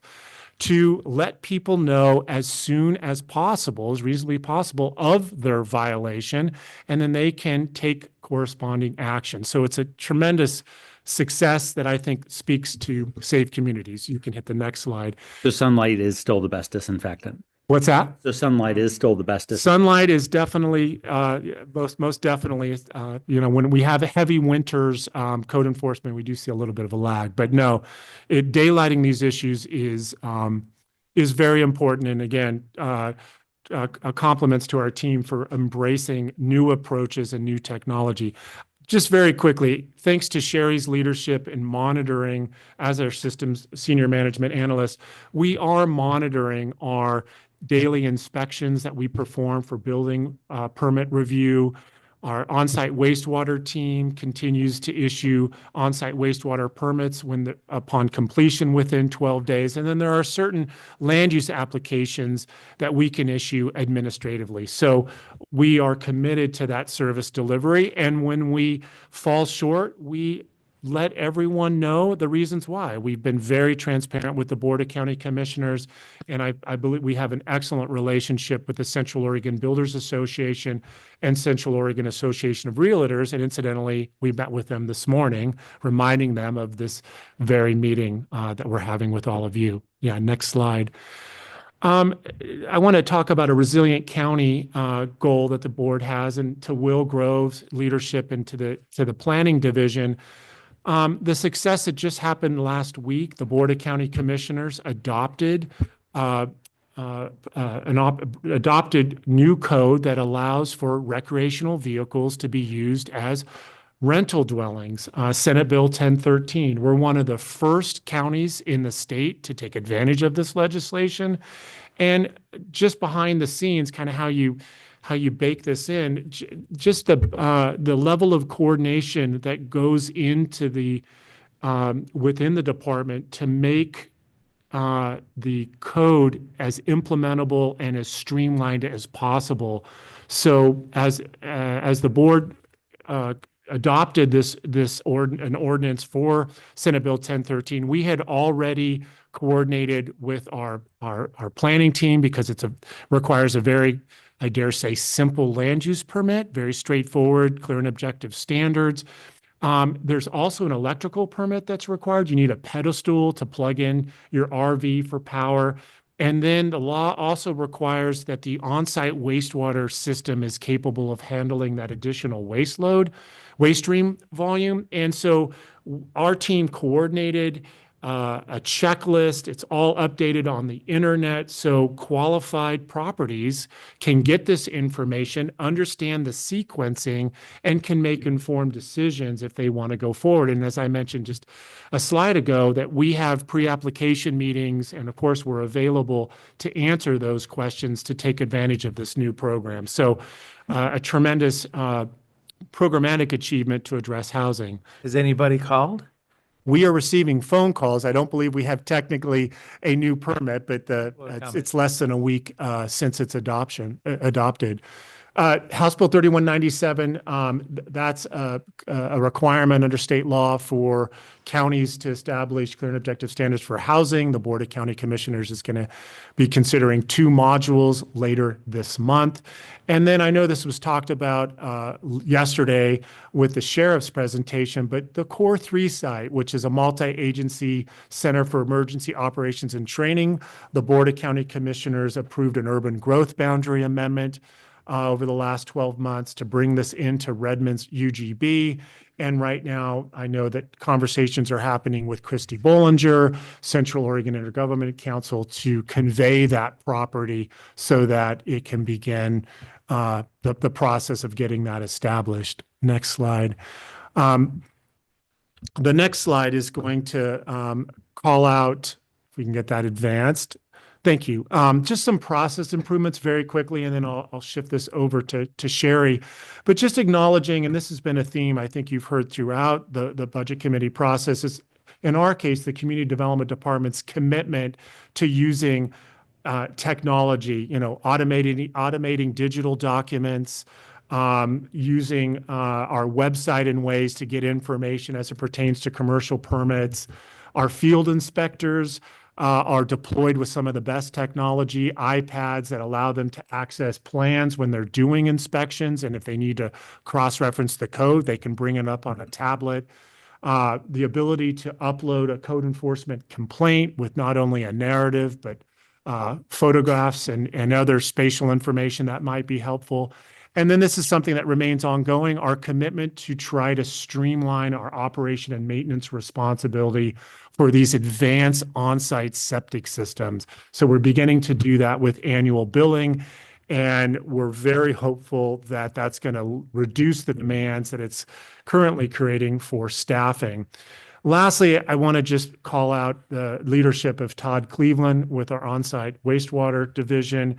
The board is well aware of this, but Todd has provided technical assistance for Terrebonne in their sanitary district, as well as Tumalo for their sewer district as they navigate these opportunities to utilize centralized sewer systems as opposed to on-site septic systems, which are very challenging in both of those locations.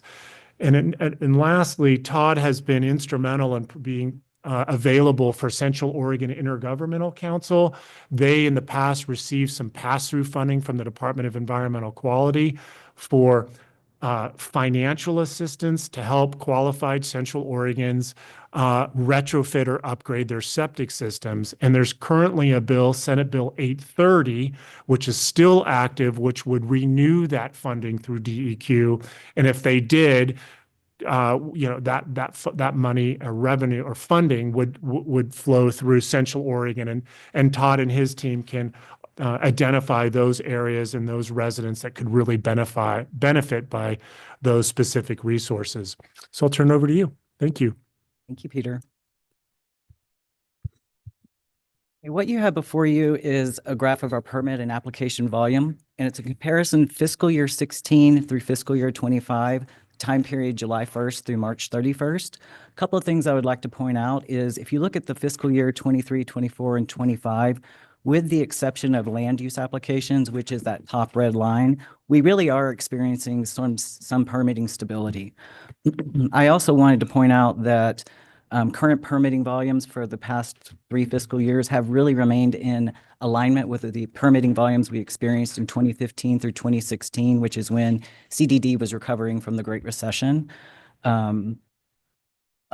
Through the end of March, our land use applications have increased 18.8% over last fiscal year. Through the end of April, it was 16.5%. Next would be the green line, which would be our single-family permits issued. That through March was a negative 1.1%. Through the end of April, that was a positive 1.9%. So we really are pretty stable along those lines. Our single-family dwelling applications received, we're experiencing a negative 22.9% through the end of March, which was 19.3%, a negative 19.3% through the end of April. And then our site evaluations received through the end of March was a negative 16.1% when compared to prior year. At the end of April was 18.1%. Similarly, I wanted to give the same kind of a representation on our code enforcement annual cases opened and closed. And, what you can see is over time, cases opened have decreased in volume, and then we are making some progress with closing cases at a quicker pace than we have in the past, and that is due to process improvements.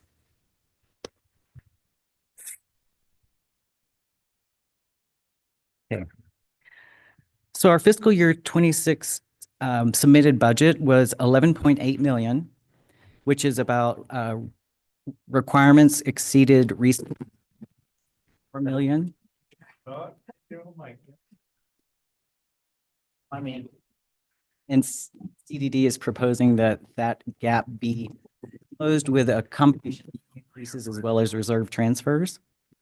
So you can see that 81% of our revenues are charges for services. So those are our application fees.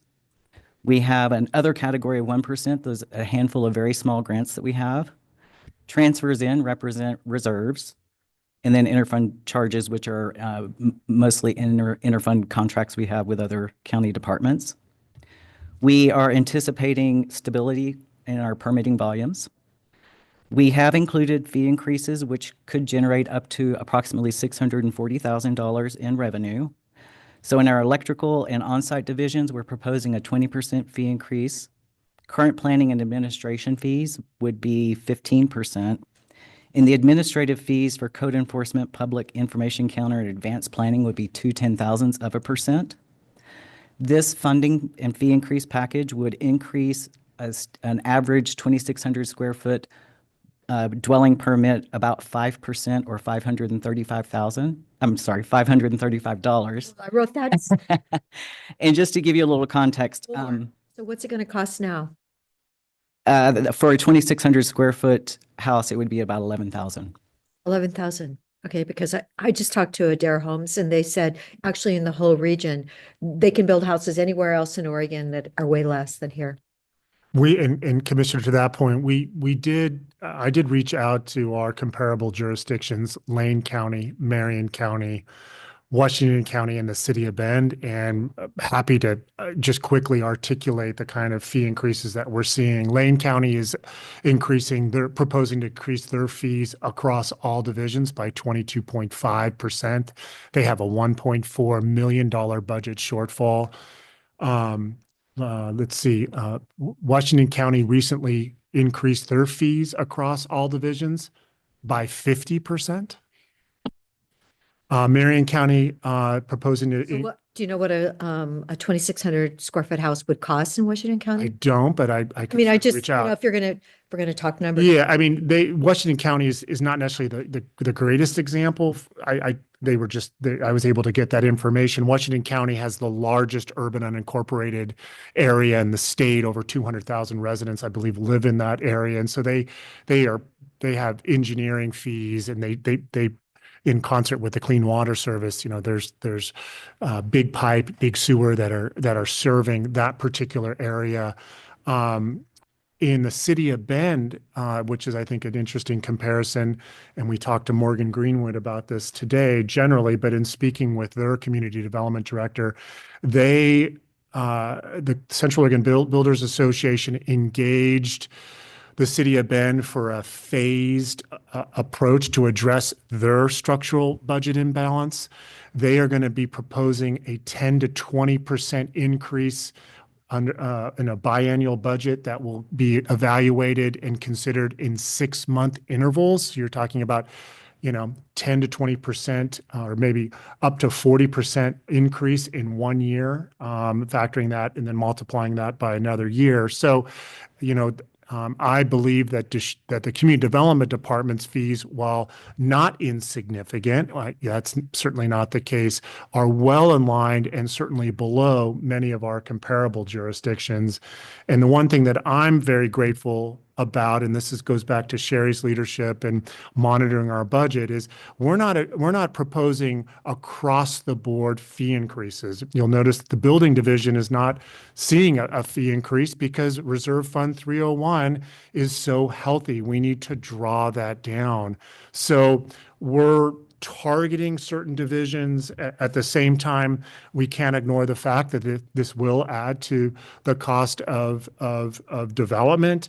I will just point out that we were very transparent and engaging to the Central Oregon Builders Association, and you know, they were aware of what our budget proposal is, and you know, their neutrality is certainly noticed in comparison to what I gather will be very, very difficult and engaging conversations at the city of Bend momentarily. 828 reserves transfer in, is that from multiple reserves? Yeah, in fact, I'll get. That's coming up. I Okay. got you. Thank you. So again, to give us some context, the fee package for fiscal year 26 is a 5% increase. Fiscal year 25, the adopted fees were a 12% increase, and fiscal year 24 was an 18.5% increase. And I share that with you, one, again, to give context, and then to highlight how we are making gains in balancing our budgets, and we're very appreciative of that. So the International Code Council building valuation is an estimated cost per square foot to build, which is used across jurisdictions within the United States to calculate building permit costs. That's a 2% increase. That happens sort of behind the scenes. That's not a Deschutes County fee increase, but something that the state of Oregon manages for us through the Excella software. And then, Tony, to your question, there are reserve transfers of $828,000. Building safety is the majority of that. That's about $633,000. And again, that reserve fund is very healthy. CDD has sort of a policy guideline and trying to have a ceiling of no more than 18 months of operating expenses. Building Codes Division at the state of Oregon also supports that 18-month. And again, that's why we're not asking for fee increases in building safety. We're going to spend that reserve fund down. And then the remainder of the reserve transfer would be for the electrical division to the tune of about $195,000. So we are requesting both application fee increases and a reserve transfer for the electrical division. So it's not from Fund 300, the Community Development Reserve proper? You are correct. Oh, okay. Is to say that, you know, it's either we're adding to the reserves or we're utilizing reserves. So we're kind of balancing both this year because we're not using it out of the primary reserve for emergency. You're correct. 300. I just think of 300 is, we're going backwards. Yes. And that was certainly there was a sense of vulnerability last year. 12 months ago, there was heightened recognition of how much we had drawn down Fund 300. And so it goes back to my, Jim's remarks offline just before this presentation started, and then just his opening remarks that we are thankfully seeing some stabilization now in Fund 300. And that's the fund that is, provides a backstop, gives us some capacity if we experience some economic volatility in fiscal year 26. For all of our staff that are not encompassed in the building safety division or electrical. Well, in 2010, 11, there was need for general fund support just to keep it as it was even shrinking. So I know there's been some wild rides in the past. Yeah, we try to remain responsive.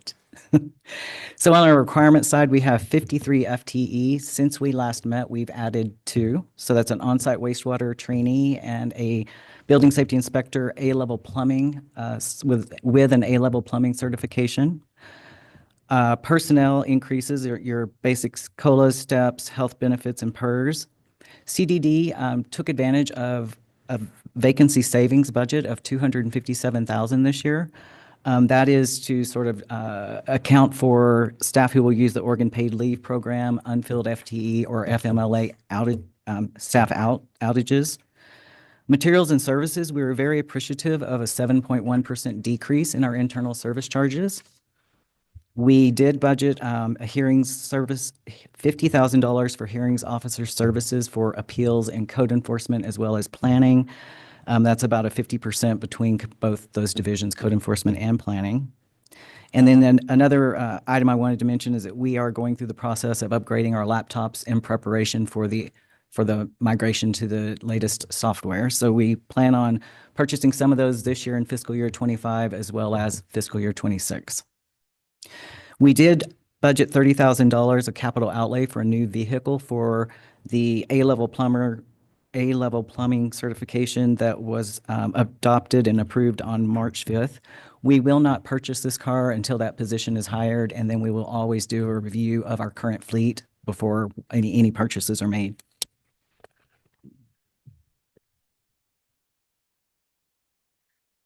So this is our 5-year forecast. So in fiscal year 26, again, I mentioned it was about an $11.8 million budget. Per this forecast is fiscal year 30 is projected to be perhaps 17.1 million.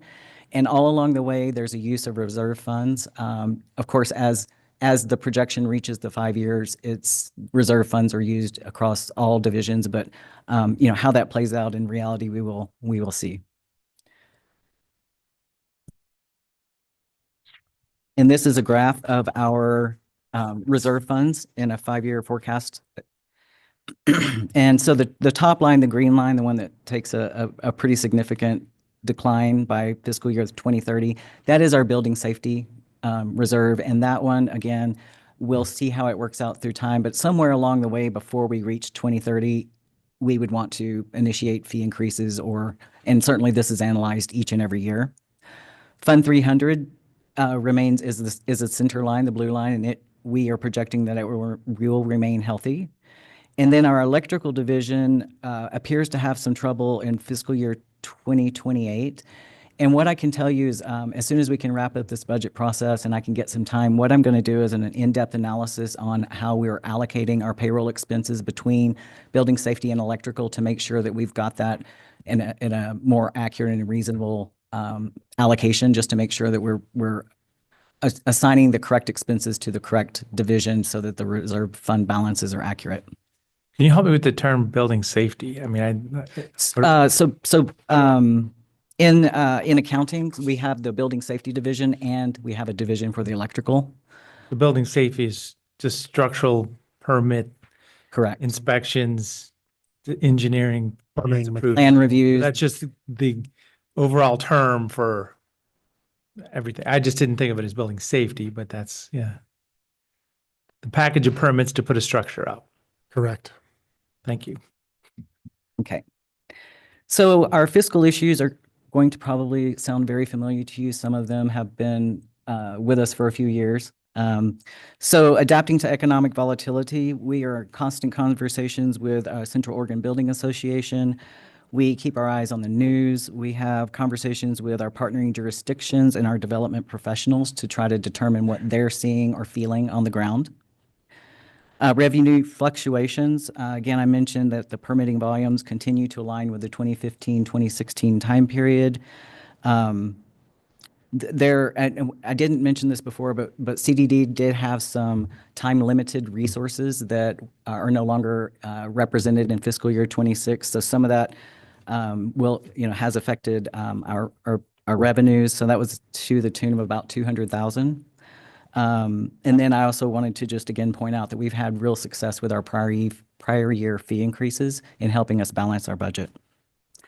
One thing I wanted to just call out the unfunded legislative mandates. I think this is going to be a trend for the planning division. All of you know that within the planning division, we have long-range planning that does public policy per the direction of the Board of County Commissioners. There, more than normal, it seems, there's legislation that is requiring our collective attention.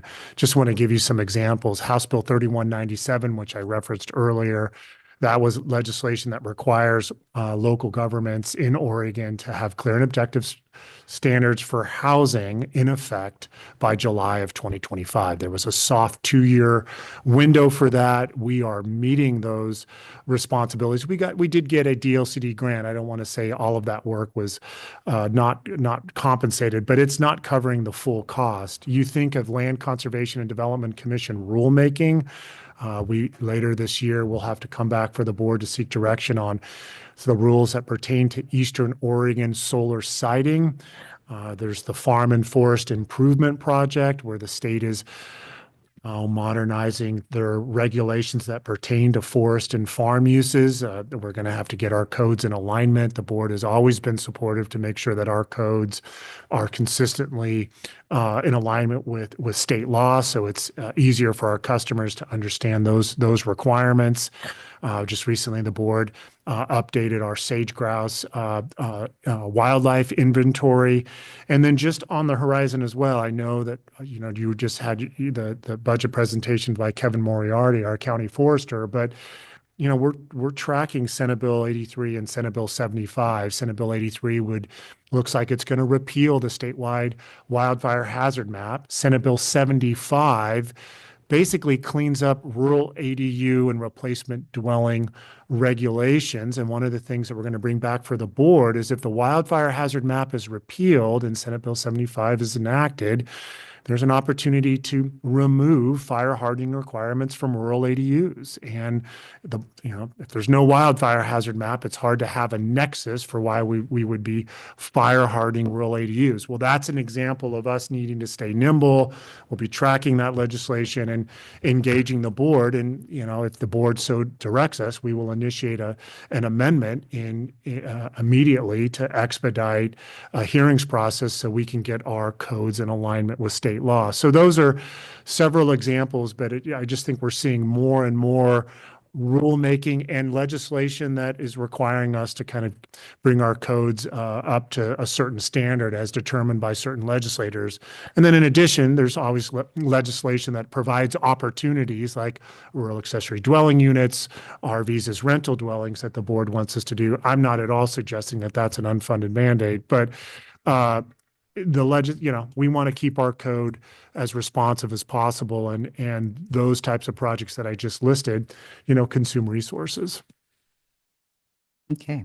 Under our long-term fiscal issues, so we need a contingency plan for decreases in reserve funds, just as we spoke about. If those projections play out into the future, we're going to want to pay attention to the building safety and the electrical division reserves.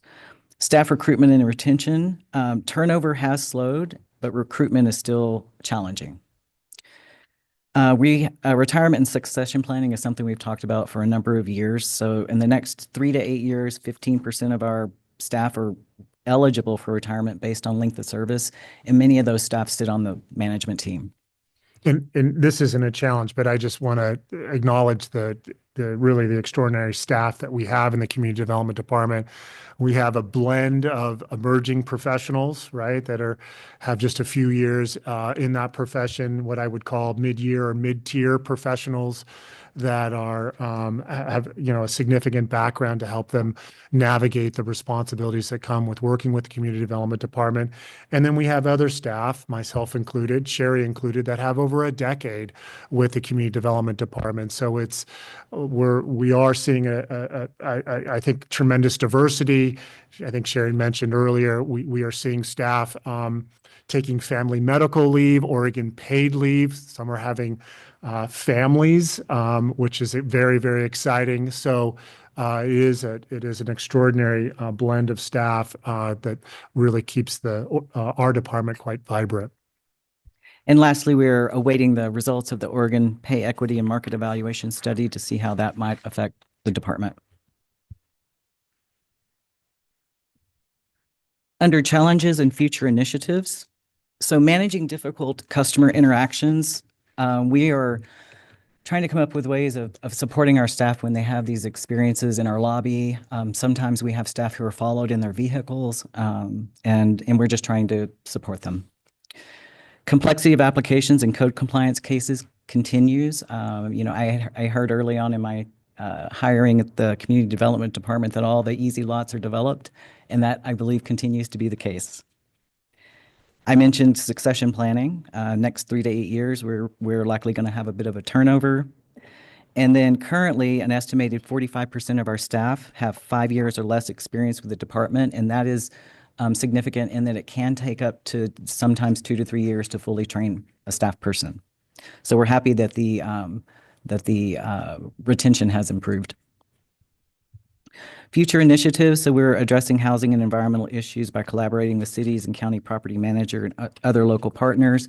And as Peter mentioned, RVs as rental dwellings and ADUs are a good example of that. Continuing to explore opportunities to increase efficiency in CDD's business practices.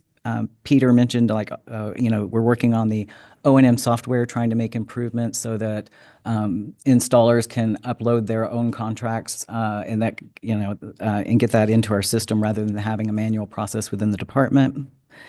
And continue website improvements with goal of improving content and customer experience. My favorite example of that is we've created application guides by application type that will try to walk citizens through exactly what we're looking for, what the terminology means, in a hope that we get more completed applications, which is more efficient for us.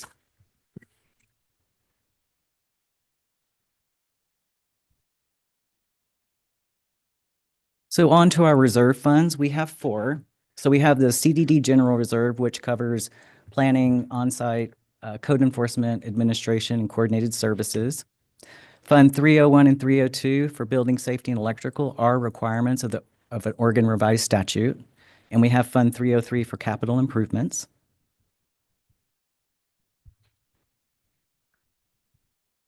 So those funds are funded with transfers to and from Fund 295. And again, I mentioned that we have sort of a policy guideline of trying to keep no more than 18 months of operating expenditures. So I anticipate at the end of fiscal year 26 that Fund 300 has about a 7-month operating expense. Fund 301 will have about a 19-month operating expense. And Fund 302, which is our electrical division, would have 4 months. And our Fund 303, which is our capital improvement, it just has a balance of $196,000. So again, fiscal year 26, we're anticipating of spending down Fund 301, which is the building safety, significantly. Fund 302, in combination with fee increases, will be about $195,000. So before I move on to other funds that CDD is responsible for, are there any questions in the CDD operating Fund 295?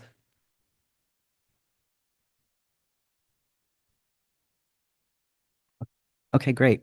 So CDD also manages Fund 020 code abatement. So those are resources for enforcement of county solid waste and sanitation codes. The funding is provided by the Solid Waste Department to the tune of about $200,000 a year. We do analyze that each year to determine if that full transfer needs to occur. This began in fiscal year 24. So this is our fiscal year 26 will be our 3rd year. We have abated 2 properties to the tune of about $144,000. One of those has been repaid to the tune of about $43,000. And we do have a significant number of cases that are making their way through circuit court and or hearings. And so the determination was that the full transfer should occur in fiscal year 26 in the anticipation of spending that. Fund 296 is our groundwater partnership fund. So that's prior year proceeds from land sale and pollution reduction credits of $1,500 each from properties that are being developed in the Reserve of the Pines. This money is, again, set aside to ensure that the groundwater is safe. And to do that, we have a nitrogen reducing rebate program. The rebates are $3,750 each to help offset the cost of installing those new systems. To give you an idea where we're at on that, so fiscal year 25, we've issued 15 rebates. Fiscal year 24, we issued 18, and in fiscal year 23, 13. So Fund 297, Newberry Neighborhood, is for prior year's proceeds of land sales to ensure groundwater quality in southern Deschutes County. So the way this has worked in the past is any land sales that occur out of the Newberry Neighborhood, that money is credited to Fund 297 and held there until used. The uses could be transferred into 296 to promote groundwater quality, and or if there are, say there are capital improvements that might need to be made on some of the raw land in the Newberry Neighborhood, getting it ready to sell, that would be an appropriate use of those funds. Currently, Quad 2A and 2D are listed for sale. I believe it's $75,000 an acre, and I cannot remember the total acreage. I think it's several hundred acres. Like 12 and 15 for those two quadrants, because the rest isn't planned for yet now. Right. So that wraps up our presentation, and we're ready for any questions that you may have. So question about that Fund 020 code abatement. Was that funding that's provided by solid waste? Was that one time kind of seed money to do the abatements? Because then there's the lien repaid. So the general verbal agreement we have was that it would be $200,000 for a 5-year time period, with us annually looking at the balance and determining whether that money is needed. Certainly, if there was a situation where solid waste didn't have the funding, it would be a conversation. But I mean, is it $200,000 each year or just a pool of 200,000? No, $200,000 for a 5-year period. And I would say alternatively, if there were, through foreclosure and land was sold, and the liens that were recorded were then repaid. Yep. Code enforcement is not there to generate revenue, to be this revenue producing division. We're just trying to cover our costs. So in those scenarios, and I think that will happen over time, we would then work with solid waste to, and of course the budget committee to adjust, the respectful request to help us deal with abatement. All right. Additional questions for code development? Big picture question. The PSU population forecasts show that unincorporated county isn't going to be growing so fast in terms of population in the next couple decades. And then after that point, actually is showing population decline. So not going to be, I would assume that, more modest growth rates and then declining population going to mean a lot less applications of permit needs. I'm not sure. I mean, just if I can, Commissioner Chang, I'm not trying to be presumptuous. We have there's a 5th destination resort that's currently active. Destination resorts that's a market for second homes. And so we still may see, at least in the that's a 50-year forecast, the Portland State University 2022 to 2072 forecast. So I think in the kind of nearer term, we just saw some applications in Caldera Springs, two tentative plats. So rural Deschutes County continues to be attractive for rural development. Whether or not that's for primary dwellings, I guess we'll have to wait and see. I also think in the long term, household sizes may decrease in the rural counties. So it's hard to extrapolate, a 50-year window, what it means for population. But I think as long as we have land that is developable and desirable and with insurance, with the ability for it to be served, to be resilient to wildfire, you know, if the past is any indication, our rural environment continues to be very, very attractive. So it's difficult to discern, but I certainly think for the time being, second home development, and upscaling, you know, existing dwellings in certain locations becomes a very, very attractive, investment. And I would add to that, you know, we contract with the cities of Lapine and Sisters to manage their building programs, and they're seeing a significant amount of development. I mean, the same population estimates for PSU show a lot of growth. Yeah. In the incorporated city. That's right.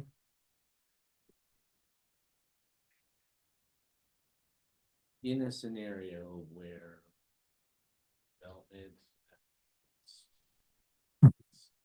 slow it down. I mean, we you know, right now we're looking at where we're at and saying, yeah, probably going to come back up. But at some point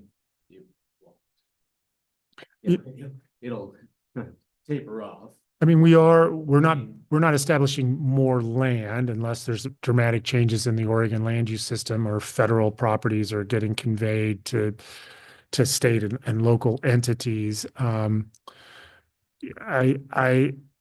also I'm also struck that, you know, the Deschutes County's has always benefited over the last several decades by this level of investment, and I would not wish this outcome to happen, but it is modeled that we will eventually have a Cascadia event, and I think those kind of existential challenges that could occur in the Willamette Valley and the Oregon coast could significantly transform Central Oregon in ways that we just have no way of contemplating right now. So of course you don't build a budget, you don't build a program with that natural hazard in mind, but I think Central Oregon, what do we know today? I think it's really the only metropolitan area in the state of Oregon that's actually seeing significant growth.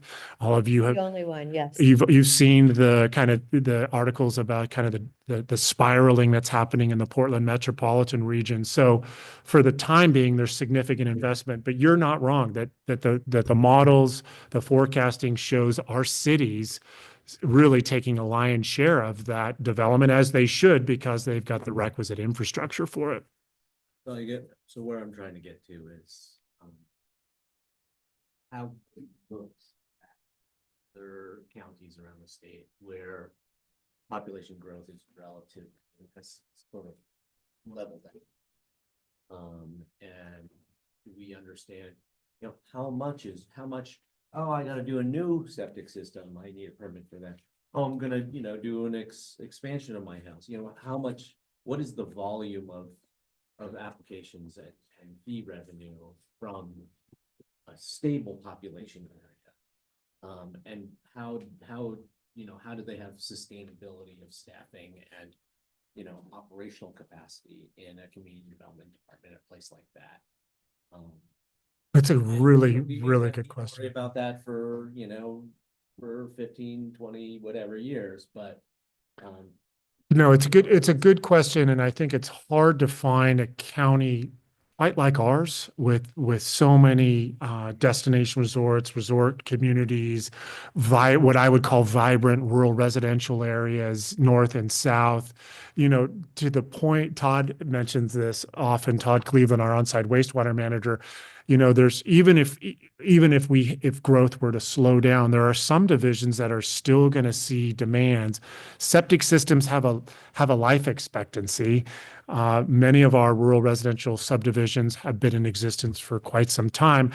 We're gonna see, you know, the need for upgrades, the need for retrofits, and so, you know, I think if you're looking at vulnerabilities, you know, yes, at some point in time, we may find that if we're not making new land for land divisions that are, you know, every year we produce a house, kind of a what I call a housing report that kind of inventories our vacant rural residential and resort kind of vacant lots. There could be a point where that does get absorbed. And, through this process and others, I think, the department, Nick, your opening remarks on Monday acknowledged the community development department, we ebb and flow from a staffing standpoint based on demand, which is all comes down to volume. So I think, hopefully those trends present themselves, slowly and we can adapt accordingly. And I feel relatively optimistic that that'll be the case for the time being, just because Central Oregon continues to be such a desirable place, not only to visit, but to invest in and relocate. Looking at that rural housing profile, there are more, the modest population growth in the unincorporated county that's projected for the next 20 years. There's more vacant buildable lots than is needed to accommodate those 5,000. Yeah, that's right. So, land supply may not be what slows down the growth here. I mean, it's demographic changes, baby boomers who are living out in the rural right now, who may not want to be living out in the rural, when they're 78 years old. Or Please. there are some who would prefer to, be someplace a little where there's, certain kinds of conveniences, closer to medical care and things like that. Well, I think though, if you go to one of Peter's comments was you do have several resort communities that are out. One of them's over 50 years old, and judging by the number of construction trucks and lumber yards, things and other things that run by my house, there's a pretty healthy remodel market going on. In fact, it would be pretty interesting just to look at Sun River as a community and just see where what your co-development trends are, because I bet you they've been going up pretty significantly in that area. And that's going to be followed by a couple other communities, maybe not the Crosswaters, but some of the others are in the 20 to 30 year range. And you are seeing Eagle Crest would be one to look at to see where some of those building trends are going. And that's one of the things I want to understand. Yeah. I mean, so I think it's, in I think a it's future where trackable. there's not as much new development on raw land, and population is stabilized, what kind of activity is there? And what kind of revenue is associated with that? What kind of an organization? Because we won't grow like gangbusters forever. Yeah, fair enough. And I think as we see all those remodels, we want to make sure that they get properly reassessed, right, Scott? So that the property taxes continue to roll in, which is a good transition unless there's any other questions for community development. Thank you very much. Thank you. You were a unfortunate bellwether last year for some of the doom and gloom that we're seeing in some of the other divisions. Hopefully the cautious optimism that we're seeing this year is a future bellwether for next year. Yeah, let's hope so. Thank you very much. Make it so, Nick.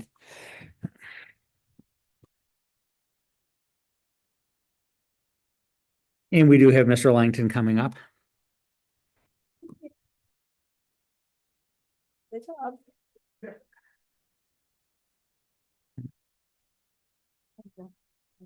He's gonna get out of it. No way. It's been a little slow. So Yeah. as you arrow, give it some grace. Hospital. One of these. Like, dream on. You don't keep moving. Apropos of nothing, I had a boss that used to be like that. If he would hit the mouse and it wouldn't do anything, he'd hit it again and then again, and he'd be 6 slides ahead and I'd be going, Ken, back up. So I drive my staff nuts on that, or fix whatever I broke. Let you be able to handle it. take it away, sir. All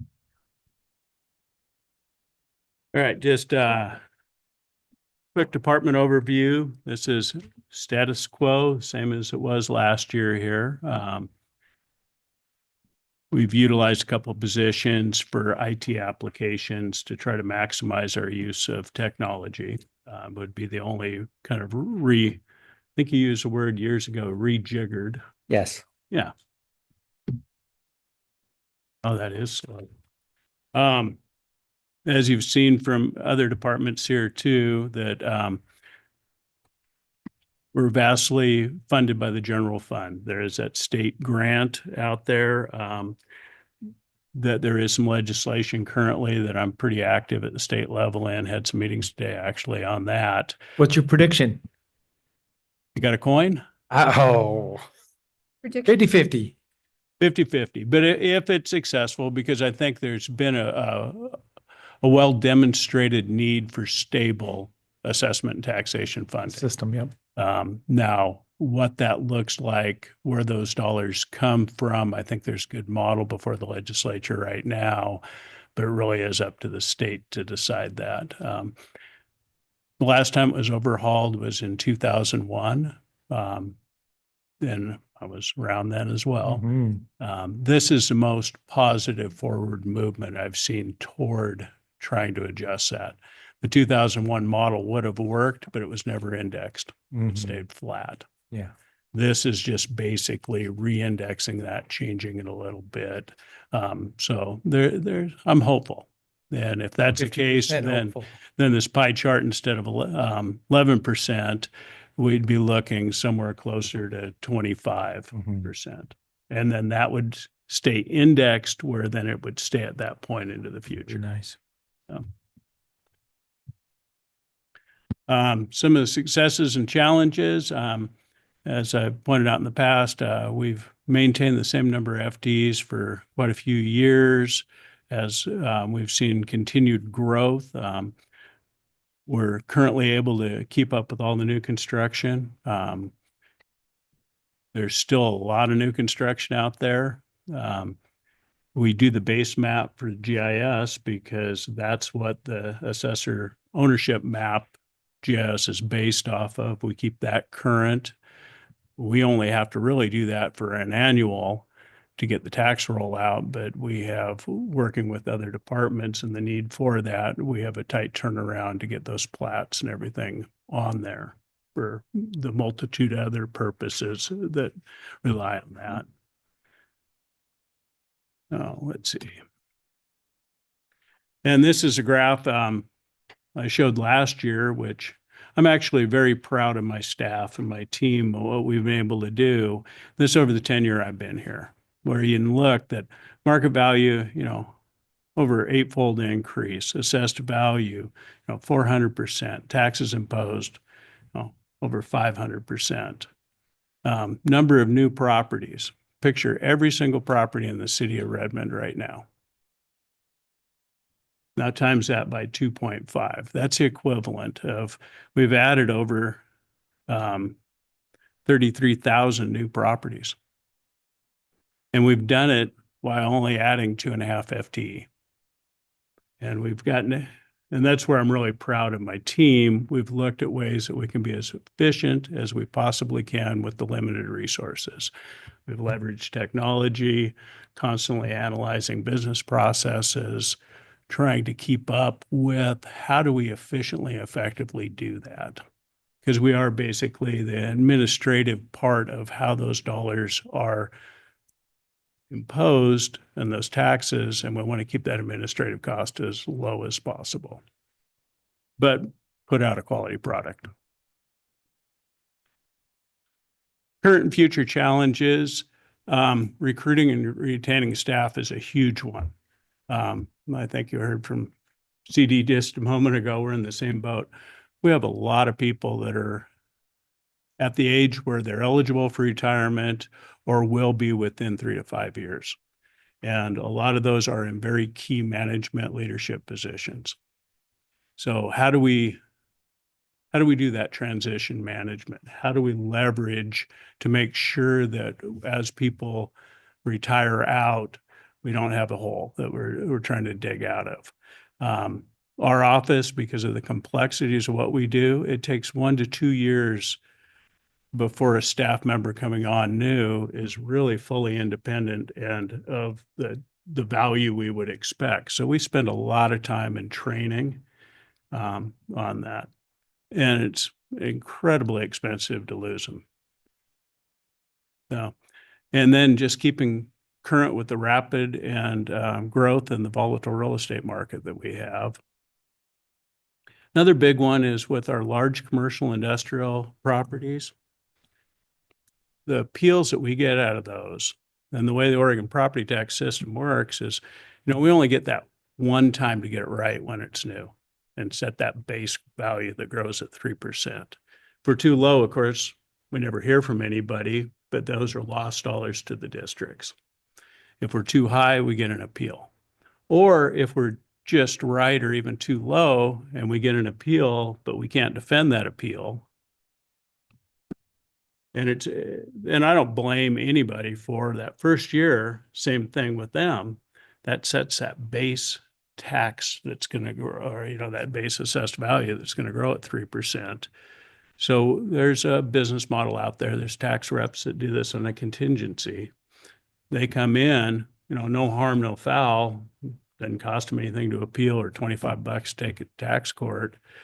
They'll come in, we have to defend. We have to be able to accurately and adequately defend those values. That takes a tremendous amount of resource and time.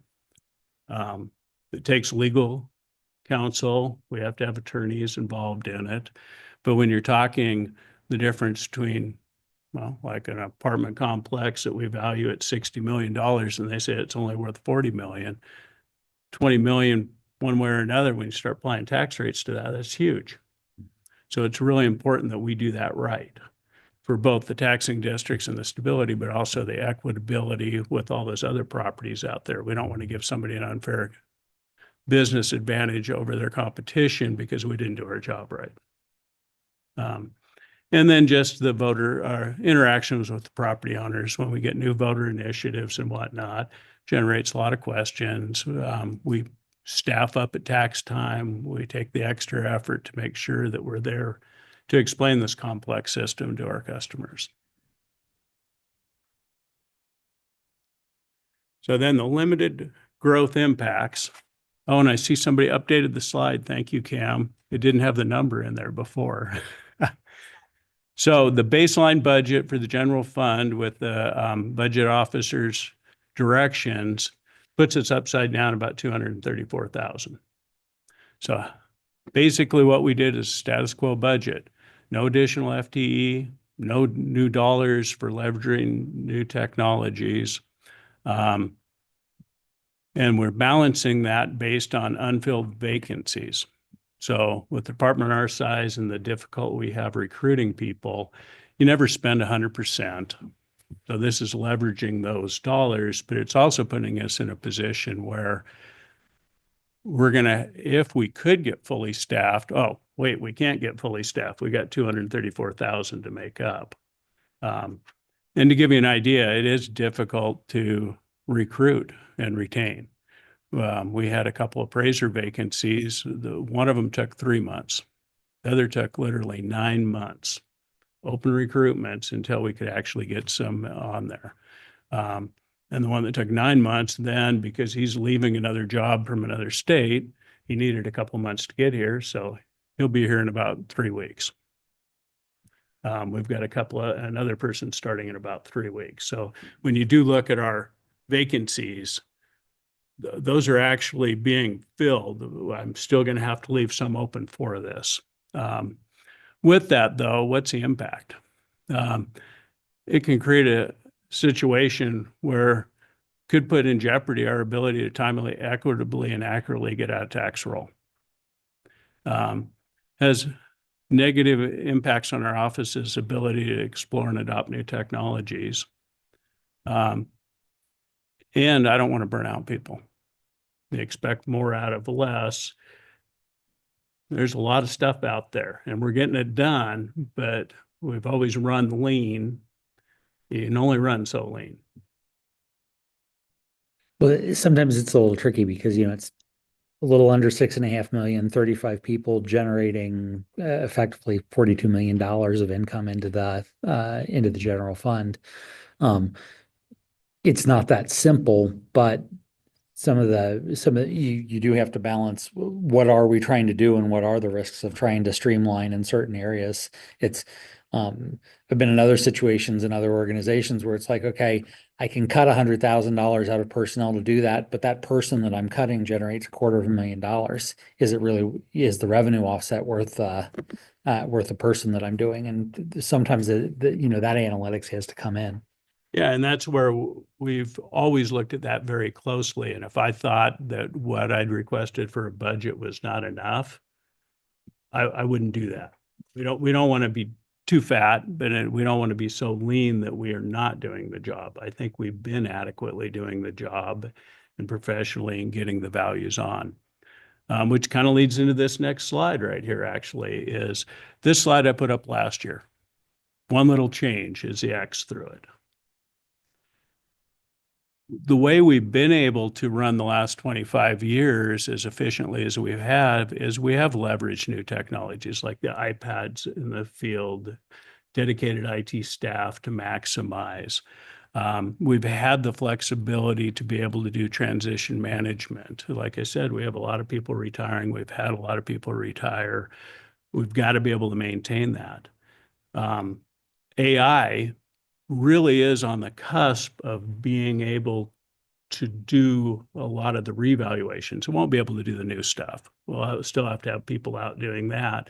But how do we make sure we're maintaining those values correctly? And there's a lot of different reasons that are very important that it'll take about an hour to go through that, so I won't, on why that's so crucial. Well, if we're going to implement new technology, as anybody knows, there's some upfront cost. And there's some resource bandwidth that you have to have the staff in place to be able to do it. And with these budget directions, frankly, that's been taken off the table for me. We're now going to be in survival mode. I guess last year's model is going to have to work. That's not what got us to this point efficiently today. So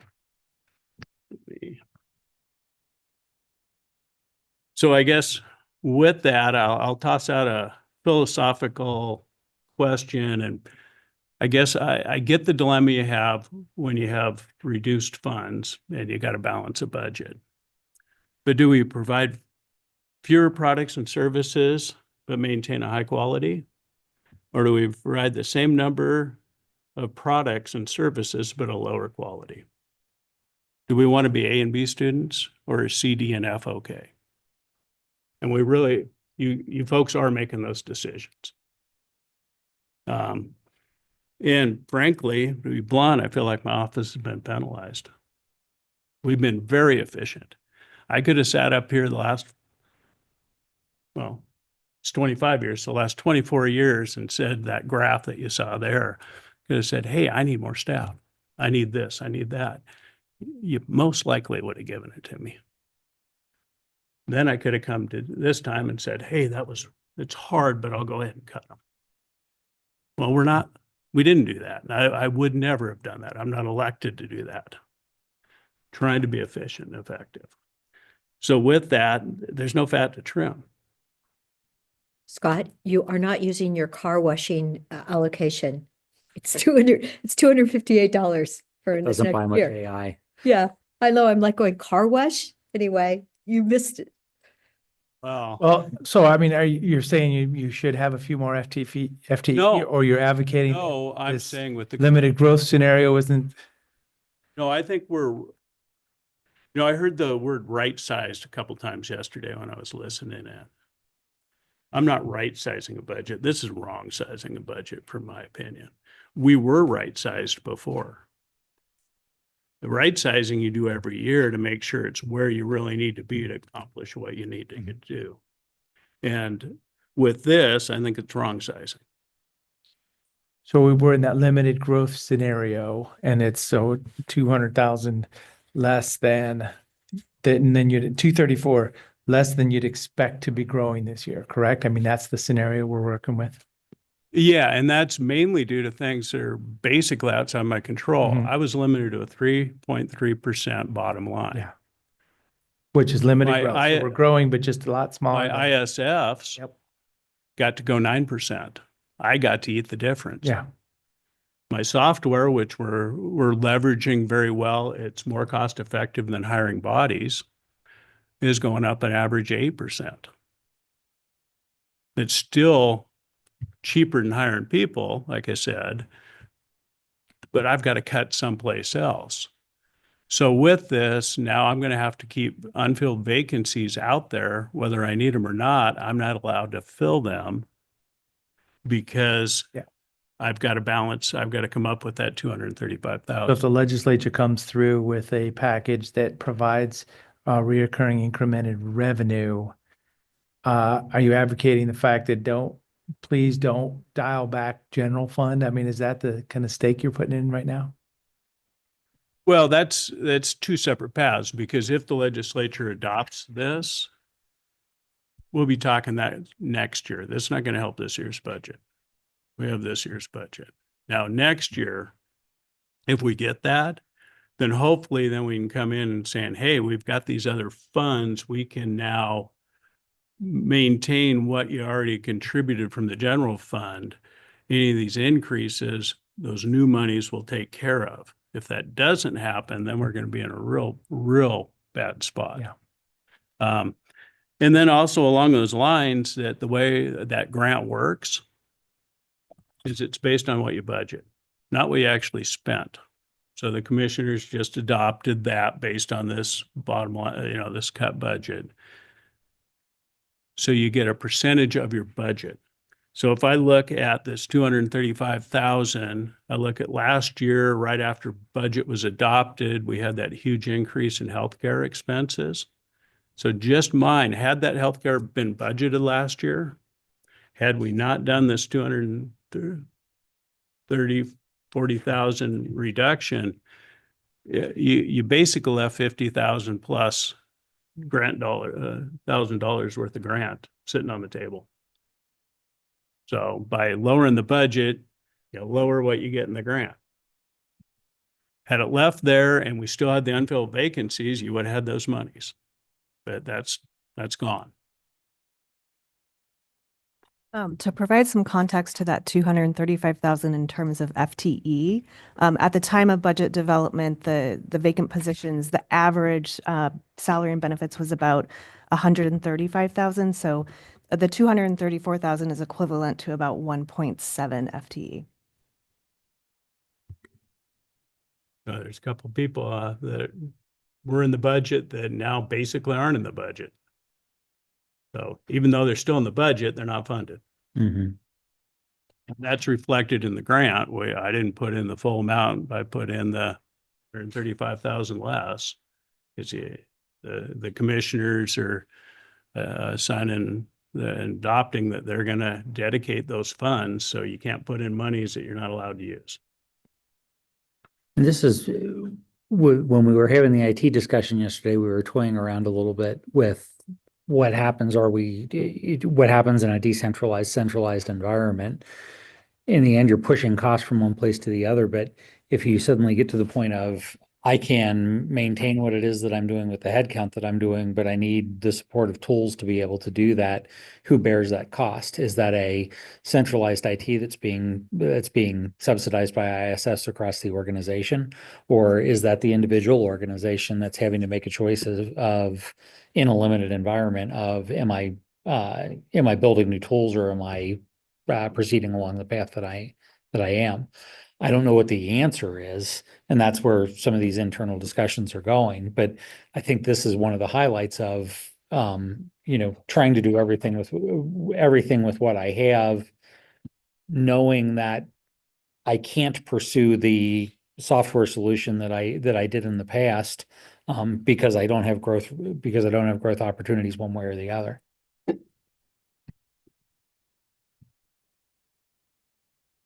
I've sat in similar chairs to that. I sympathize with you. I don't know what the answer is, but I've sat in similar chairs. And I realize I'm kind of the necessary evil. Is necessary evil to the tune of $42 million. Don't forget it. Yeah, well, and that's where this next one, 42 million. But your 42 million is only 7.7%. You guys are making the decisions for 92.3% of those districts that are under this umbrella. So the city of Redmond, the fire district, all those other districts are impacted just the same way. So if because I'm cut to a point where I can't accurately and adequately and equitably create that tax roll. So this year, I think did you budget 4.7% increase in taxes? 4.58% to account for the urban renewal excess. Okay, well, 4.5. But let's say I can't defend that appeal and we start losing certain appeals. And this happened when Measure 50 was implemented back in 1997, Lane County, and they had to make some hard decisions. They weren't able to defend appeals. So that first year, yeah, they lost some revenue. The second year, though, I'll be darned, but their appeals exponentially increased. And the next year, they increased over that. So instead of that 4.58, maybe it's only 4.3. Well, you're losing money. And then the next year, it's only 4.1, where it really should be that 4.6. And that's the double-edged sword of the necessary evil of, I got to be able to do my job, make sure I'm timely getting those monies on. With the way the system works, I got to set my staff has to set those values at the correct value, defensible value that first year, because it's into perpetuity. Scott, Base. looking at this though, to see, okay, where is it? It's like $200,000 increase from PERS, from your two PERS accounts. So, you know, I mean, I was trying to figure out, okay, where is it? Because you're so careful everywhere. But this is what really stands out to me is that over the prior year, you had to pick up an extra 200,000 for PERS. I mean, that's amazing. Even with the county doing, you know, our 13 million that we put in. Look at my ISFs, they went up. Well, yeah, but I mean, this is definitely, PERS, it went up 24% for one and 70.22%. the salary, the health benefits, all those things I don't have control over. I mean, there's fixed cost to doing business, whether we like it or not. But then it's kind of at the end. And then I'll go back to the slide right here. Those other districts, you're impacting the same way, which I'm not sure how those other districts might feel about it if I can't do my job. You know, I think we can see how this year goes, but I'm really, really worried about next year. But so two thoughts on that. I mean, one, and I say it occasionally because most of you know I wear another hat, and in that particular other hat, you know, my district is growing at 3.2%, and I really don't want to wish 3.2% on the county. I just want to say that I don't wish it on myself most years. So some of the things that the county is going into is the fact that the growth is being limited now.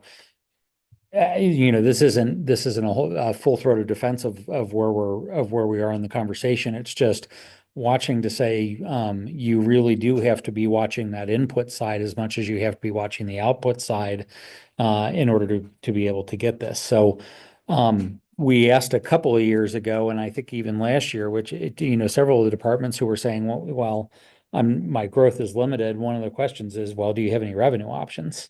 And you see that in solid waste because they can increase the tip fees. Where the general fund is coming in, yes, you always correct hard and then try and steer back to the center of the road. We just do need to be careful in terms of where we're going to not correct too hard into that ditch. So I don't want to seem like I'm speaking out of both sides of my mouth, but I probably will this entire week. The other aspect of this, and I'm always fuzzy on how compression works, but I know that we are starting to see some of the regions inside the county encountering compression. I think that hits our property tax funds last, correct? Or does everything get equally squeezed? Yeah, unfortunately, due to the voter initiative process, and don't get me wrong, I fully respect and honor and know why the voters wanted to put taxation in the Constitution and take it away from the legislature.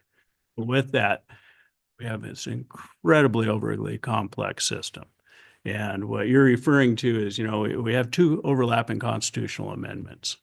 and that limits in different places. So that compression issue is measure 5, and that's limited in certain jurisdictions and not others because it's based on the total tax rate for those government entities wherever that jurisdiction is. So if you look in the city of Redmond, their government tax rate goes over 10. If you look in the city of La Pine, their government tax rate goes over. But then it gets further complex with that because your local option levies are limited and compressed, and this is on a property by property basis. So this isn't something you can even model without doing it a property by property. The local options get first compressed, and then it goes into the permanent rates. So if you look at Redmond or La Pine, like La Pine, the rural fire district, their local option has a lot of compression where their permanent rate doesn't. So Deschutes County as a whole, even though since you're over all those areas, you see some compression, but not to a large factor. So for most intents and purposes, it's not going to be a huge issue for the county. Which is good news, although that overall tax burden does get hit in because at some point or another, as the various organizations are not getting the tax assessed that they were hoping that they were going to get, they're going to try and continue to pass either local options or try to change a permanent rate. So this is it's not an immediate 3 to 5 year threat, but I think we are walking into a very long-term threat, especially where the rates are maximized in the county. And the county's going to have to consider going out for more funds at some point or another to try and fix the inherent problems that we do. We're just exacerbating this. So this is, watching what we do in the short term is very important. We just need to make sure that we're understanding all the long-term dials that we're tweaking. Because again, every once of those is a hard right on a hard left corner, and you're automatically in the ditch. Yeah, because if the county was to go out for a local option, yeah, you're going to lose. You're not going to get 100% of it. And I set up models for the various districts so then they can plug in the different scenarios to see what that is.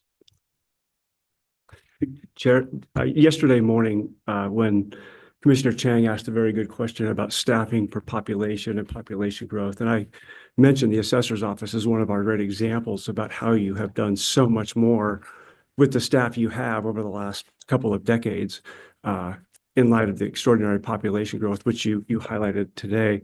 Cam mentioned that the savings are equivalent to about 1.7 FTE. Over the last 4 years, your office has averaged between 2.39 and up to 5.62 vacancies for the whole year. So is the assumption is that this next year that would go down to 0 or something about that, so that it would be full employment, unlike. Well, we're just curious. Remember, you're only looking at one piece of my budget. When we saw iPads and the capability, we were able to move that year. We didn't have to wait a year for it because I had the bandwidth in those savings. So we were able to leverage those dollars. So, that offset that. Yeah, you're always going to have some vacancy savings. The county continues to grow. Like I say, we would be higher than that now at a staffing level. We're just having a hell of a time recruiting people. So we are leveraging technology. We are doing these different things. So yeah, if you want to look at just that one piece, but how it fits in the greater whole, that we leverage those dollars, which now we're not going to be able to leverage those dollars. And if my staff is getting to, we're in a transition period with a lot of people retiring, we've been able to overfill positions, get some cross training, get them up to speed. Okay, I'm not going to be able to leverage that. So I can do some of that, but you've very, very much limited what I'll be able to do. And like I say, this year, we'll figure out this year. Next year scares the hell out of me. That's not the first time we've heard this week. That's the theme of the last 2 days. So, and I'll go back to that philosophical dilemma. Do we want to do the same, just a lower service level? you know, the CDF, or do we want to do fewer things and do equality? I wanted to clarify too that finance did recommend that Scott, budget vacancy savings to balance his budget. And we did that because if we look at the last, since fiscal year 21, the average savings has been about 439,000 annually. And so the hope was that we weren't hopefully not utilizing the full budget savings that he might have in a year, that we're only utilizing, roughly half of it. And with that, though, then I'll go back to the A&T grant. Those are grant dollars left sitting on the table. We could have gotten more state monies. That's a good point.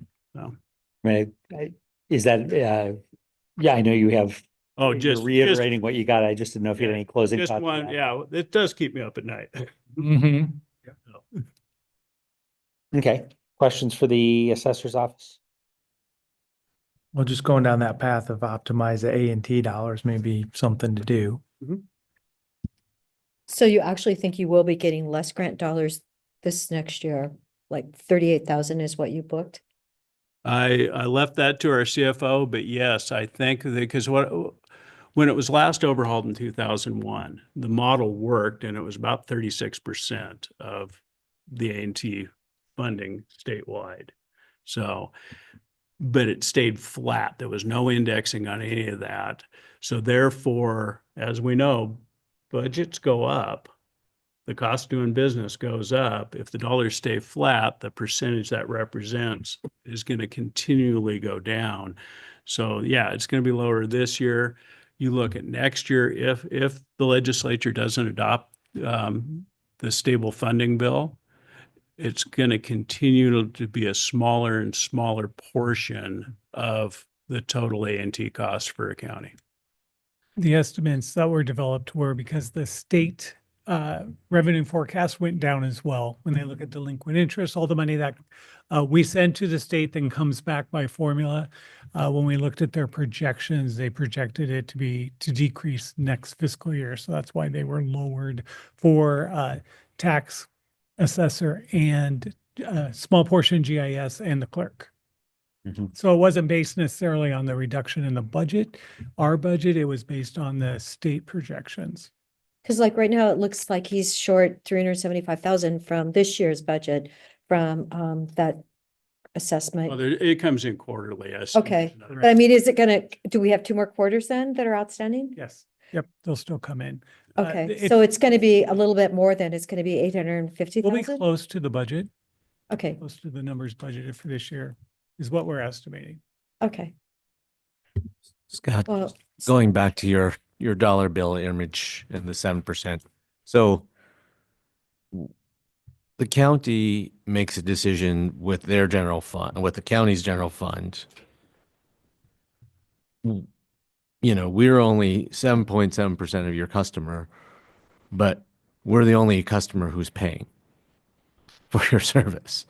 Right. So there's a portion of delinquent interest currently in the new funding model, and the proposal is asking for a fee basically from districts. There are some opportunities that I suppose the budget committee could pass back to the Board of Commissioners to see if there's some negotiating room in terms of supporting some core services that otherwise help the region. Yes. You might get a 2-letter answer, but it's worth asking the question. I'm sorry, I probably answered- 2-word answer. Probably responded before you finished that thought. No, I mean, basically, I appreciate if we make this decision with county general fund, we're impacting all those other taxing districts. And just the question is, well, what are the other taxing districts contributing to basically to the support of your office providing those services? Yeah, and they're being asked to, there's a little bit in delinquent interest now, but they're being asked to pony up a bigger share. The other side of that, though, is when the permanent rates were established in 1997, assessment and tax has always been under the county umbrella since founding of the state. Yeah. When the permanent rates were established in 1997, that was based on those budgets at that time. Districts were not contributing at all to assessment and taxation, the county was. So they were saying that, no, that's been absorbed already. The county's already got that as part of their permanent rate. Now that's the one side of it. But the other side is we're not the only county struggling and potentially failing. You want a fair, equitable, accurate system that is getting the revenues that you're owed. Yeah, That you should be getting. Yeah. And if you don't support the administration of that, then that's in jeopardy. I think it's the fact that all of the taxing districts benefit from your service, I think is an appropriate, that's an appropriate rationale for the state supporting, providing basic support. It's also, I think, an appropriate argument for, well, can all the districts that benefit, contribute in some way? Right. And that's part of the legislation right now. So you can talk to your senator and representative and the governor and all that. We have. Yeah. I I'll know knock you on the have. door. All right, we probably need to move on. Thank you, Scott, for the cheerful Cheerful, presentation. yeah, sorry about that. Yes. All right. Thanks. So Eric, you're up next for Crow. I know that you spoke a little bit about it yesterday. I didn't know what else you had to talk about today, Thank you. but we got a presentation for you. Yes, I'm happy to skip it as well, whatever the chair prefers. Well, that's I mean, like I said, you mentioned it before. Is there stuff in here that you didn't cover? No, the proposed budget does not have any staff for next year. And it's really materials and services. A large part of that will go to COIC. And probably the other question that comes up is how long does the Crow need to exist? The legislation did not contain an end date. There was kind of an assumption that it would be around for at least 5 years. And the cities and the counties signed an IGA that goes through June 30th of 2027. So is there an assumption that the county is going to need to eventually be supplying more money to support this before the expected lifetime ends? I don't anticipate that occurring. I didn't turn to the page. So I think we've got about 800,000 left in the. There's like That sticks. Yeah, there's some obligations that haven't hit the budget yet, but about 700,000 is probably the current balance of the fund. Okay. Were there other points you wanted to make in the discussion today? No, I think I covered it.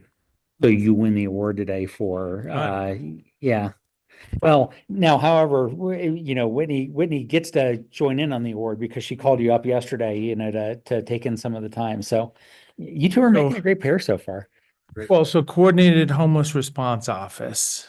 Coordinated Homeless Response Office.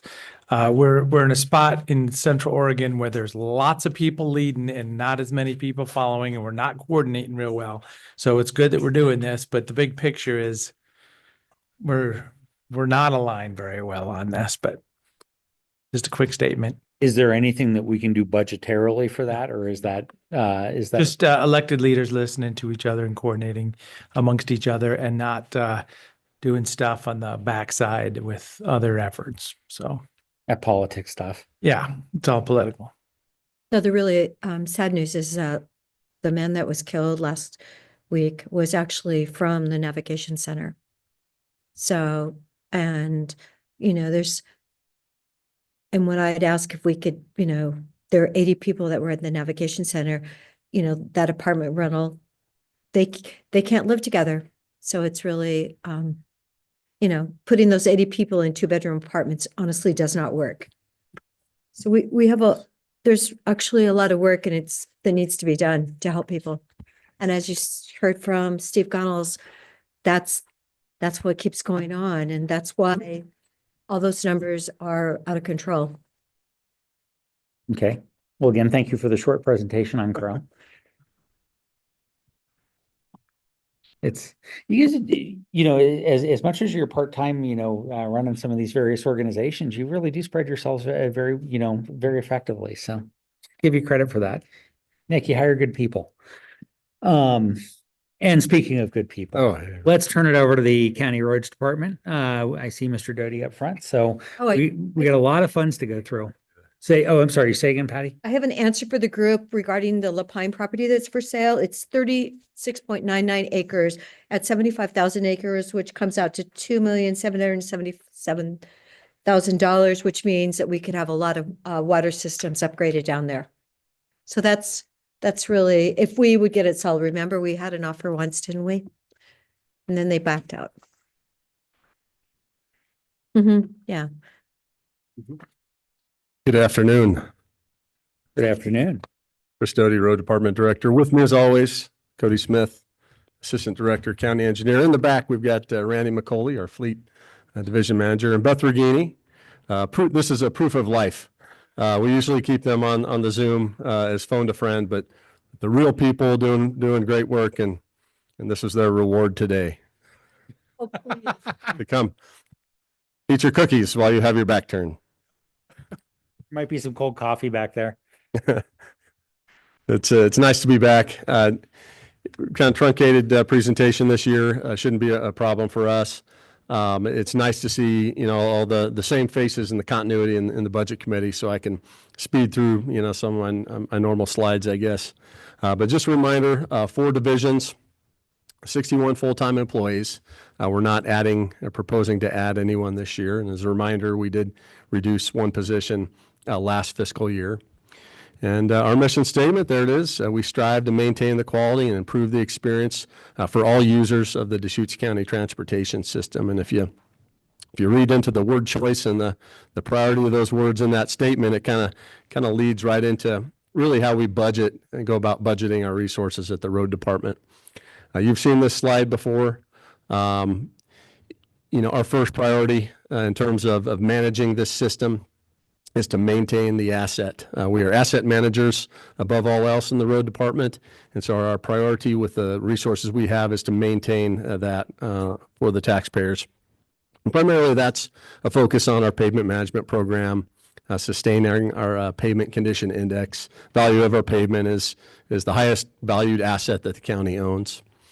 Closely behind that is operating the system. So just reacting to things that happen on the system.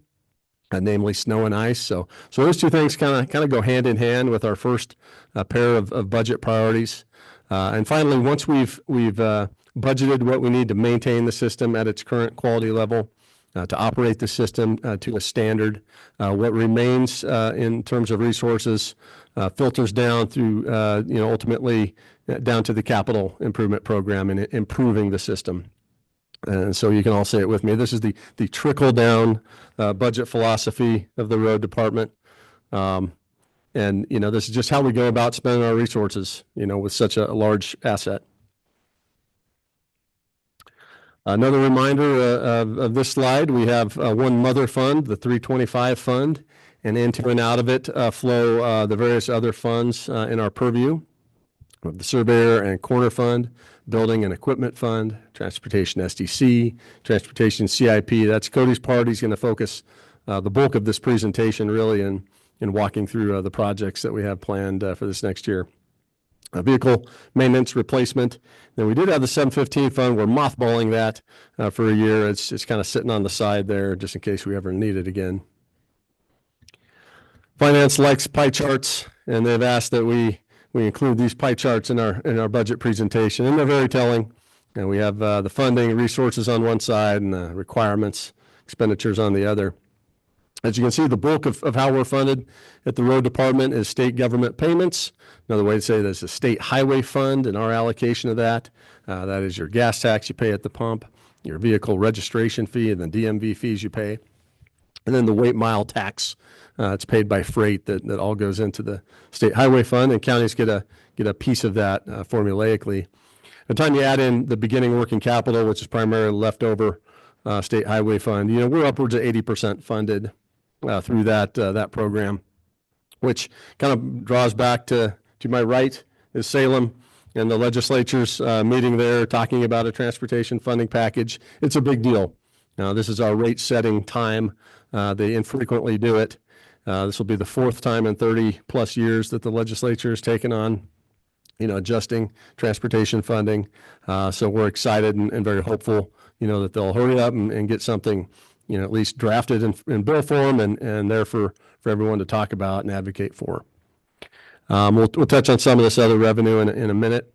Sliding over to the requirement side, you can see we're about even between personnel services, materials and services, and then transfers out. Transfers out again pay for our capital improvement plan investment, in addition to our building and equipment fund that is a recipient of a transfer out. So over time, as things kind of adjust without new funding, that transfers out piece is the trickle down third place investment.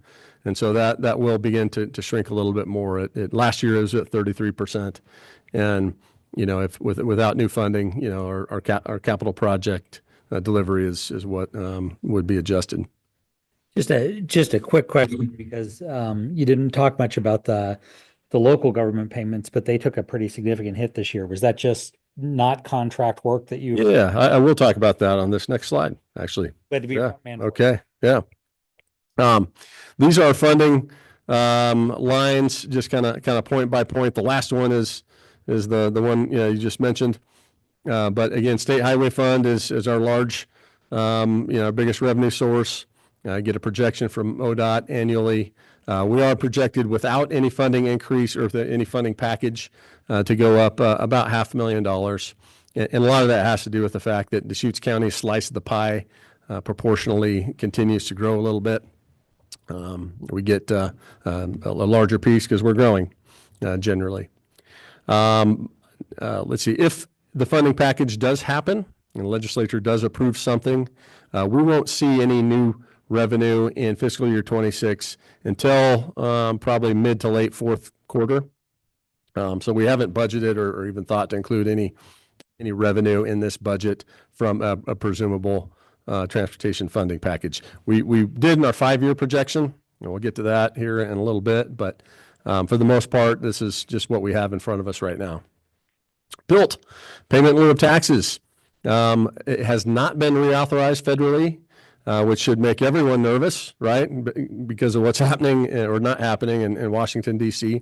That said, we want to be optimists and recognize the fact that PILT is a program that touches a lot of states and a lot of counties throughout our country, because it occurs where you have federal lands, and there's federal lands in over half the states, red states, blue states.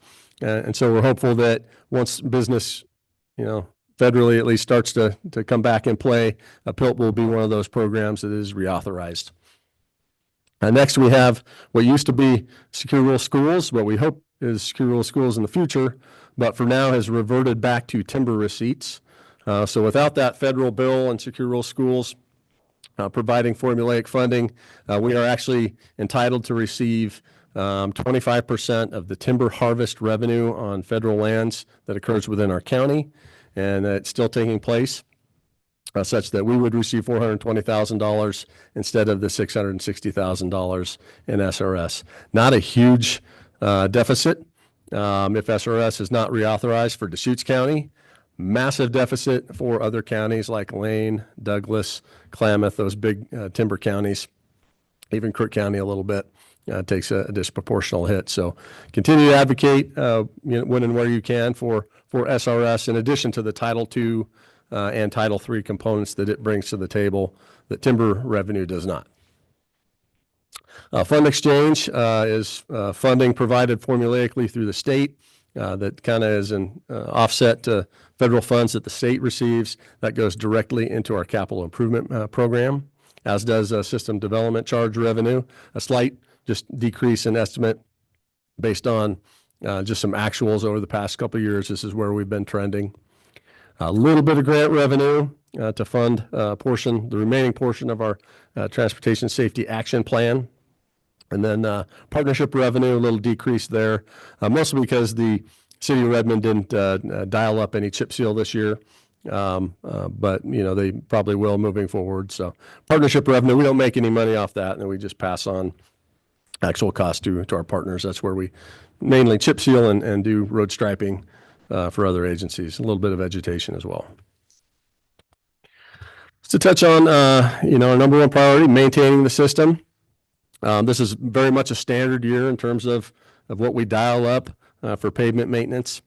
We have 75 miles of chip seal. We've budgeted a little bit of chip for Lapine and Sisters. They tend to kind of order something towards the tail end of the season, and we held some capacity for them. 15 miles of slurry seal, which is kind of what we're doing in neighborhoods, residential areas where that's a sufficient treatment that's contracted out. 17 miles of overlay, which is a little bit more than usual, but not much. That gets us to a total system investment of $9.2 million, which is what is necessary to sustain our pavement condition index in that low to mid 80s, and more importantly, keep our category of deferred maintenance to zero. And that's the goal, right, with a maintenance first philosophy. Always like to bring this slide before the committee. Just kind of tells a story of our employee count over time and how that relates to the state highway fund allocation over time. We did a little dip, about 10 years ago when things were a little dicey, added some staff back, but we've kind of balanced where we're at. And this doesn't represent cost, just the number of staff at the road department. I'm going to touch on building and equipment in the 330 fund. Just what about your outside contractors then? Because you were dealing, they had 66.5 people in 2006, and just wondering, like with the winter and everything, don't we have outside contractors too? Yeah, so we build our staffing model primarily around two activities that we need to, one, be good at, and two, be on point with, and that's the chip seal program in the summer and snow and ice maintenance in the winter. And then what we can't serve in terms of snow and ice when we encounter storm systems that really blanket the county, where we need to be everywhere all at once, we'll contract out some areas with pre-negotiated contracts. Deschutes River Woods is the biggest one primarily, is it? 62010. I'm familiar. Yes. Yes, quarter mile. That's all we need. All right. Moving along. Let's jump in. Pass it out if you're on that little. Yeah. It's not a great street, that's for sure. But not. It's also a local access road. Building equipment. So just looking at our building and site improvements that we have budgeted for this year, $830,000. Kind of walk you through them here real quick. We have an electrical system upgrade that's actually ongoing. And so this is the amount of that project that will occur in next fiscal. We have two projects for our main campus, a decant facility, and then a truck barn. These are planned projects, and so there's some planning dollars here to forward those in the design process next year. Truck barn primarily necessary in kind of some schematics noted on this sheet, just to take the equipment investment and put it under cover. It's a lot of millions of dollars, sitting out in the hot sun and cold winter that we need to put under cover, and we're making efforts to get that there. We have a sand shed at the Negus site that is currently under construction, and there's some slide over revenue in addition to some funds to forward concepts of eventually adding a shop there, just to again put more equipment under cover. Design dollars for a fry rear sand shed at the fry rear solid waste facility. And again, keeping sand dry just helps us be more responsive, more efficient, getting out there and making it safer for the public, having that product under cover. Really fun to be standing in the back of your truck with a shovel trying to break through frozen sand. I've been told. Yeah. Heard that a couple of times. Yeah. We have $25,000 for a fire system panel replacement in our main admin office. That was a Lee Randall. Hey, last second, could you add this into your budget? And then main campus fencing. This has been in our budget for a few years now. And primarily, we've just been waiting on development of our site plan and where we're going to put stuff and grow into the future before we then make that investment to secure the site a little bit better. So I think we're there with our site plan. I don't expect that we'll see this show back up in the budget next year. I think we're ready to make that investment. Okay, building and equipment, and then in the 330 fund. And a nice long little list, kind of three themes or categories that kind of stand out here. Now, the first is a lot of upfits and hydraulic work associated with conversion of our portion of our dump truck fleet to now exclusive winter snow and ice fighting units. So the way we cycle dump trucks through is we have newer ones and we have older ones. The older ones we dedicate to snow and ice. And so we'll be, now that we have replaced a portion of that dump truck fleet in the last several years, we're taking the ones that were sort of resigning down the chain a little bit and upfitting those for snow and ice with hydraulics, plows, wing plows, everything you need to operate in that kind of corrosive and harsh environment. We run the old equipment through that on its way out. The second kind of grouping of projects has to do with our emergency response capabilities at the road department. Had a nice little thing happen last year. We almost had to evacuate Sun River. Some of you probably remember that more than others. Got a little exciting there, and while we could have done it no problem, it did expose just some readiness issues and equipment availability, such that we need a dedicated certain amount of pieces of equipment to that, so we don't have to scramble all over the county to get a variable message sign or a barricades or what have you. And so we're making an investment, kind of make that maybe the third pillar of our core services at the road department is that emergency readiness for evacuations. So things like message boards, very helpful. Handful of those in there. Flagger stations with generators. Illumination to light, up flagger stations at night, things like that. The third kind of category of what you see on this list is just replacing existing equipment that's outlived its life cycle at the road department. So we've got some significant pieces here: the herbicide application truck, the sign truck with auger, a roller and a loader on here as well, just through our normal equipment replacement schedule. All in, we're $3.2 million in the 330 fund. That's building and equipment investment. It's offset partially by a $1.75 million transfer from the 325 fund.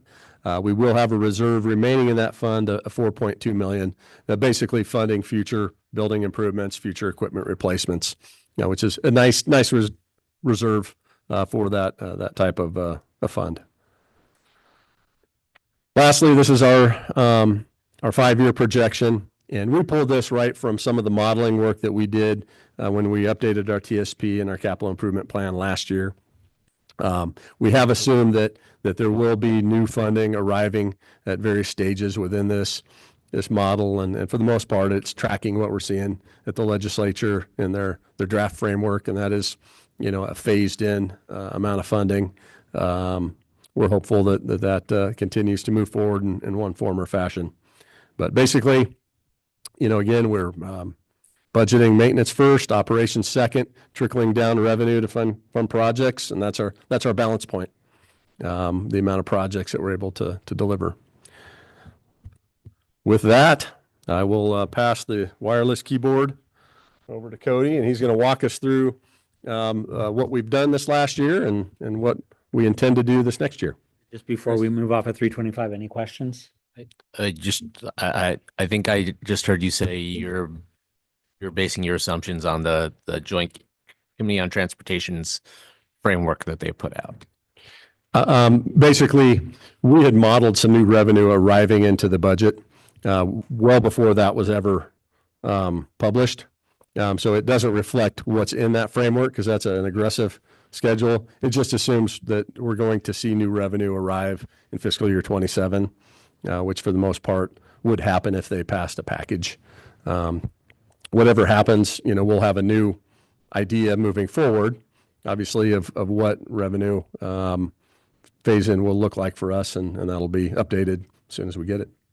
And like you said, your FY26 basically is not affected Correct. by the new legislative package. Yeah. Only assumption is PILT. Yeah. PILT, we're hopeful for PILT. If PILT doesn't happen, it certainly is going to result in our reserves in our capital fund, having to fund projects and with receiving less of a transfer from the 325 fund. So it's nothing that we need to take action on this year. It would certainly be something we'd be cognizant of next year. PILT. Okay. Okay. Great to see everyone this afternoon. So, real quick, kind of a recap similar to Chris's mothership slide, just an overview of the 465 fund, our road CIP fund. Three primary sources of revenue for this fund. Number one, the primary one is our road fund 325. Again, referencing Chris's trickle down approach to budgeting, which nobody sung along with him when he tried to bring up the chorus there. But did. I saw him. Next. It works great for roads, apparently. Works okay here. I thought I invented it, but anyways. Next is our transportation SDC fund, Fund 336, where we receive SDC revenue. That revenue is dedicated to certain projects, those projects that are identified in our transportation system plan, and the amount of funding based on our SDC methodology that the board adopted, the new methodology that the board adopted last year. And then lastly, any state or federal grants that we're taking in for project expenses. Some examples of that include local bridge program, the federal access road program. So looking at fiscal year 26, we're anticipating $7.9 million from road fund, about 1.7 in SDC revenue, and $884,000 in grant funding. That's primarily through the ODOT Fund Exchange Program, with a begin fund balance of $15.4 million and some assumed interest there. We're anticipating total revenue of $26.4 million. Real quick recap, our road CIP projects in the CIP are kind of divvied up amongst four programs. The first one is our transportation system program, which are major road improvement projects, those projects that are identified in our transportation system plan. Second is our pavement preservation projects. So those are our big contract pavement preservation projects that we identify through our pavement management system. Also includes some of our smaller pavement preservation projects that we contract out, such as our slurry seal program. Our traffic safety program, which is primarily systemic improvements we're doing, such as sign improvements along a corridor, guardrail improvements, pedestrian ramp improvements is one we've been doing every year now to bring things into compliance with current ADA standards. And then lastly, our bridge construction program, which is our bridge replacement and rehab projects. So in fiscal year 26, we're proposing $11.5 million in transportation system projects, 6.5 in our pavement preservation program, 400,000 in our traffic safety, 440,000 in our bridge construction program, for a total of $18.9 million in project expenses. And I'm sure you don't copy and paste your slides since that still says 2025. Of course I don't. Just to go back. You're right, it does. Okay. I trust you. Hopefully, the last typo like that we see today, but no promises. Okay, so New bridge, the 440,000, or is that? I will get to that one. I got a whole slide on that's all one project, and I'll get to that. Okay. So $18.9 million in local transportation infrastructure improvements, just some highlights there. With that, there's $4.9 million in intersection safety and capacity improvements, $10.8 million in pavement preservation costs. That number is bigger than the number I told you on the previous slide for the pavement preservation program, because a lot of our transportation system projects also have a large pavement preservation component to them. Question. Yes. So is that different than the 17 miles of overlay, or is that the one, kind of your, from maintenance, 17 miles of overlay? Most of that 17 miles of overlay is going to be contract work. Yeah, there is some stuff built into that that's work we're doing. Thinking the kind of the trickle down maintenance dollars, or this is the 17 miles of overlay that ends up in the CIP budget? Yes. So most of that 17 miles, I don't have an exact breakdown, but most of that 17 miles is stuff that we're contracting out. That is stuff that's budgeted in the CIP. It's mentioned in the maintenance or the highlights, I guess, but That's yeah, correct. just making sure I understand Right, which bucket. Differentiation is there's the overlay piece, and then there's pavement preservation that's a part of a project that's also kind of a separate. I mean, we're extending the mileage through a project, but it's not a specific bid out overlay project. It's capital work. Thank you.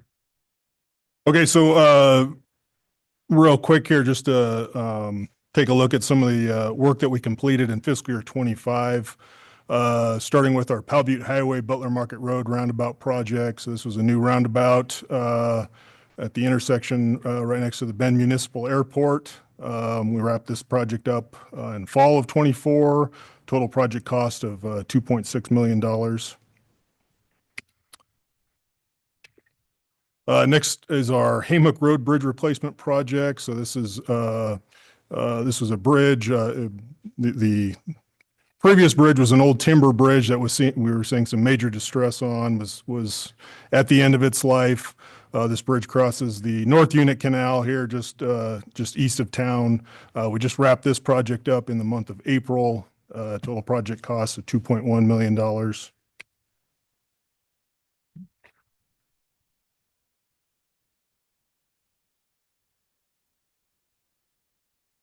There we go. Next one real quick, our Wilcox Avenue Bridges Removal Project. So this was actually removal of a couple of older timber structures that were there at the end of their lives, replacing those with pipes. Relatively small project. Nice picture though. It's got Smith Rock in the background there.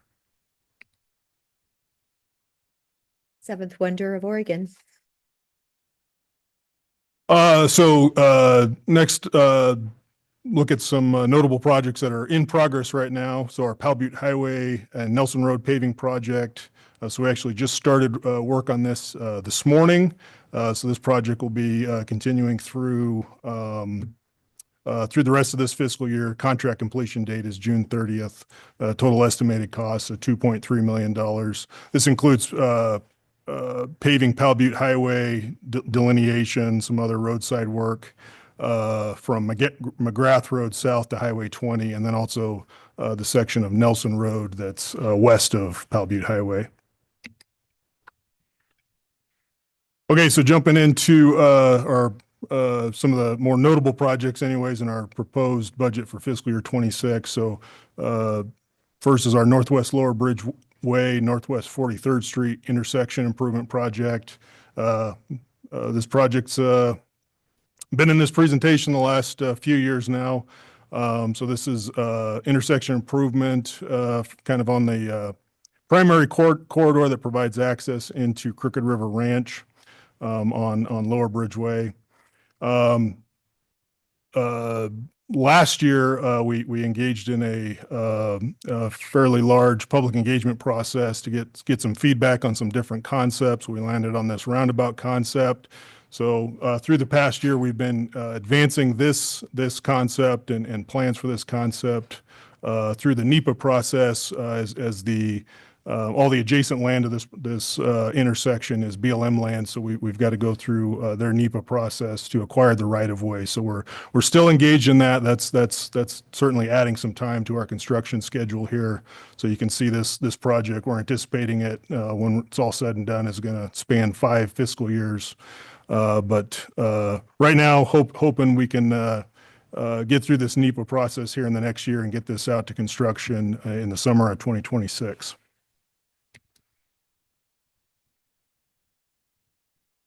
Next is our Tumalo Reservoir Road, O.B. Riley Road to Sizemore Road Improvement Project. So this project includes a full depth reclamation and widening of Tumalo Reservoir Road.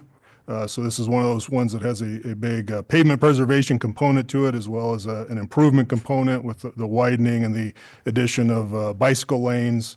This road being along the Twin Bridges State Scenic Bike Route.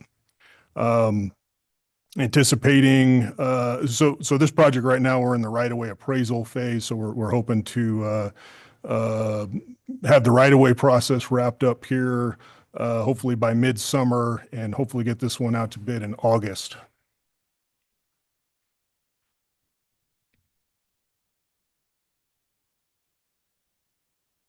Oop. Okay. Okay, I think I skipped one there. This thing's up to, it takes 3 clicks now to get it to advance. Okay. So next is our South Century Drive Sun River Corridor Intersection Improvements Project. And this project is basically a kind of a 2-phase project that's addressing 3 different intersections. So the first phase of the project is addressing the intersection at South Century Drive and Huntington Road. So you can see there the roundabout concept that we've actually got final plans for this concept now. This one's also currently in the right-of-way appraisal phase, so we're hoping to get the right-of-way acquisitions for this one wrapped up here this summer and get this one out to bid for construction starting later this summer.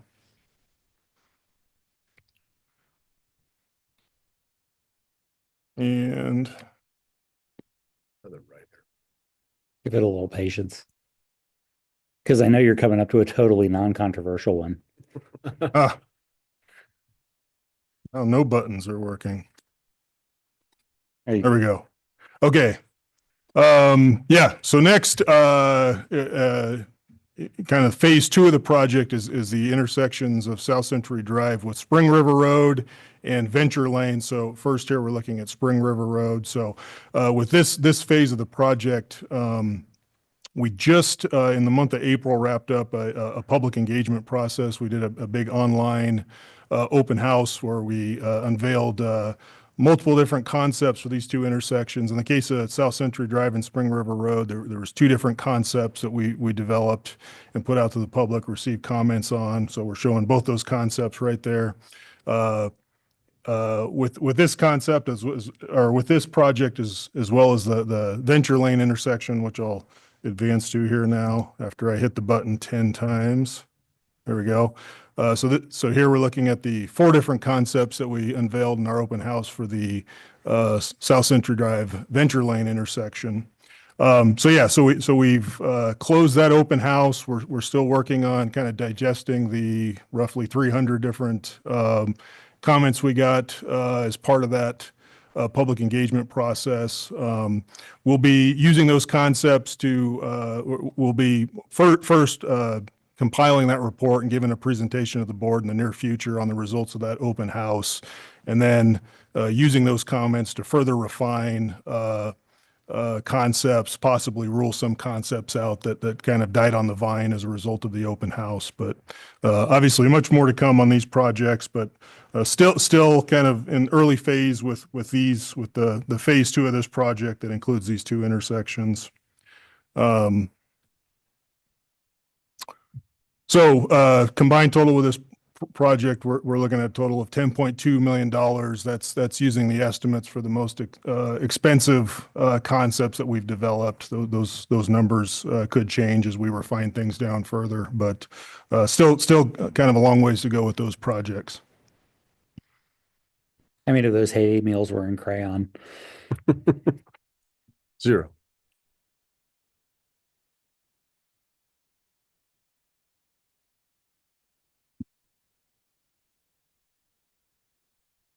Come on. There we go.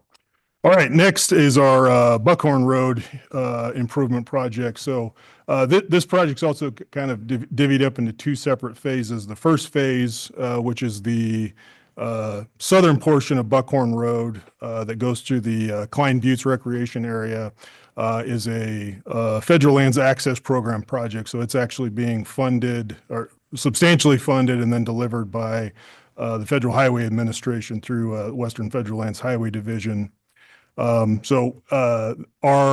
What we've budgeted here is our anticipated match towards the project. But ultimately the road department won't be delivering this project. We'll be part of the design team hand in hand with Western Federal Lands, but they will be administering this project. So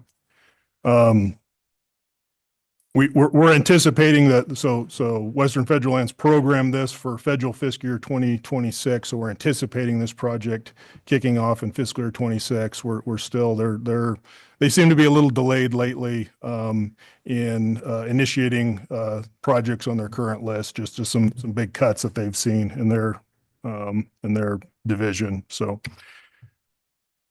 then the second phase of our Buckhorn Road improvement project is the northern piece.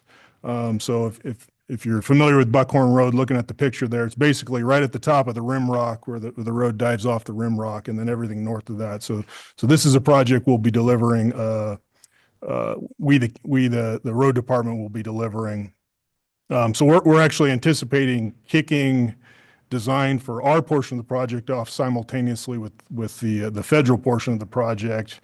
And the goal and our hope is actually that we're able to get to construction and deliver our piece prior, if not concurrently, with the federal piece. So fiscal year 26, that's primarily just design costs we're budgeting in this fiscal year, but anticipating a total project cost of $4.2 million.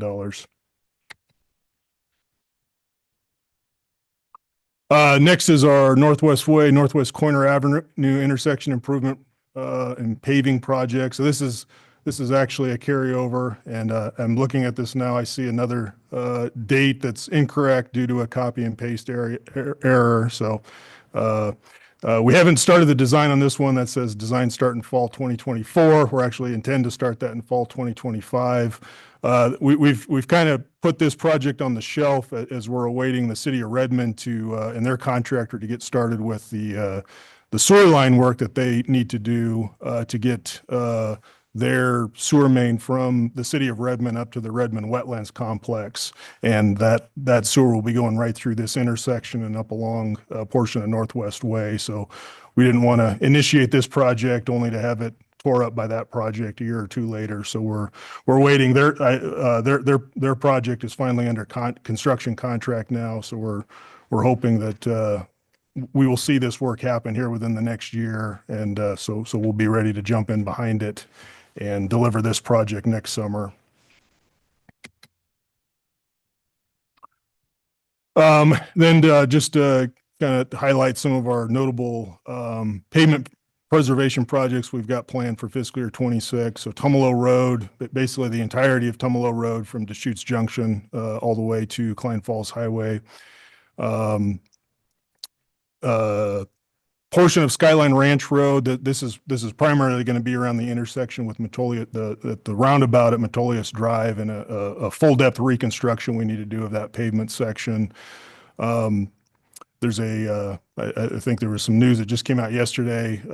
There's a roundabout project that's kicking off right now at the intersection of Skyline Ranch Road and Skyliners Road.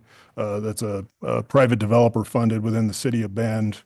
We're kind of waiting for that project to, and have been waiting for that project to happen and to wrap up before we begin our pavement preservation work on our piece of the road.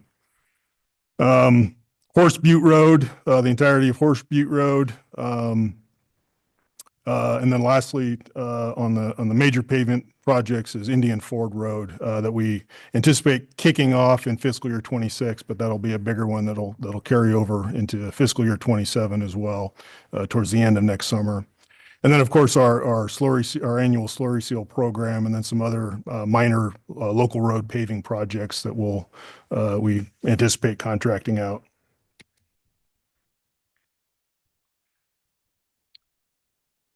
Okay, and then on the lastly, our bridge construction program. So to answer, at least answer most of Commissioner Adair's earlier question, our South Century Drive bridge rehabilitation project. So this is the bridge that crosses the railroad tracks immediately east of the Abbott Drive roundabout there at Sun River. This is not a bridge replacement project. This is going to be a kind of a major repair and improvement project on the bridge itself, replacing the bridge rail, new deck seal, some significant concrete repairs on some of its some of the structural elements of the bridge. Fiscal year 26, this is primarily just going to be design costs. We're budgeting $300,000 in design costs for this project. Back to the $440,000 number that you were looking at, we also have $100,000 budgeted for a repair project on the Lower Bridgeway Bridge. And then we had $40,000 that we had budgeted for our Hame Hook Road Bridge project, but we've already wrapped that up. So we don't expect to use that 40,000 obviously on Hame Hook. So did that answer your earlier question? Okay. We found 100,000 anywhere extra? We found 100. Yeah, for the Cherokee. This sounds like a loaded question. No, because you said miscellaneous local road paving and you have 500,000 there. And of course. I guess first, let's not construe local road with local access road. So local road would be county roads on our system. What's that? To get rid of the word access in that road and then we'd be better. So, okay. Like a great opportunity for an offline conversation. Oh. So yeah, my last slide here, just a quick overview of our 5-year road CIP plan. All of you should have a copy of our supplemental report on our 5-year road CIP. But big picture here, looking at a total of roughly $75 million in project expenses we've identified in this. I will say we're kind of, similar to earlier discussion about our revenue projections in 5-year. We're kind of, we've used the more modest projections we anticipated through our transportation system update process last year to influence this projection. My anticipation is this could look very different depending on what the actual state transportation bill looks like. So we've more or less kind of held the line here in terms of these projects from the previous year, but next year's 5-year plan could look substantially different depending on what that bill looks like, and just in terms of hopefully just in terms of some reprioritization of some projects and not any kind of significant cut. But anyways, I will think that's my last slide. There we go. Thank you. Additional questions for roads? I just had one note in my thing here when I was looking through these projects in La Pine area. The 6th Street comes in from Lawrence Meadow towards 97, and it jogs off next to the City Hall. Could you look and see if it ever could or should go straight, so it's a straight T intersection a little bit farther north? Because if you just look at a map, like it just jogs off to the highway there, and maybe there could have or should have been an alignment that was different. And the reason I bring that up here is just, as to say, just maybe take a look at it, because all of a sudden there's going to be some activity, development, there's different things happening there. And just for my knowledge, should we ever look at that or not? As I say, it kind of goes through the meadow and, but it could square up to 97 there. So it's just kind of an ask. I don't know if you can look I think at that. I'm following what you're Go have a saying. beer at Wetlands. You'll see exactly what he's talking about. Yeah, I'm also thinking the piece you're talking about's within the city of La Pine. Well, yeah, it terminates in the city of La Pine, but as I say, it comes in from the county side. So just the question is, could it or should it ever be looked at? Or maybe it's just too late and it's never going to be realigned. But I just wonder, should there or could there be a straight shot into 97 from there? Okay, we can take a look at that. Yeah. Yeah, that wasn't Yeah. something that came up through our transportation system plan update, and I don't know if City of Lapine has addressed that at all in their TSP either, but Yeah, as I say, I mean, maybe the answer is nope, not gonna ever happen, or yeah, that could or should be looked at. That's all I'd be interested in learning. Be happy to explore that, be it us or with the city. And it'd be both parties probably, yeah. Additional questions? All right, Jeff, if you don't mind, we're going to start, we'll start at 3:05, so we'll take a 5-minute break here and then we'll come back with county fair. And we're in recess. Great.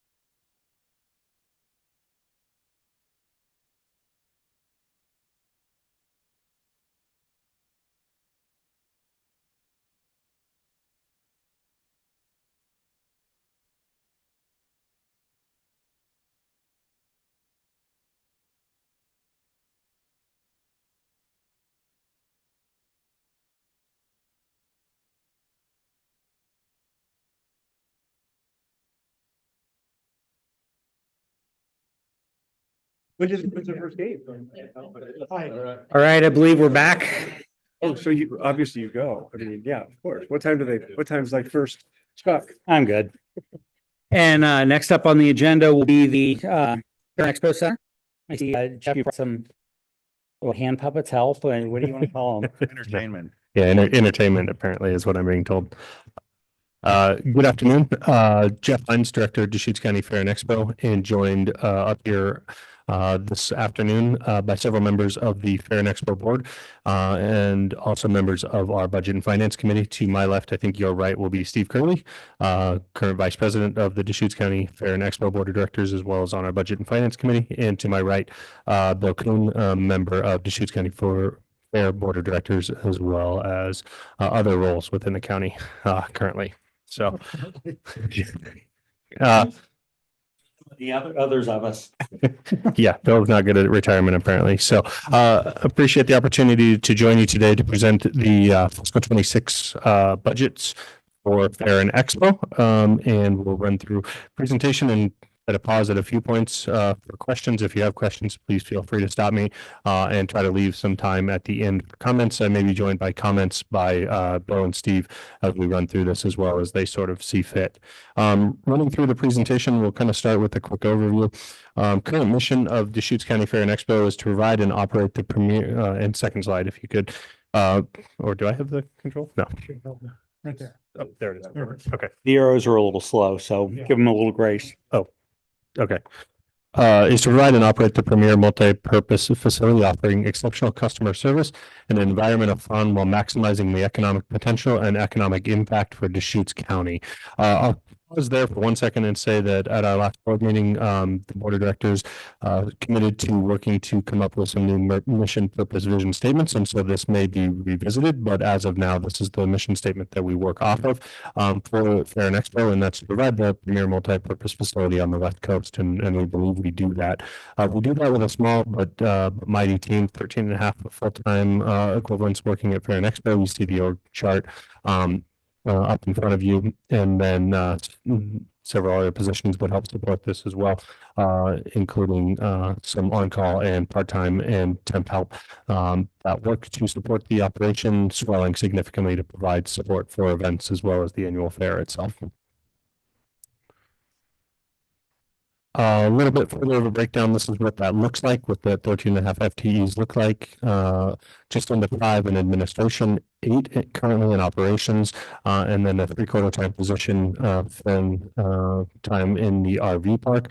And so we fluctuate on these and increase these significantly as needed with on-call and temporary staff, again, on an as-needed basis for events and significantly for during fair, and continue to try to operate as efficiently and as lean as possible to make sure that we're being good stewards of the funds we have and able to operate efficiently as an enterprise fund. But it always shows us 17.5 on our FTE. The book here says 17.5. I'm always worrying about you because it always shows you're 4 people short. Correct. So we also do have some unfilled positions that we currently are holding vacant as we go through some potential opportunities for either restructure. We have some positions on the books that we're not currently utilizing. We've got a open 3/4 time position in the RV park, an open, we call it kind of the third leg of our sales, marketing, and event coordinator position in the administration office, as well as an administrative coordinator position. But have open there. We don't currently believe we have the budget or the need to fill those positions in there. And we also have an open operations position that was put in if and when the budget could support those. So we have a number of positions that are in the budget, but are either there pending need or for reorganization in the future. Does that answer your question? Okay, so and we'd love to have more, but it's also being an enterprise fund. Some of our funding positions are also budget dependent, and so we do recognize cost savings for not filling those positions, and those are unplanned vacancies for this year. So don't plan to add any additional staff for this cycle. And the budget, as presented, includes cost savings for not planning to fill those through this year. Some quick look back on 2024, some accomplishments. Produced the 2024 Deschutes County Fair and Rodeo with great success. Again, highest recorded revenue in different categories, both carnival as well as food and beverage sales, and a tremendous event. There was potentially impacted by a couple of different things. We had significant heat through multiple days of the fair. We had weather with thunderstorms on the last day, and then on Friday, which is one of our largest days, we were impacted by a fire that closed 97 between Bend and Redmond, which limited the ability for those living in Bend to be able to join us. So good success considering the challenges we were faced over a 5-day fair. Yeah, with that we did. One of the things we see when we do that is we're pushing people to other days. So we saw really busy days on Saturday, and we saw really significant increases on Sunday. We'll kind of watch trend reporting to see if some of that was pushed off because people couldn't attend Friday, or if because of the additional programming we've added on Sunday over the last several years has truly added that much return for us over the years. And we hope it's the latter of the two. Again, we were in a good position going into the weekend, so we were able to absorb some of those losses. We also do anticipate that there were some folks who just chose not to attend that maybe traditionally would have been an attendee because of some of those factors. So that means that there's margins there that we can continue to see growth, and we haven't fully capitalized on that.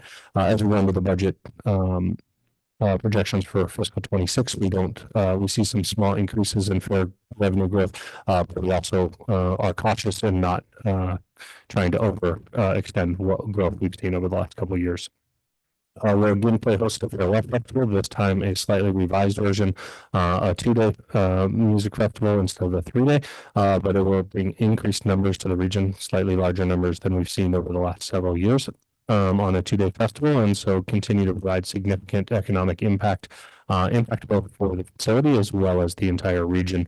The forecast that they put out that C3 presents that produces that festival says that has about $100 billion economic impact for the region, and it does sell out hotels from the entire Central Oregon area for that weekend period. Our goal is to work and extend those stays so that we're not going from a 3-day festival to a 2-day festival and reducing down the number of stays, but working to increase those stays in the region so that we become a 2-day festival that becomes a 3, 4, 5-day visit to the region for those attendees. And then we continue to play an important role in emergency response, where we weren't necessarily utilized in that emergency response role last year.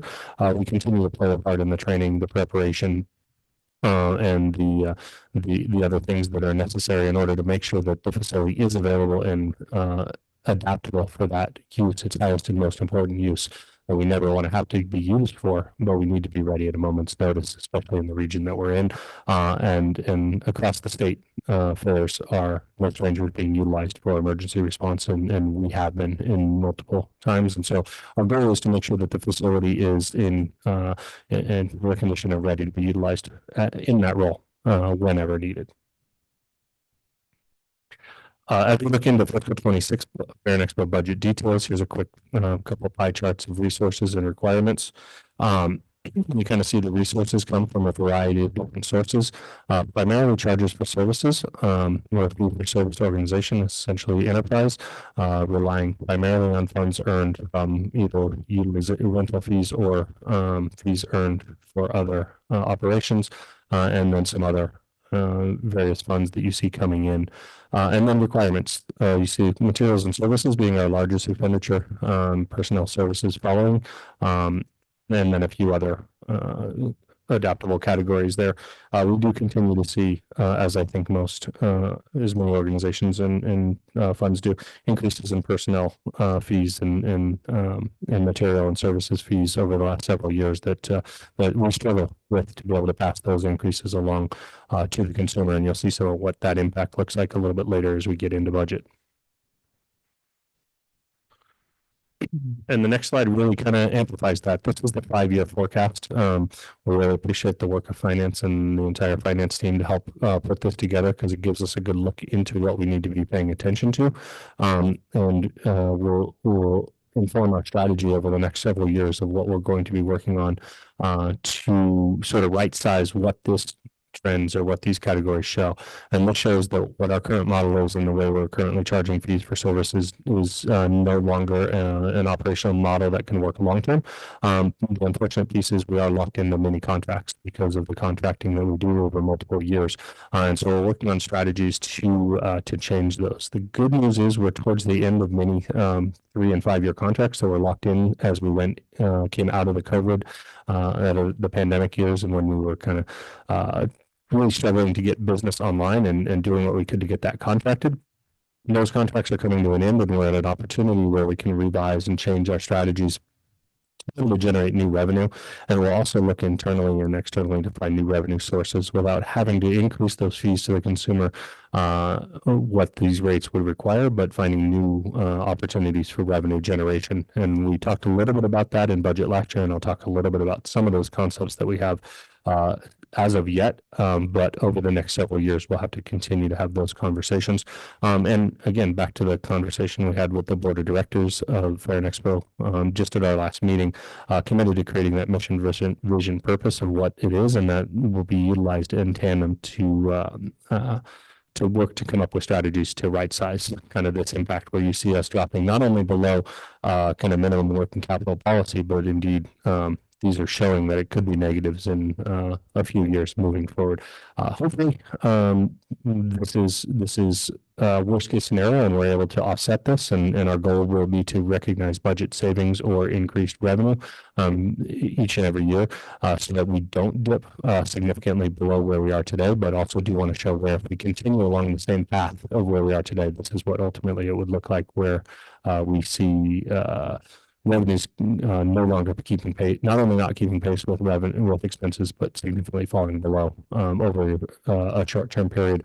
But also gives us the information we need to recognize just how much revenue we'll need to be able to generate over the next several years, and gives us that target that we're aiming for to make sure that we're right-sizing this.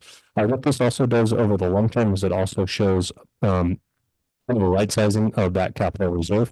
You see that significant at the end of that trend line, the significant upside, and that's where we show that we're hopefully recorrecting this and reinvesting back into the property.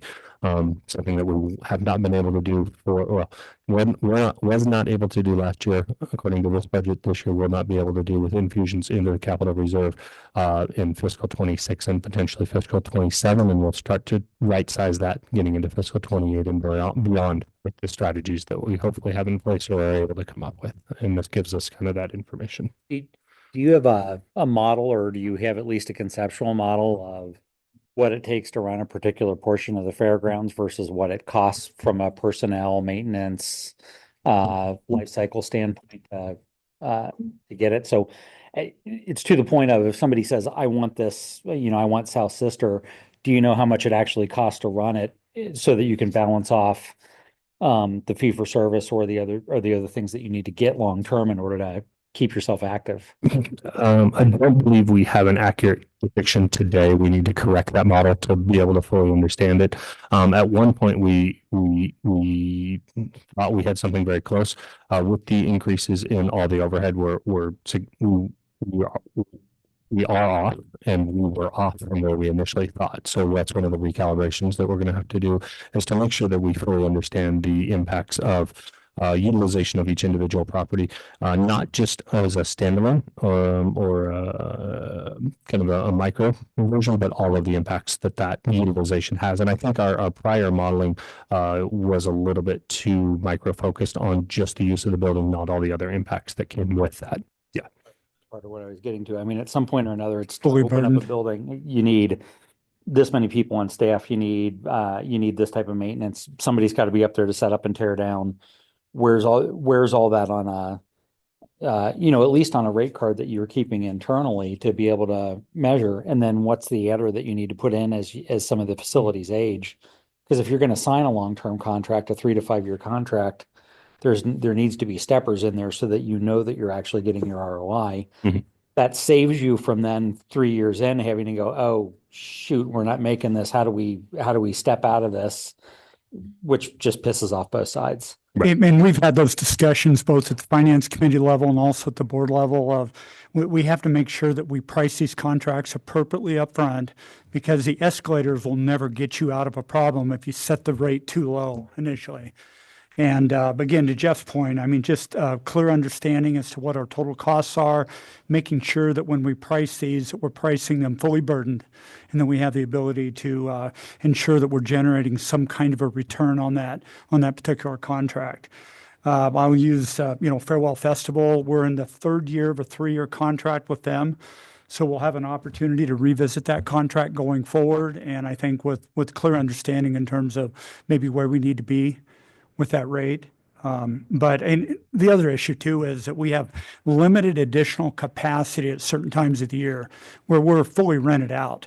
So we have to be really smart about our events during our peak season, that we're maximizing the return back to the Fair and Expo. I think just one of the things that we've been learning is that the types of events that we're holding there are changing, right? They're larger events. So I think there's been a learning curve over the last few years as we've brought these in and being able to then measure some of these things that we're talking about so we can, reset going forward. I think that's been a big part of sort of this, not significant change, but change in the use of the facility. That definitely changes your expenses and the uses and all that. So we're learning a lot. And it's not necessarily your problem, but it's very helpful. It goes back to a conversation Tony and I had sitting in the arena that one time. If somebody's coming to you and saying, I want to run an event and it doesn't fit for you, it's really nice to be able to say, here's 3 or 4 places where we can very easily divert you elsewhere in the county. Because otherwise, all you're doing is you're turning them away without giving a reason. If suddenly the rodeo grounds down in Pine or Jeff County Fairgrounds or somebody can actually absorb some of that, it'd be very helpful to quiesce the noise in the crowd. Yeah, we make sure that we have good relationships with the region, both public and private entities in the market to try, if something's trying to come into the market, if we can't host it or it's not a fit, that we can find an alternate location where possible, whether that's private or public. One of the other fairgrounds ideally, or down in the Pine, or even private business here in Redmond, Bend, or other cities as well. So we do work on those strategies.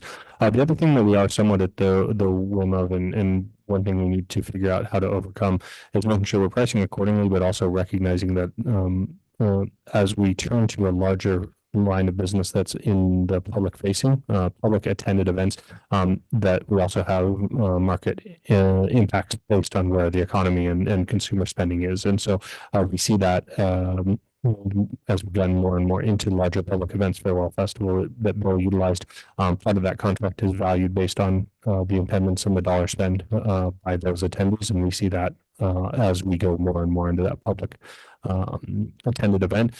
It gives us a tremendous upside if we can price correctly, because that can be utilized as potential revenue, but we're sort of adjusting to get to that model. And to Bill's point, we kind of started probably a little bit further behind than we would have liked with pricing, and we're trying to figure out how not to price ourselves out of current market strategies.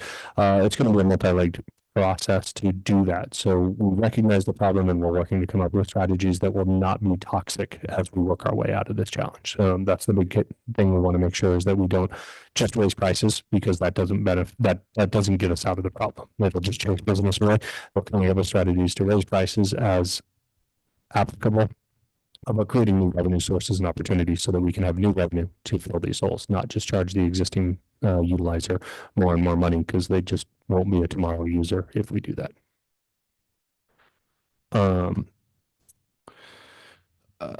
Moving forward onto recognizing time, I'll try to move through some of this a little bit faster. The Fair and Expo budget forecast. Here's a 5-year trend report on Fair and Expo. Fair and Rodeo itself. Fund 616 is the fair. This is a little bit better. We've gotten very good response on the fair project or programming we put forward the last several years, and we anticipate we'll continue to do that and build on the success over the last 105 years, but especially the last 5 years, what we've seen coming out of the pandemic when we really benefited maybe from pent up demand, and also making sure that we put together a very strong product for our community to come together and support. And we'll continue to invest in that. And so we'll have somewhat increased expenses, but hopefully that will translate into increased revenue as we continue to make sure that we're capitalizing on the community's desire to attend Central Oregon's largest event and kind of the celebration of what makes Deschutes County so amazing.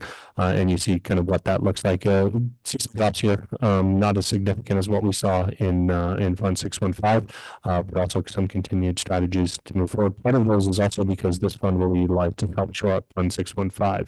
And kind of for many years, the fair itself has kind of been able to since we moved to our new location, to kind of earn its stripes and is not necessarily paid its full weight back to the utilization of the property. It's been sort of operated rent free.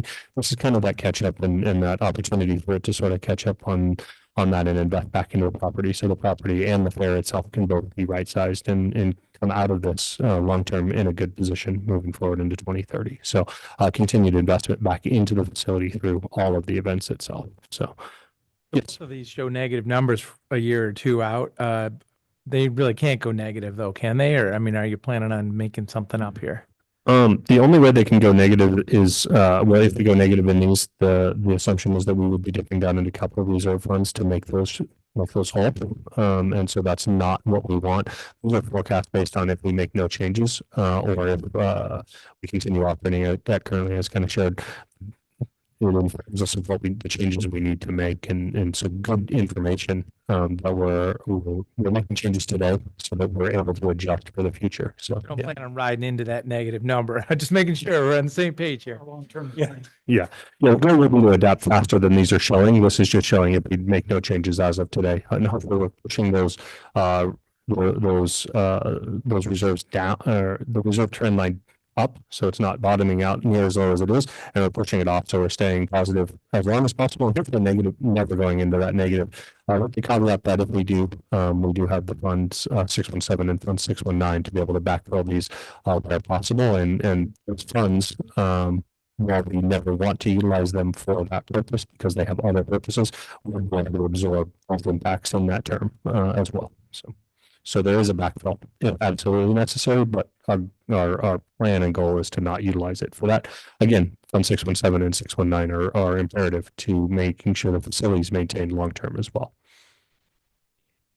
I mean, in these charts, crossing below the minimum working capital level, desired level next year or this coming fiscal year. I mean, the gray line and the blue line. I mean, is that actually going to happen? So we'll be below, desired working capital level, or? Yeah, let me see if we go. So going back into Fund 615, which is the annual operating account, we actually went below that minimum capital working policy amount last year and had to get a deviation. So we're there already. And we'll continue in that point through this year at minimum and likely for at least another year or two. Hopefully by this point next year, I can give you a better answer when we hope we can come out of that. I don't have an answer on how long we anticipate we'd be under that today because we're still working on the strategies to get out from under that. We do still have the capital reserve, and we've put a lot of funding in that over the last several years. So that is kind of the backstop there is kind of shared.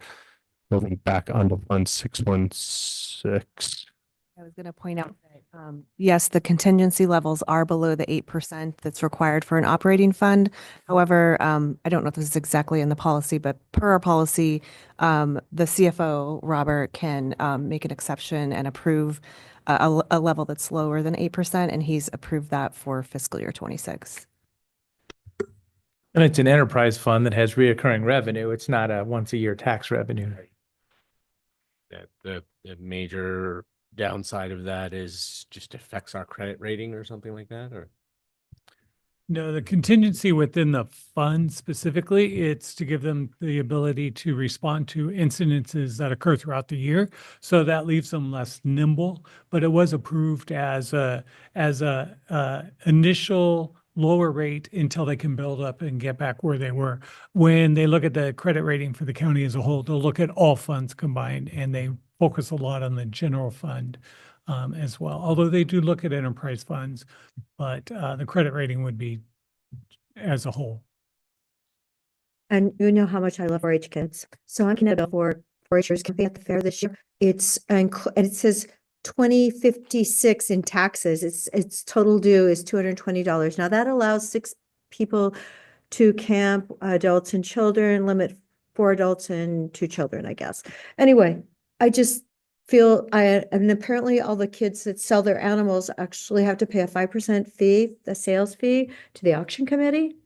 I wasn't aware of that either. And I just, if there's any way that we can help the kids out more, that's really where I think we should try and look at costs. Yeah, and I think that's something that we probably can do, and maybe something offline that we can share at some point is what those fees are. So out of that 200 and I don't know the exact number you shared, but approximately 225. Yeah. Of that, about $20 goes to taxes, so that leaves about 200 in TRT taxes. Mm-hmm. You're camping on a gravel thing, you have to pay too. Yeah, it goes to City of Redmond CRT. City of Redmond. Not Yeah. Oh. They also get So a quick breakdown on that one, just as a kind of an example. They also do receive 2 season admissions that are $45 value, so about $100 in admission fees, and then the rest goes to providing security, waste removal, sanitation, and security for the RV park. And so we actually then contribute in order to be able to make that fund whole. And in addition, those exhibitors are provided bedding, admission. So we actually run at a deficit on those programs because we don't generate the revenue because those are the fees that are required to participate. We don't charge our exhibitors entry fees or exhibit fees. And so that's the only fee we're currently charging. And so we probably need to do a better job of showcasing where those are. When we get into the auction fees, the auction committee is charging the 5%, and we actually receive none of those fees back. And so that's earned by a separate organization. We're in a conversation with them right now about forming an MOU so that we can better show what that shows, because that is a third party that's utilizing public resources for benefit. And so we're not currently recognizing. Right. I know. Yeah. But I just, gosh, they have to pay 5%. Yeah. So there's this perception that there's a lot of fees from an exhibitor utilizer perspective, but I think we can do a better job of explaining where those fees go, and that the bulk of those are not coming back.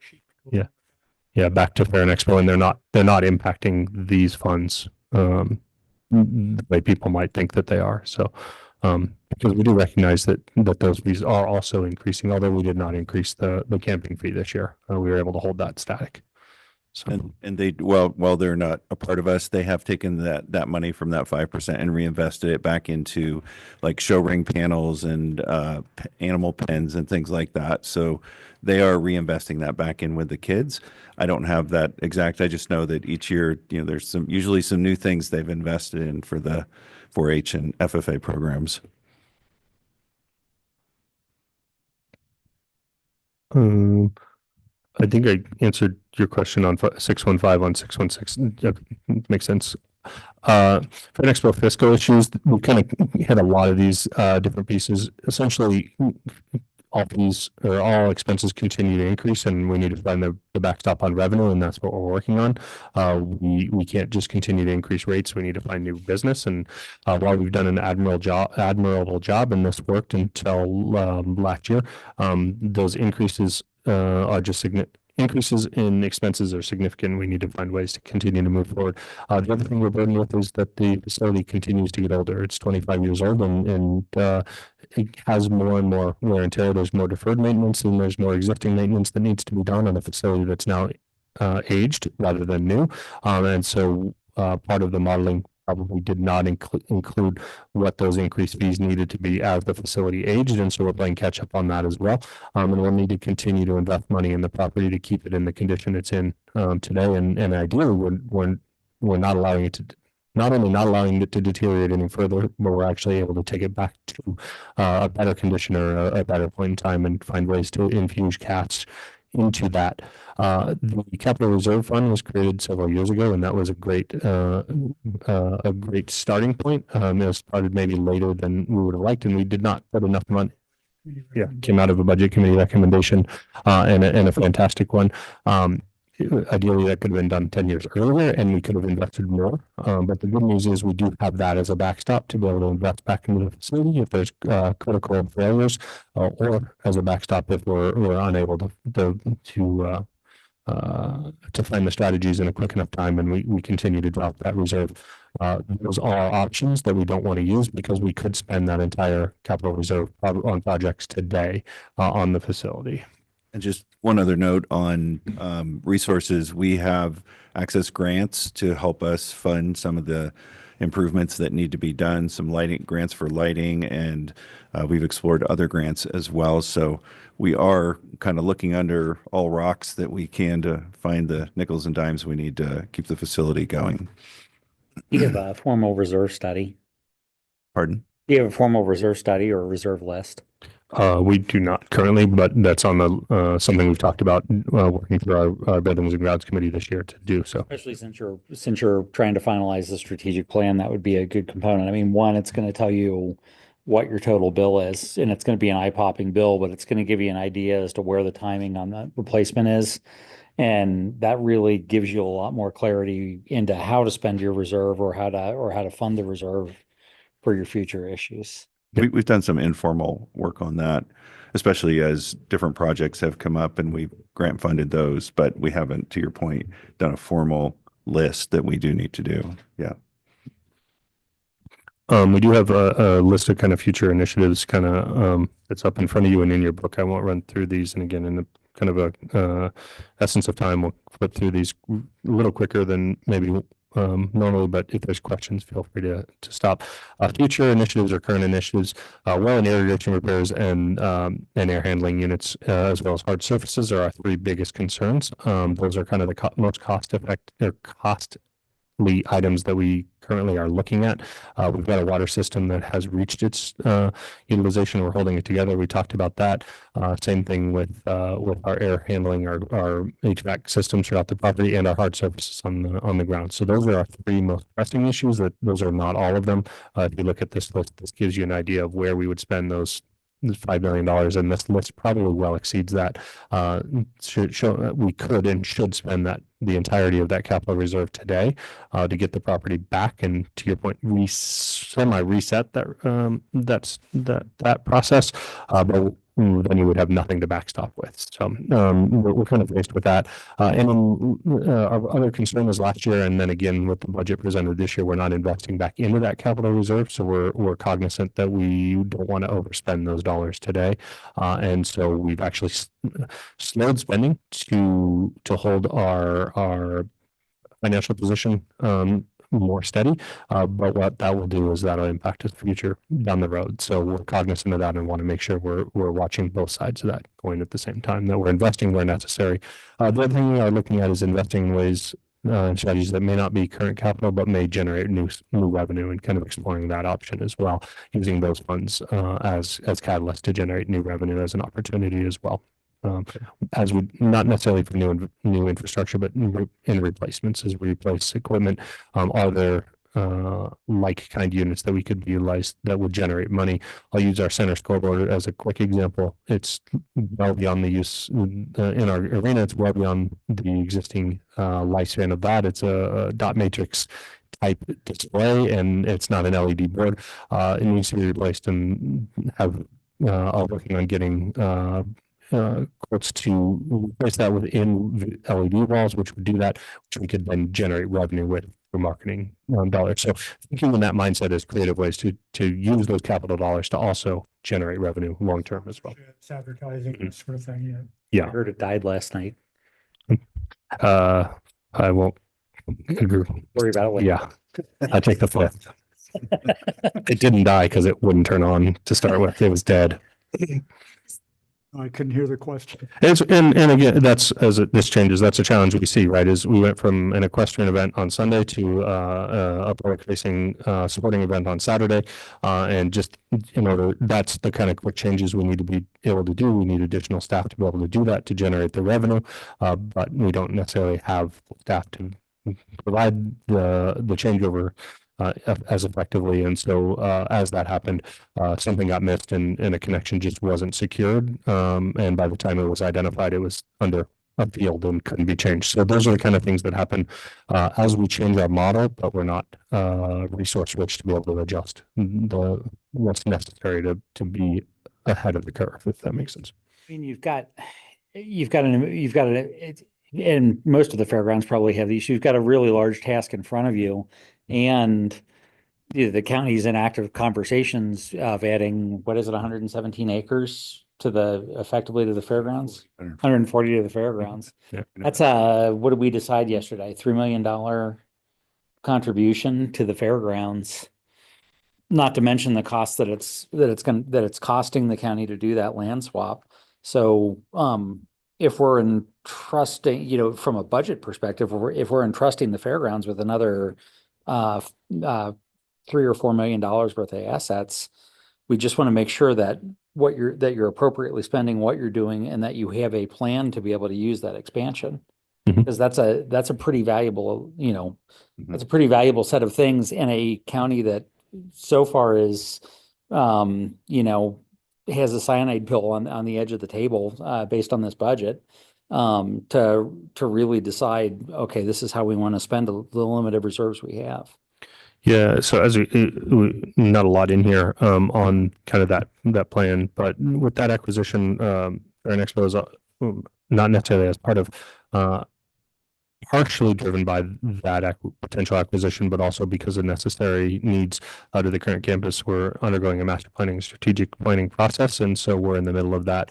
Part of that will be to identify utilization and then strategies to be able to make sure that we're able to fund that moving forward, and looking at opportunities that could exist out there, and kind of what those opportunities could look like. And that could be a variety of different options to help fund whether it's existing development or development on the existing campus, or future development opportunities on underutilized portions of the existing campus, or onto that new property, finding those and making sure that we can start with the information we've learned from operating on a facility that's now 25 years old, and not recreate the challenges that we've faced ourselves with today.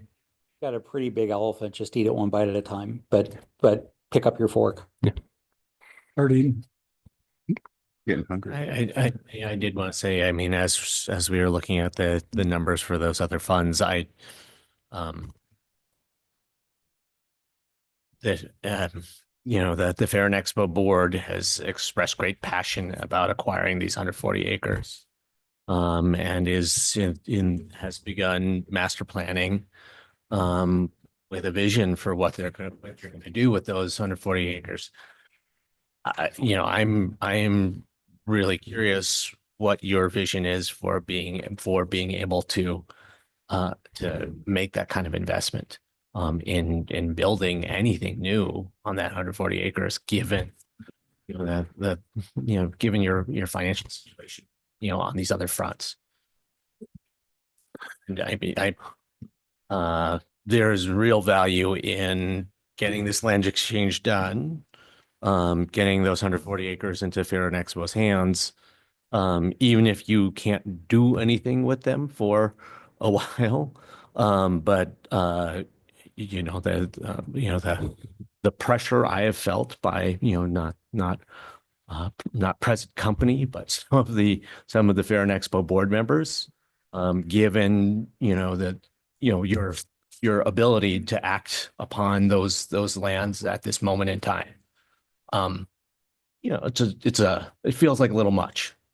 Well, and part of the master planning process is to look at how we could, fund whatever that is, and that could be public-private partnerships, a lot of different opportunities. But yeah, right now, it's difficult to see how we would have money to invest in that. But part of what we're paying for in this master planning is we're working with some experts who have done projects all over the country who know how to take and generate revenue from an investment like this with an asset like this. So, we're looking forward to seeing their proposals as well. And we're just not far enough down the road in that process to have anything really to talk about yet, but we will by the end of that.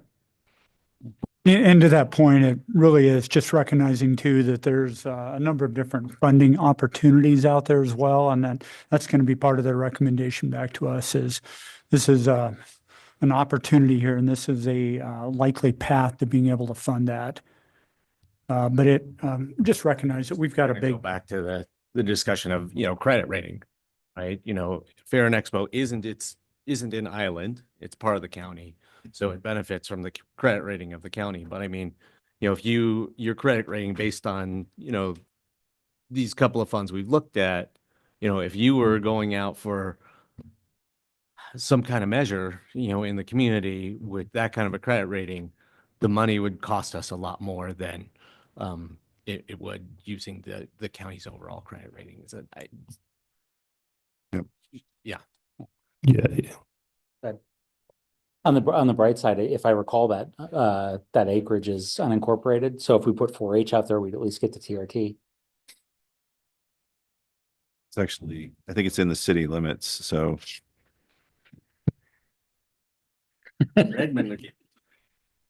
Yeah, I recognize some of the challenges. I think that one of the things that we do provide is we do provide significant economic impact and driver outside of that. So while we may be operating at a somewhat of a deficit, we are providing significant impact financially as an economic driver for the rest of the community, right? We go back to the single weekend that's creating a study shows over $100 million in economic impact, and that shows the impact we can have in our current condition. And so what we're looking at is how can we expand on that and be an even bigger economic player moving forward. And often in many markets, the facilities that do that do operate at deficits or are funded through models, and that does not necessarily exist here. And we're not asking necessarily for that. We're trying to find our own way to make sure that we can be not only deficit neutral, that we're revenue positive moving forward, but it does mean that we have to reimagine our strategies. Part of the reason that we have to reimagine the strategies is because the financial position has changed significantly over the last 5 years. When I started in 2019, the fair received a significant general fund infusion and significantly less in ISF funds than we receive today. That model has significantly changed. It's actually flipped 180 degrees from where it was 5 and 6 years ago. So now we receive no funding and significantly increased fees for ISFs and other models. I'm not saying that's wrong, but it's also something that we've had to be burdened with, and that does impact our ability. And that, on top of increased expenses on an aging facility, on top of increased operational costs, on top of inflation, on top of increases in personnel costs, on top of et cetera, gets us to where we are today. And that's where we are today. And so we need to reevaluate our model so that we can be revenue positive as an enterprise fund, so that we can generate revenue that allows us to sustain, that we can reinvest back into the property so that we continue to be the premier facility on the West Coast, and that we can continue to be an economic impact driver, not only on the property we have today, but also I believe we are burdened with making sure that we're able to look forward into the future at the same time, so that we're able to leave the next generation with a facility that's even better than what we got when we inherited it today, whether that's 5 years ago or 25 years ago when it was brand new.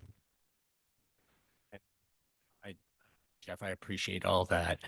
I think, part of the reason right now is because of the tone of the interactions with the board at over this property at various points in time in the last couple of years. And I would just appreciate a little bit more of a partnership relationship and less of a pressure relationship around this. So Jeff, you came in 2019. Yes. I just want to thank you so much for what you've done, how hard you've worked, and how it's been so rebranded. So many equestrian events have come back to Central Oregon, and I know that's because of you. And it's really been outstanding. So, and then you brought all that music. So, we've got a really good thing going, and I think we have to really acknowledge that it's taken a real special leader, and I want to thank you and your board. Well, we've got an amazing team and an amazing board that leads us, actually several, with the relationship and partnership with the association as well as the Fair and Expo board, and a small but amazing team that does a lot, and we do overwork them sometimes, but it's all because we're honored to do what we can, because we all have the best jobs in the county, because we get to go play on a giant playground every day, and we get to do the best stuff in the county. We work where most of the county comes to play, and that's a great honor. So we really appreciate the opportunity to do that, and you know, we've got some challenges with the budget as presented today. It's not the ideal budget. I won't sit up here and say it's where we want to be. But I think the good news is part of that is because we're looking into the future, and that's because of the foresight of Robert and the finance team modeling that, looking into the future, right? If you took today's budget and stopped there, we'd say, this doesn't look great. When you look 3 and 4 years in the future, you go, we've got a problem. But we're able to see that problem before we're getting to it. And if we weren't doing that, we'd be in a really bad position in a couple of years. And so the good news is we've identified that, and I'm also not going to sit up here and say we figured out the solution, because that's a big problem, or not it's not, I want to say, let me take that back. I used the wrong words. I'm going to be very cautious there. It's not a big problem. It could be a big problem. We have a lot of work to do to be able to come up with the solution so that it is not a big problem 2 or 3 years down the road. And I think we've got a great team with the board, with the Fair and Expo, or the Fair Association, the team that's been assembled at Fair and Expo, and of course the team that Nick and Whitney and Eric have put together at the county to help us with the challenges, whether it's through finance or the other departments that we rely on a daily basis to be successful. So I went through a lot of different positions, or a lot of different stuff that's in the packet way over time. So yeah. You started 5 minutes late. You got 3 or 4 minutes if you want. Okay, I thought I was supposed to be done at 3:30. Okay. And go backwards. I've pushed a lot of buttons now. Where are we going to end up? I'll end on this one just because this is one of the bright spots. So Fund 619, always nice to end on a bright spot. Fund 619 is the capital reserve for the RV park. This was funded starting almost immediately upon the build of the RV park, which continues to operate. We're not seeing the cash offset that it once did, but it is still cash positive, and we're able to contribute back even through this budget cycle into the Fund 619 reserve.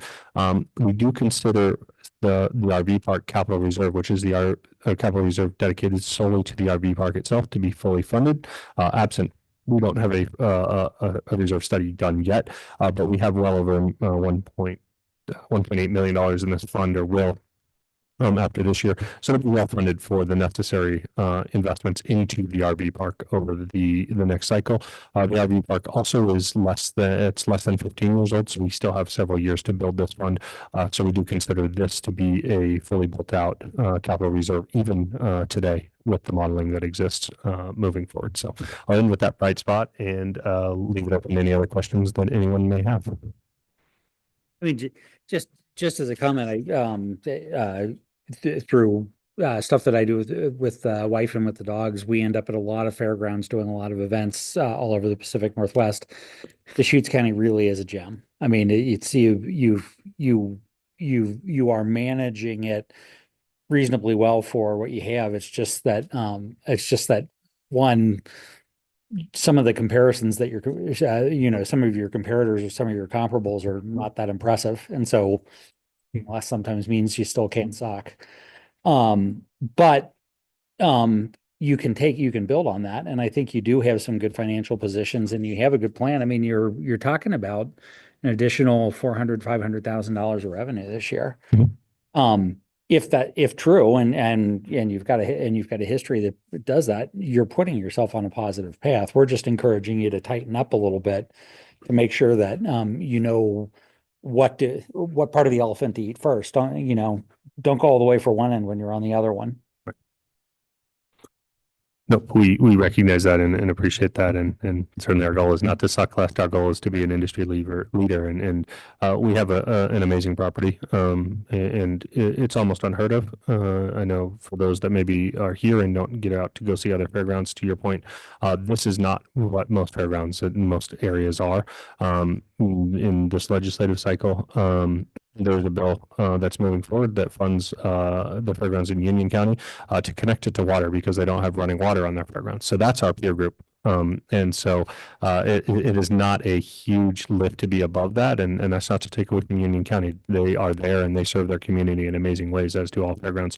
But we have this really high bar that we've set for ourselves, and having really high standards is a good thing. And we want to continue to do that. And we do not ever want to say that what the standard is at other facilities is good enough for us, because that's not what we were provided with when we built the property 25 years ago today, and we shouldn't allow ourselves to move down.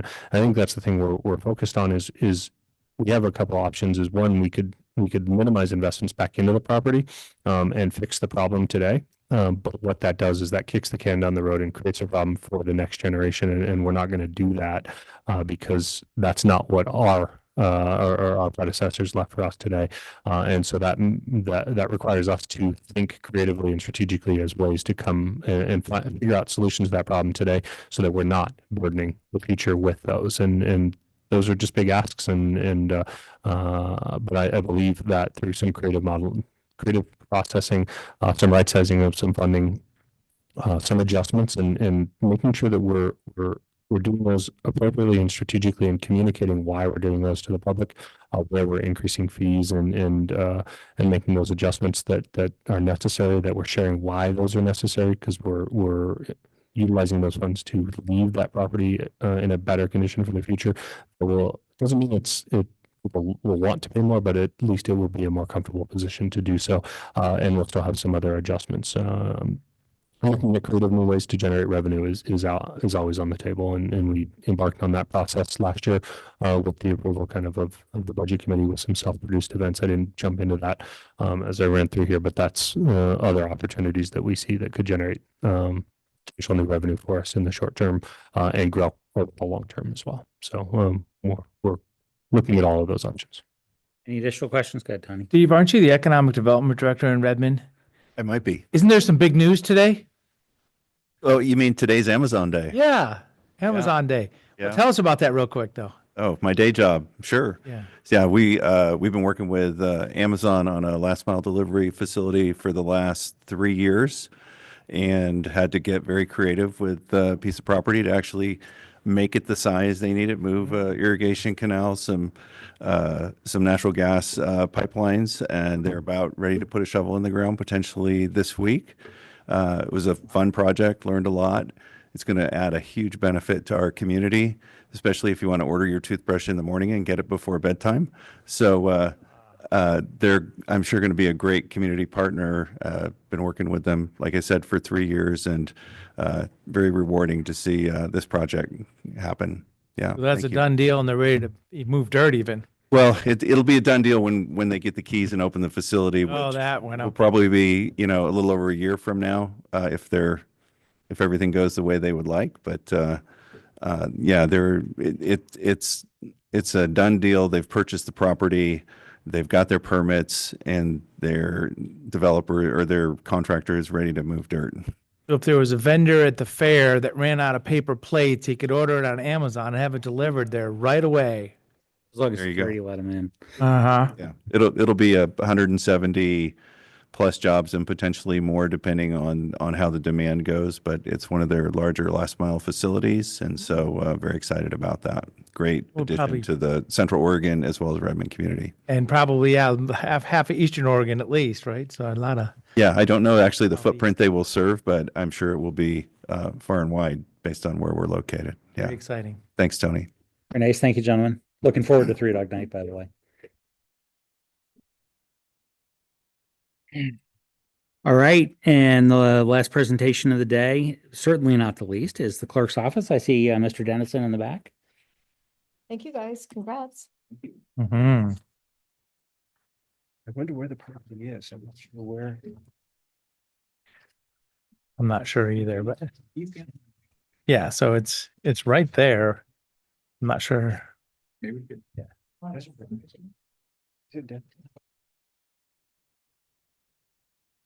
Yeah, anyway. irrigation going through the middle of it, so. Everybody's been saying the arrow keys are a little slower to respond. Thank you for that.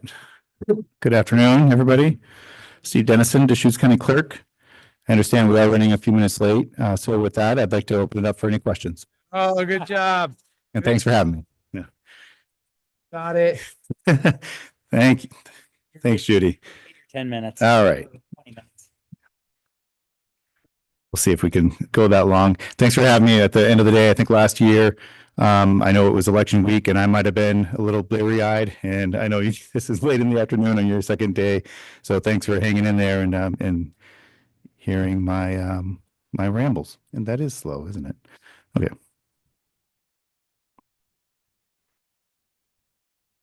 I was warned.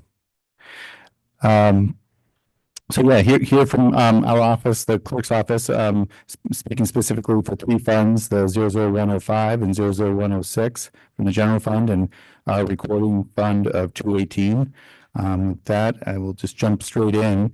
As you can see on our org chart, we have 11 full-time equivalent positions. Right now, we have one vacancy, so we're really sitting at 10. In the makeup of those positions, of those 11, 8 are administrative support specialists, 2 are our recording and elections supervisors, and the last one would be myself. Let's see. So yeah, and I always like to highlight this too, looking at our growth and the growth of the county and the growth of our department over the last 20 plus years. 20 years ago, or just over 20 years ago, we were 10.5 FTE in our department. And right now we're again at that 10 or 11. So with all that growth, we definitely maintain a very lean and mean footprint and do a lot with a little. And as I've popped in and out of some of these presentations, it seems like that's the common denominator. I know many departments do a lot with a little, but we're no exception to that. And I should also bring up too, of our FTE, of course, we can't do everything without the addition of on-call staff, specifically for elections and sometimes for other positions in our office.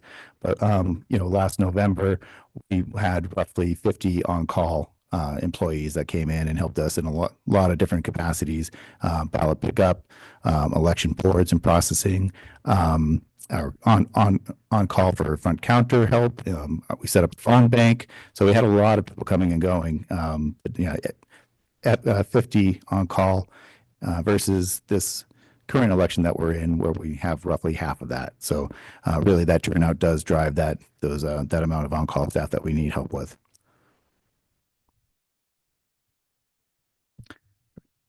Jeez. I only have a few slides, and by the time I get to the end, I'll get used to that pause in the forwarding. In our office, we're responsible for a few different things. Obviously, we run the archives, permanent archives and record center.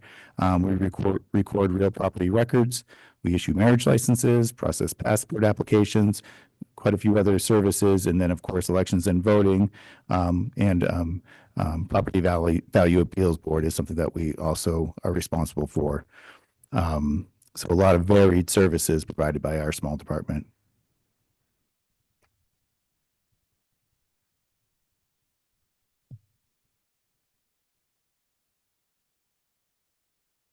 So to discuss some of our accomplishments, of course, the day-to-day that our department does and that many of the departments that have spoken before me, it's hard to capture that day-to-day accomplishment, but we do a lot every day. But some of the bigger ticket items that we'd like to highlight would be catching up on the backlog of destruction of records that have passed their retention schedule, and a lot of that was a backlog due to the pandemic, but we caught up with that, and I think that would reflect in some certain amount of savings for some of those departments that are our customers as a record center.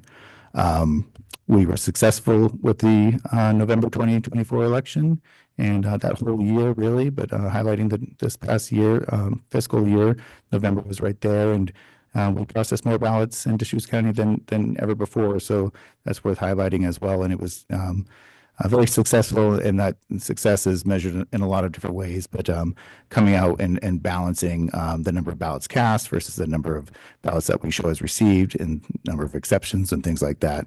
But definitely a successful election.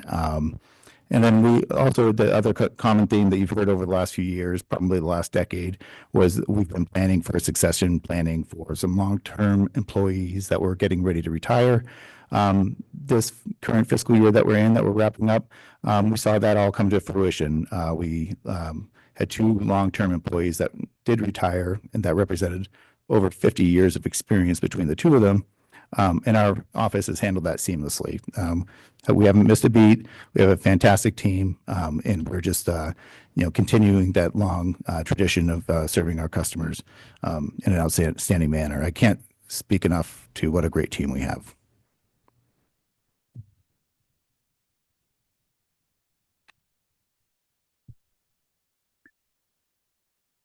Feel free to ask questions while I figure this thing out, please. I know I'm hitting that right button. Here we are. Okay. Let's see. So some of our budget details, we have 3 primary sources of revenue, and a 4th that is cyclical, that you'll see ebb and flow from year to year. But those 4, one is accepting passport applications, the other issue marriage licenses. The big one, of course, is recording real property record transactions, and the last is elections. We anticipate the revenue for both marriage licenses and passports to remain steady this year with little change. And of course, the unknown of interest rates and that direct impact on the real property recording fees, transaction fees that we collect. That's the unknown. I do expect it to remain steady. So you'll see that reflected in our budget. Election revenues are cyclical, and I'll say it year after year. That the state does not reimburse the county for any state and federal elections. Parties don't reimburse the counties for any partisan elections or primary elections that they're a part of that are definitely costly. And the cities don't reimburse counties for the city elections that we hold in even years as well. So keeping that up, the elections are a burden on our general fund, but there's nothing that obviously we can do to change that right now. I just like to highlight that. But where it becomes cyclical is that in an even year, we have 2 countywide elections or federal and state elections. And then on an odd year, as we are right now, we have the 1 special district election, and we do bill out for that. So small districts, the local districts, do foot the bill for their own elections. So this current election that we're in, we will be sending out bills.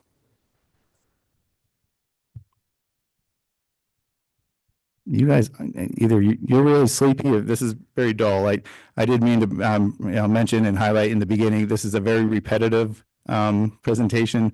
Not a lot changes in our department. We're not asking for anything new. We're not doing anything crazy and different. We're not expanding our staff or contracting our staff. It's the same level of service. And so if you've heard all this before, feel free to ask a question you did last year, and I'll answer. So it's all about the limited growth strategy, right? The cost of doing business is going up, and that we're asking folks to dial it in. So I'm sure there's probably an exciting slide about that topic. Well, I folded that into this one, and I didn't make it as flashy or exciting, but our requirements are probably much the same as other departments, in that our personnel is obviously a lion's share of the costs that we have. Software maintenance agreements are on the rise. Paper costs and ballots and envelopes will always be slightly incrementally more expensive. Haven't heard of the paper shortages we did a few years ago. Postage is always on the rise, doesn't go down. So all those things are increasing, but those are our main costs. The limited growth savings that we were able to show this year were because of what I had just said about the cyclical nature of elections, and that this current fiscal we're in, we had 2 countywide elections that we were budgeting for. This next one, the only true countywide election that I know that we'll have on the books will be the primary.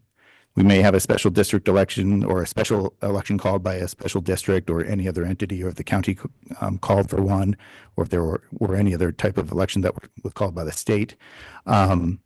but there is only one right now scheduled. So that's what we're budgeting for. So that reflects in a significant amount of savings this year. Next year, when we meet again, it will be the inverse. So we'll be looking to budget for another countywide election more than what we are this year, this coming fiscal. So in fiscal year 27, just keep the savings in mind if you could. But we're going to have that additional election in FY 27 that we're not having this year. So anyway, Well, yes. recording fees can swing your budget wildly though, too, from a general fund, a requirement to a resource. I mean, can flip it upside down totally depending on the market. like to get back to those days for sure, but so right now that's what we're looking like. We did realize those savings this year, to put us in line and well ahead of, I think, what the hope was for our department. But next year we'll be asking for more, and I don't know how we would realize those types of savings. So this next year, there's not going to be an interfund building rental then? That cost has been removed from your portion? I can. Which fund are you in? Steve. Thanks, Kim. Yes. This is just a way, we changed the way we're recording how we pay for debt service. So Series 2021, in the past, departments would pay an interfund rent to Christy Bollinger's fund, the property management fund, and then property management would transfer money to the debt service fund. So we sort of just took 090 out of the middle, and now departments are transferring directly into the debt service fund. So if you look at the transfers out, you'll see a new transfer out to Fund 535, I believe it is. 305, no. 255, 305. I don't know, those are the last three at the In the bottom. transfers out section. I can find the page number. Okay, so you're saying that when the 122,000 is still going to be transferred out somewhere else? Yes, it's just showing up on a different Probably a little farther line. down. The 127,501. It should be in object 49109, or sorry, 491535. Okay, and it says it's transfer out FF&C?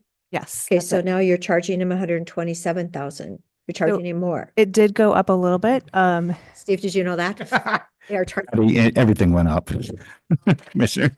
I mean, yeah. I mean, I was looking at the PERS and how much that went up from prior year. It was, for you, it's like 30,000. Mm. Yeah. Okay, so that's where that went. All right. I love Thank you. detail. Yeah. You learn a lot. You're good at that. Great catch. Thank you for highlighting that. So that's where we stand with the limited growth. Again, this year we're in good shape. Next year, we're going to need a lot more money to conduct another countywide election that we must conduct. Some of those short-term fiscal issues, of course, it's as we had talked about, and as you know, it's the everything's driven by interest rates. We remain below that 10-year average, and with cyclical election revenues, the long-term impacts will be driven by those interest rates. And I always like to highlight that some state legislation and now federal too, if passed, could have significant long-term impacts. And as far as when I say legislation, that could also mean presidential executive orders too. If those changes are implemented by the state, then those would impact our costs as well.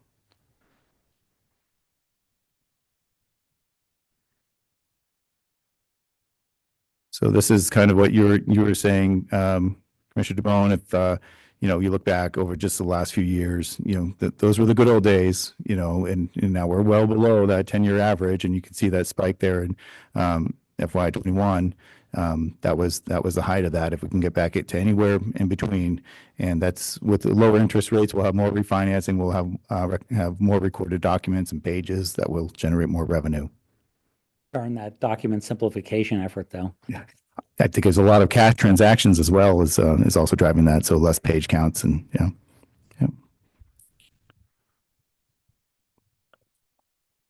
What is it? A third of the sales in vendor cash, I believe. Seems to be a lot. Yeah. Is Bill still here? He always gives us that number. On, to our, kind of down the home stretch here, some of our challenges, the space needs for elections and processing, will continue to highlight that. We're in that same space that we've been in now for 20 years. And that's, as I mentioned, the FTE has remained the same, but the volume of work specifically for elections has just, it's expanded exponentially. And I think we're roughly double what we were back then. So trying to handle that amount of material and the staff and the path of our ballot and the ergonomics associated with all of that, we just have outgrown it, and we probably could have been, as my predecessor would have always said, it seemed like it was a vast space when she initially moved in. It's definitely we've outgrown it quite a while ago now, and we'll just continue to bang that drum that we need some space. So looking forward to working with other county partners and trying to find direction on that. Back to the legislation that could drive our how elections are conducted. And I kept succession planning in there, as we've had this relatively, significant turnover over the last 8 years. Our staff has turned over 100%, and that was, that was organic and a beautiful thing. Everybody just retired through their own time, and that was fantastic. But that means that our staff, we're all still new. So we'll continue to hope that we find all the right pieces and all the right people to do the right jobs. And like I said, right now our staff is fantastic, but you never know what changes come up. So we'll always be planning for that for the future as far as staffing goes. We highlighted this last year. We didn't launch it, but we're still working on it. But as of right now, our recorded documents, our records, our index, and our images are all online, and people can go out there and do some digital research on their own. We're looking to pull the images back behind the counter, so to speak, and have a checkout feature where somebody would need to do a login, and there would be a transaction, and they would need to pay for those access to those images. But that does a couple of things. Well, one, it does generate revenue that we're spending money to post those images online, and then it also will protect those images and allow us to know who is accessing which images at what time. And in the day of title fraud concerns and other things, that's just one more piece of the puzzle that we can do to protect and nest over those records. This has been on there in the past as well. Continuing our voter outreach and education efforts, that will always be there. We do that through a lot of different methods. Our voters pamphlet is obviously the most straightforward one, but we're always reevaluating how we put information in there, and would always like to do more. But with limited resources in our lean and mean team, we just have to pick our spots. So that will always be a goal. With that, I want to thank you sincerely this time and offer it up for any questions. Questions for the county clerk's office? We'll be doing a downtown campus master planning effort. So, I mean, I'm sensitive to the fact that, elbow room and the flow for those big elections is very important. I don't know how fast we can get it turned around, but maybe we'll get something on paper at least for the future vision here in the next year. Thank you. We just want to be on the roadmap and part of the conversation, and I on the understand that map. we are. So, we appreciate that. Sure, Dare. Sorry. One question about that space planning. So I think about the space you have upstairs. There's a big open space, and then there's areas that you need popped up and limited access, things like that.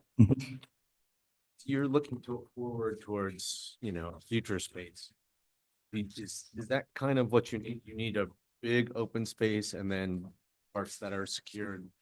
Because if that is bigger of what you've got work, then you could imagine the big open space actually being a multi-purpose space that other people could use for other things. That's a great question. So right now, though, our configuration of our office, you come in, we have a very large lobby, and that's for queuing for the day-to-day, our recording or a busy election, and allowing for some space and elbow room for that. We have our office area where everybody is seated. And then we have the processing space where our ballot sorter is, which that space is too small. We have our room where the election boards work. That space, we make it work as we do the ballot sorter, but it is too small for that. But that winds up being kind of maybe the area you're talking about as being a multi-purpose space. We do utilize that for other things. We do use that for PVAB. We've had IT come in for a meeting. I wouldn't say, it's open when we're not using it, but it's also our break room, so it becomes a little bit cumbersome timing wise. But in the future though, and then our ballot scanning room and our secure storage room, everything does need to be secure.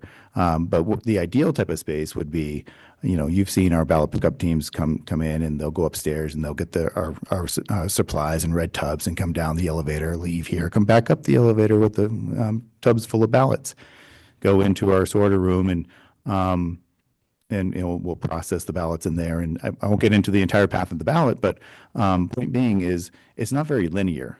And through each one of those, it's kind of a clunky path that we have. An ideal space would be a loading dock probably for our ballot pickup teams, or a loading area where they would come in and come and go with supplies, feeding straight into where our sorter would be, feeding straight into some secure storage while we're doing signature verification, and then moving along to the election boards for processing, and then to our tabulation, and then very close proximity for storage and retention. Whereas we're doing things up and down the elevator, crisscross through our office, and then across the street for retention. We're just a very unconventional path is all, but and not to mention the space, the constrained space in all of that path. That's the main concern, kind of in a nutshell. Does that answer your question?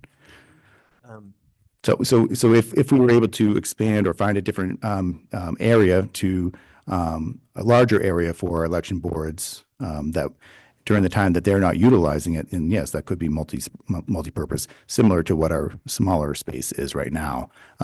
We do utilize that for other events.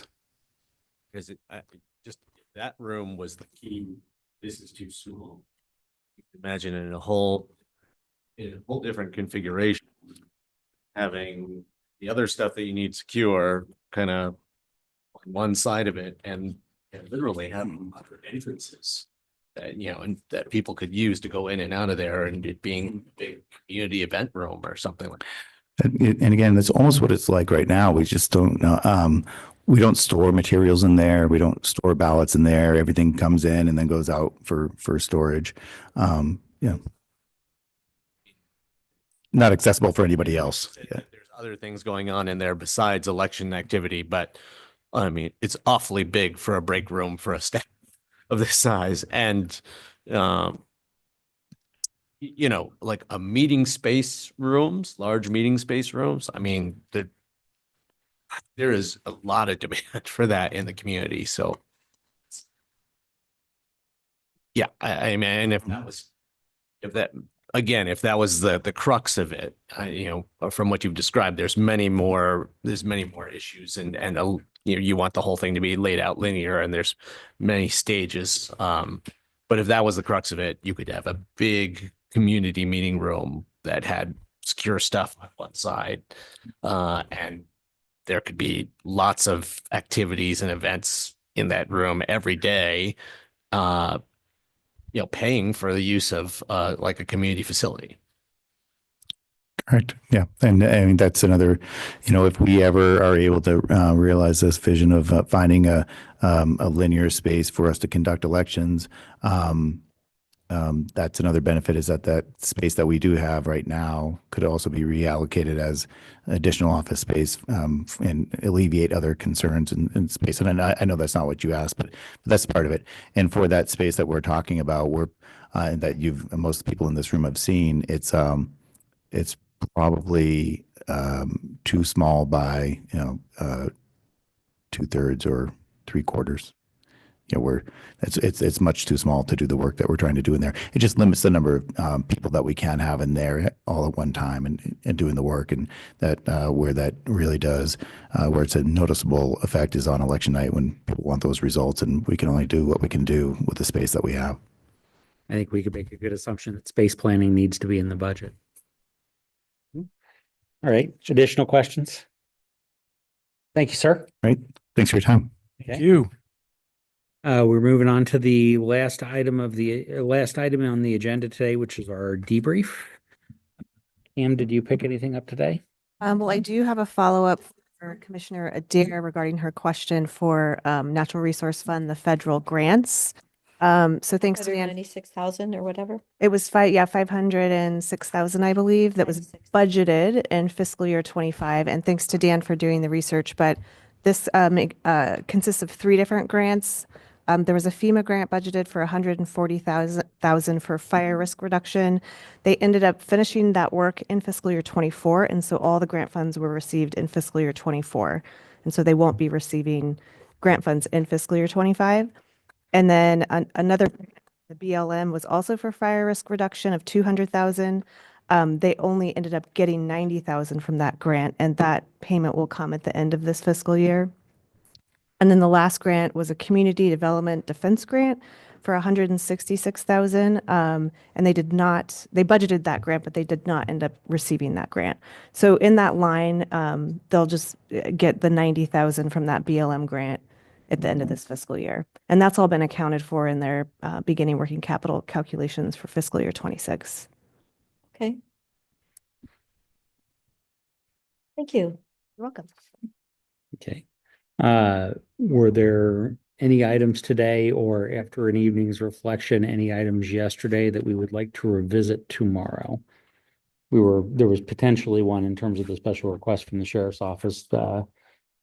Did you? We'll discuss the special request tomorrow, but I don't have any need for anyone from the sheriff's office to come back. Okay. I mean, the special request document itself was very, very brief. There's almost no information in it, but I mean, I heard what I needed to hear from Captain Bailey. Okay. Besides, it's kind of a pain to get from there to here these days. So. Johnny? Just some of the notes as we were going on here. So, optimizing for the A&T funding in the assessor's office, just learning more about that. Is there a way to fund it to the level where we're optimizing that A&T funding? And we can talk about that tomorrow or whatever we want to do. Maybe it's going to be a recommendation by this group to, talk about DA's FTE number mid-year. So this is just my notes. And then also that juvenile detention, 24-hour custody, just, overhead big picture. So as I say, that's not even maybe for our budget, but these are notes that I'd like to make sure we keep track of. Mm-hmm. Other items we want to make sure we address? I actually calculated, the kids paid $93,000 to sell their animals. And I'm wondering okay, so did they really, I know you have to pay for the auctioneer and some of those things, but did they really have to pay almost $100,000 to sell their animals? They're doing that to put themselves through college and things. I mean, that's what I did. And I'm like, I don't know. It would be sweet if it could only be 2%. I mean, that would still be what, $20,000 or something. Depending on what, and they actually did it to add-ons too, which I was surprised about because add-ons normally get no recognition when you don't just buy a whole animal, but you write a check for 10 kids for $10 each or $100 each. You get no recognition, no thanks, except from the kids, but now they're taking 5% out of that too.